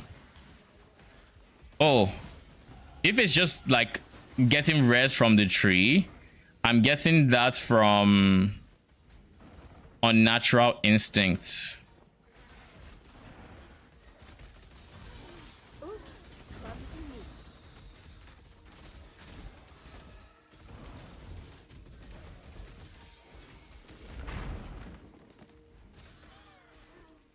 me. Yeah.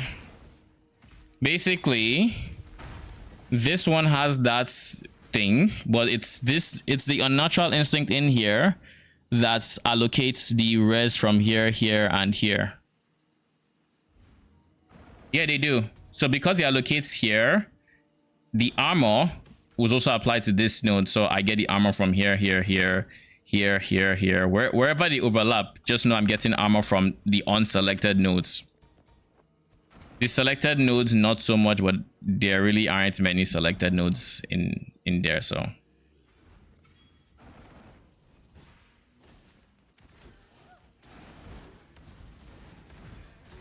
Unleash is such a big difference, though. Like, if you actually plan on unironically using chain, like animate weapon, it might just be better to use Unleash. Like, it's a dead link for DPS, right? But resummoning becomes very comfortable. So I guess it depends on how much damage you have.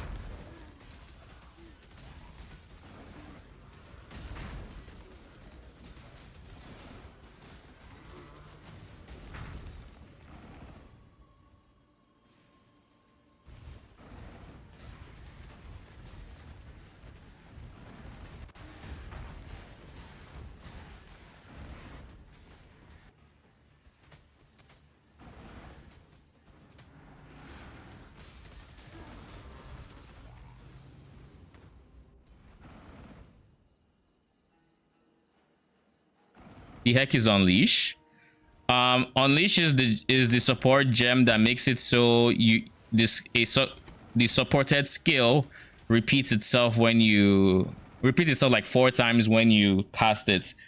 But there's like a cooldown between each stack. So for each stack of Unleash, I get to cast one more animate weapon. So like, see this? I'm going to press animate weapon once.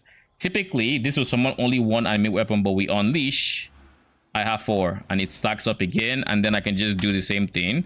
I have 8. Press it again, I have 12. SRS players use it. SRS players use it to, pump out SRS.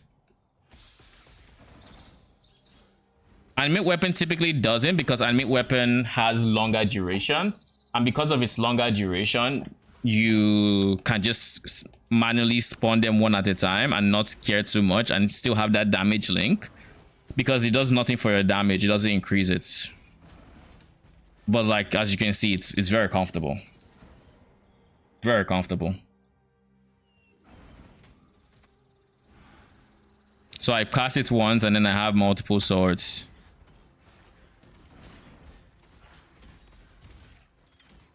So it's all just, comfort versus DPS. Mr. Car, I'm guessing this is the host chieftain. Stygian ape is where you are. Meh. So this is Minion Life, Zombie, Feeding Frenzy, Stone Golem. What I'm going to do is I'm going to make this blue, move my... Where the hell are Spectres? Oh, I can already do that. Then I can just make my Spectres here and actually use monkeys.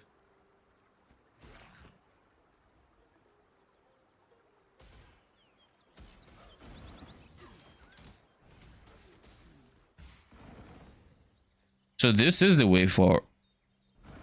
Yeah, it's here.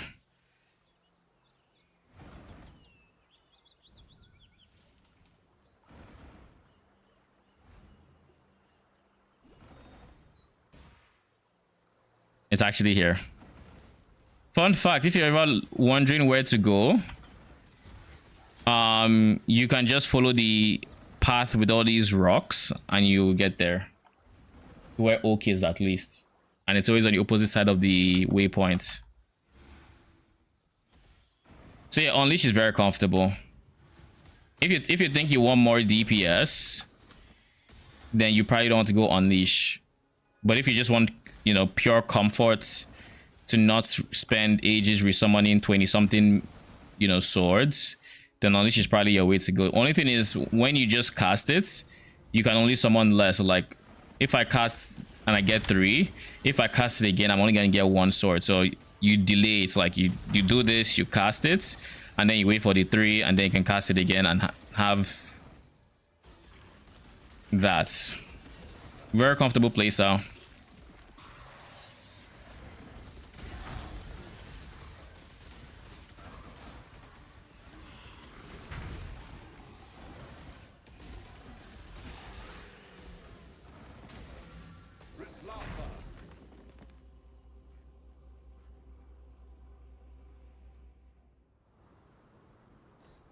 So I'll just go with this one for now.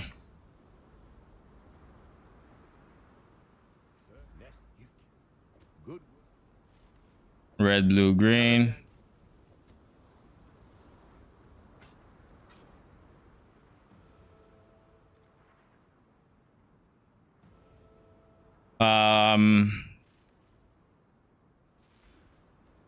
Accuracy rating, and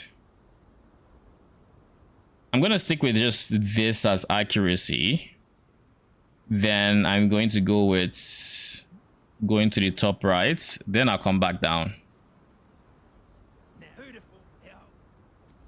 Bestel, thank you for reminding me. I need to go meet your Act 1 self to give me my skill points.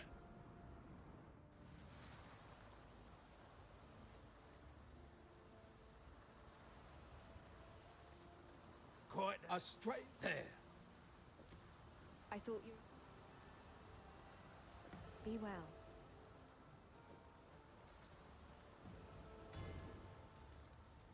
Okay.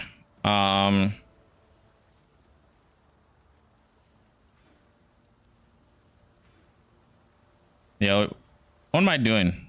Am I dumb?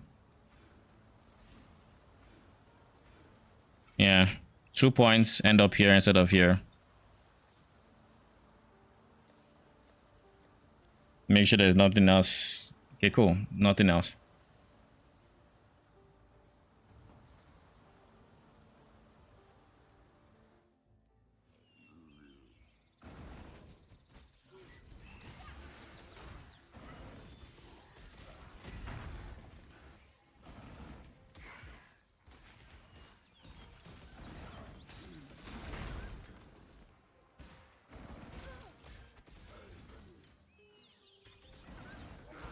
I'm thinking about recover 5% of death thing, since it wouldn't do anything in T17 since they have little health pool.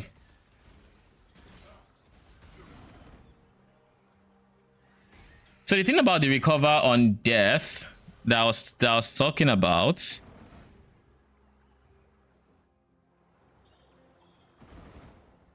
I wonder if Unleash would work with Chains of Command.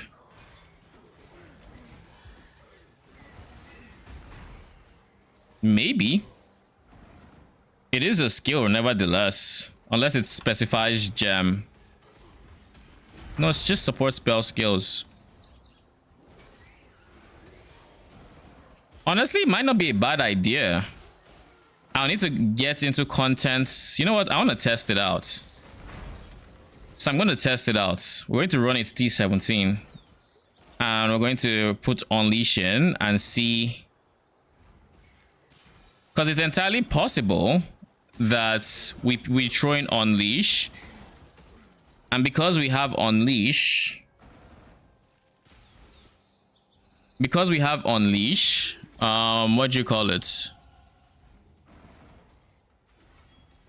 Our flasks give us even more for when we summon them. It should be a quick test. I'm kind of curious. Anyways, Heliax. The recover life on death it helps the animate weapons in chains of command, but even more so, I initially put it for my AG to make sure there was nothing that would happen that would make it so my AG were to die. That was my original source of like AG. That was my initial source of AG sustain because I was using the Crown of the Tyrant. But when I switched, now he has so much regen that it's like now it's primarily for the swords. It helps the swords to not all just get one shot, because if one dies, the others just gain a bump of health, so they don't just all 14 of them just die in the same instance, you know. That's kind of like the idea of it. It staggers their deaths a fair bit, and if they were to take the same if the AG were to take the same damage, it also helps him just not get bursted if anything like that were to happen. Okay, so we have Unleash and we throw it in there.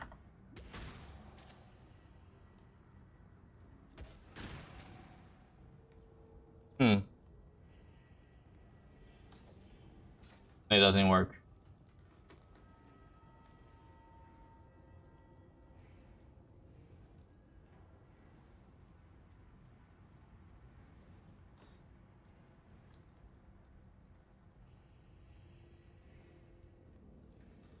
Am I gonna wait for the charges? Where are the charges? There we go.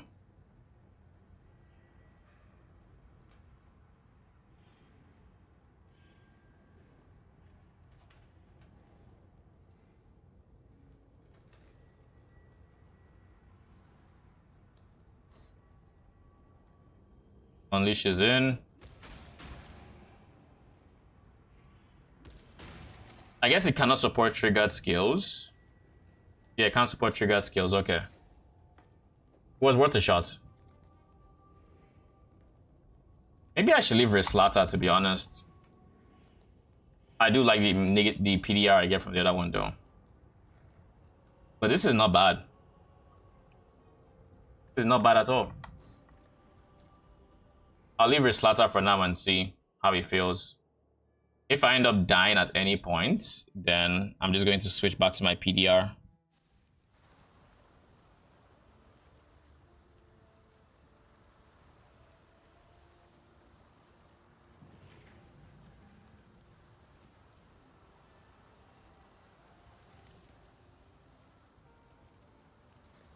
Act 6, Southern Forest.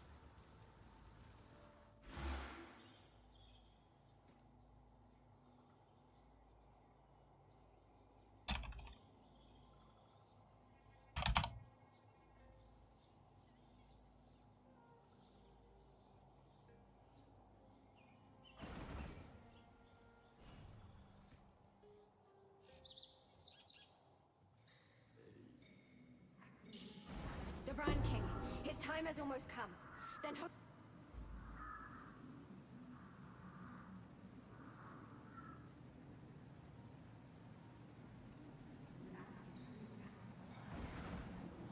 Yeah, but the investment to get to 100% spell suppress as a necro is not equal to, say, getting 75% res.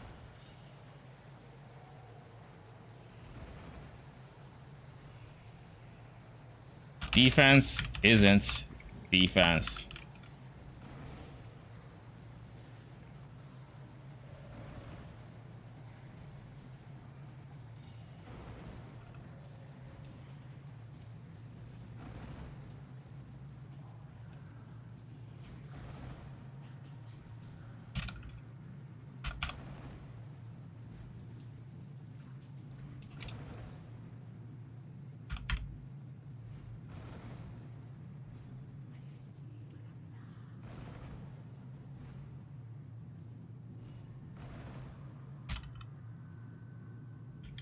in this case would have you travel to a suppress wheel to get the lucky mastery, as well as use suffixes to get said suppress.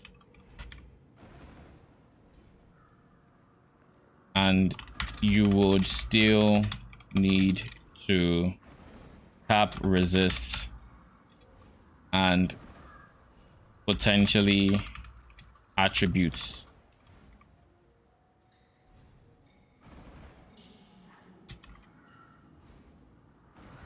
And block.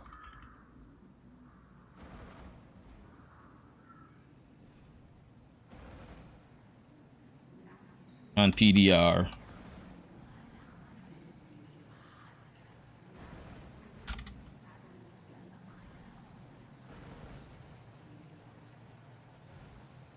It also means you need evasion bases versus armor/ES, which are better on most, which are more accessible.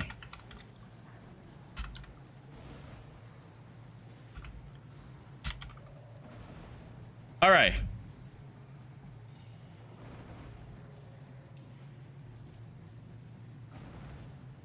It's only uses bases between level 50 and 100 at gem level 20 plus. Something like that. Okay, let's go.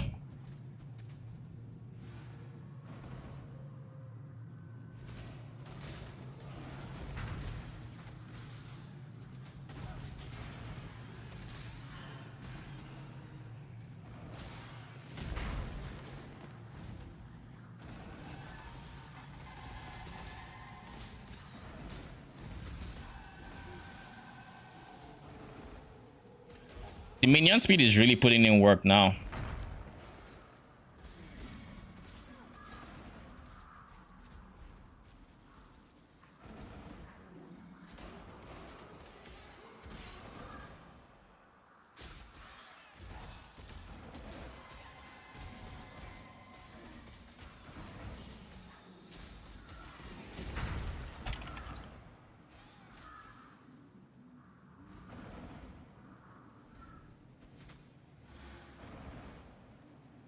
Just forgot where it's tapped the bottom at 50.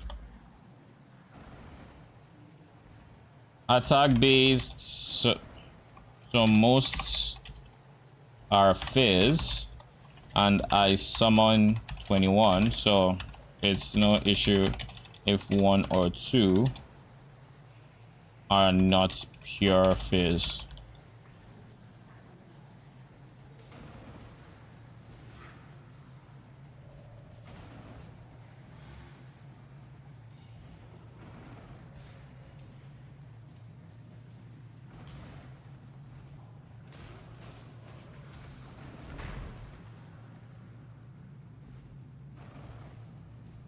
Bruh. When I'm ready, and not before. I should switch to Flame Dash. I don't know why I'm still on Frost Blink, to be honest.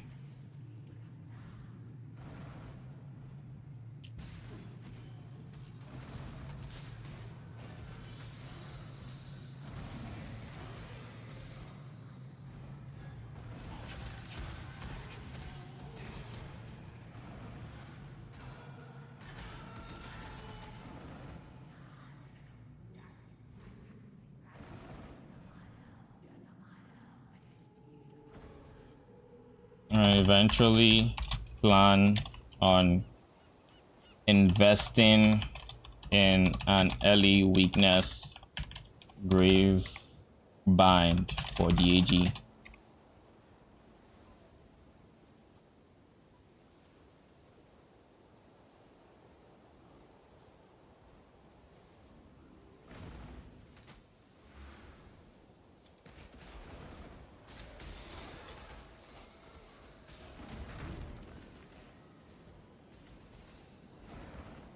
But he's running regular AG for the defenses.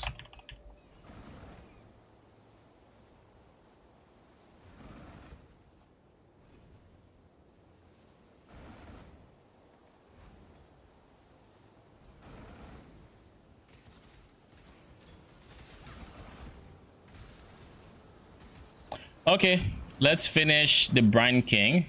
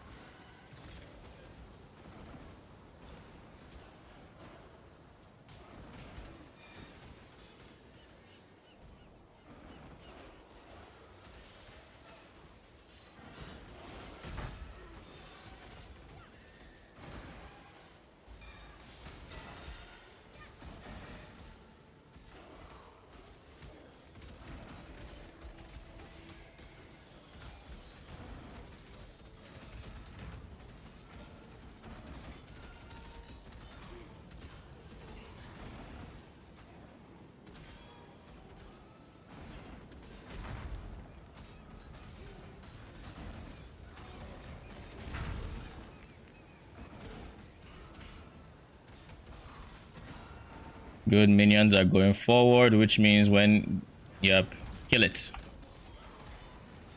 This way, this way. Ikizaru, nice.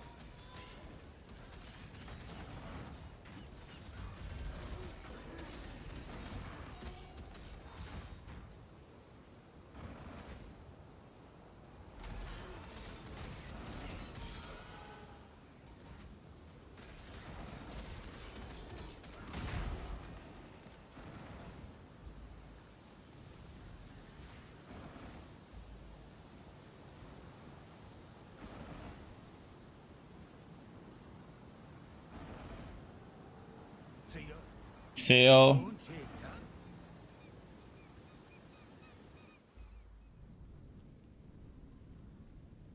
I personally wouldn't switch regular AJ for smiting to solve like resummoning issues with the ring. Like, it'll help, don't get me wrong, but like I don't know that I want to risk my AG in that way. Because if I switch from a regular AG to a, I could actually PoB it, to be honest, and just see. But the drop in survivability, you know, I wouldn't want to do that in T17s, as an example. Because less health means less ES. Less ES means less regen. Less regen means health moves more. Health moves more means, well, you can imagine what that means.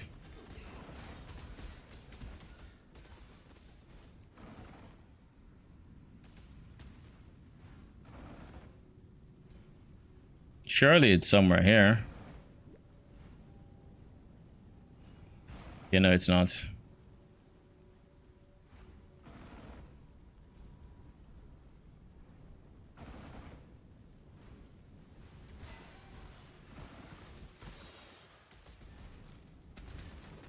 The odds are this is the right direction.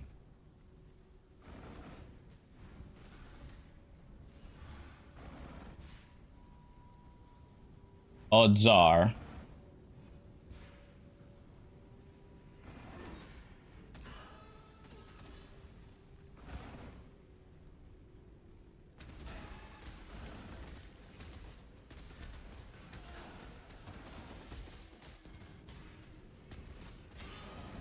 Bruh.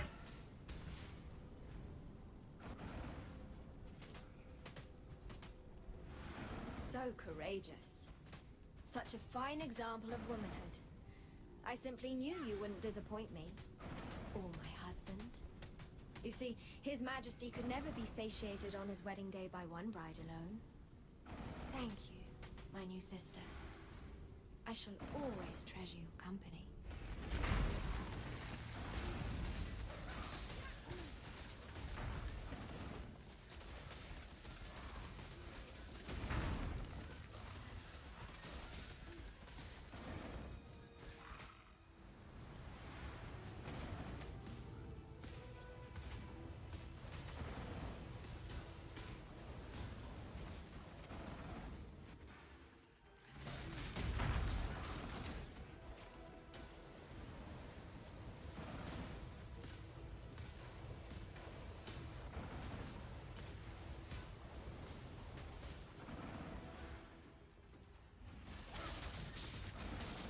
Kill him. Oh, look, there's fire somewhere, I think. Someone is igniting him. Which means someone is doing fire damage.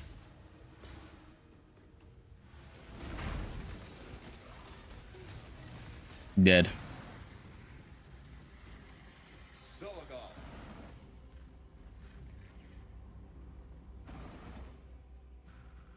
Born of Ocean's Mire. Hold on to your cook. Yeah. Let's go.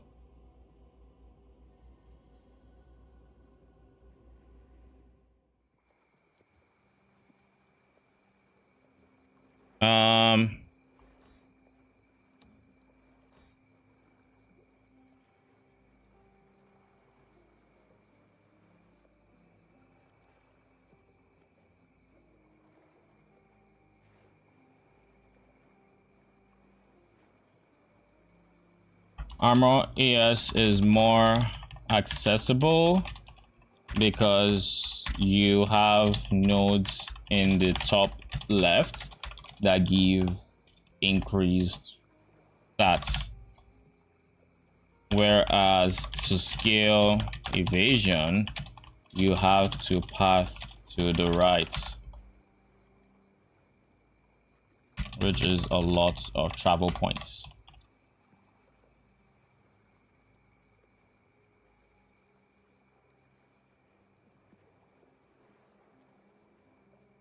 That's basically what I'm saying. Oh shit, it's already 7? Okay, I think I have to end my stream here actually. We're gonna finish campaign likely off stream. We're also going to finish the T17 harvest off stream. So far, we are halfway done and about halfway through the cost of the strat. So, you know, it's looking like we won't lose money, but it isn't looking like we're gonna gain money either. We might not, depending on RNG, right? So we'll see. Anyways, I'll be back on Monday. By then, hopefully I have a low budget to showcase for this build, and if not, then we'll get the low budget up and running on Monday. Anyways, till next time, good night. Appreciate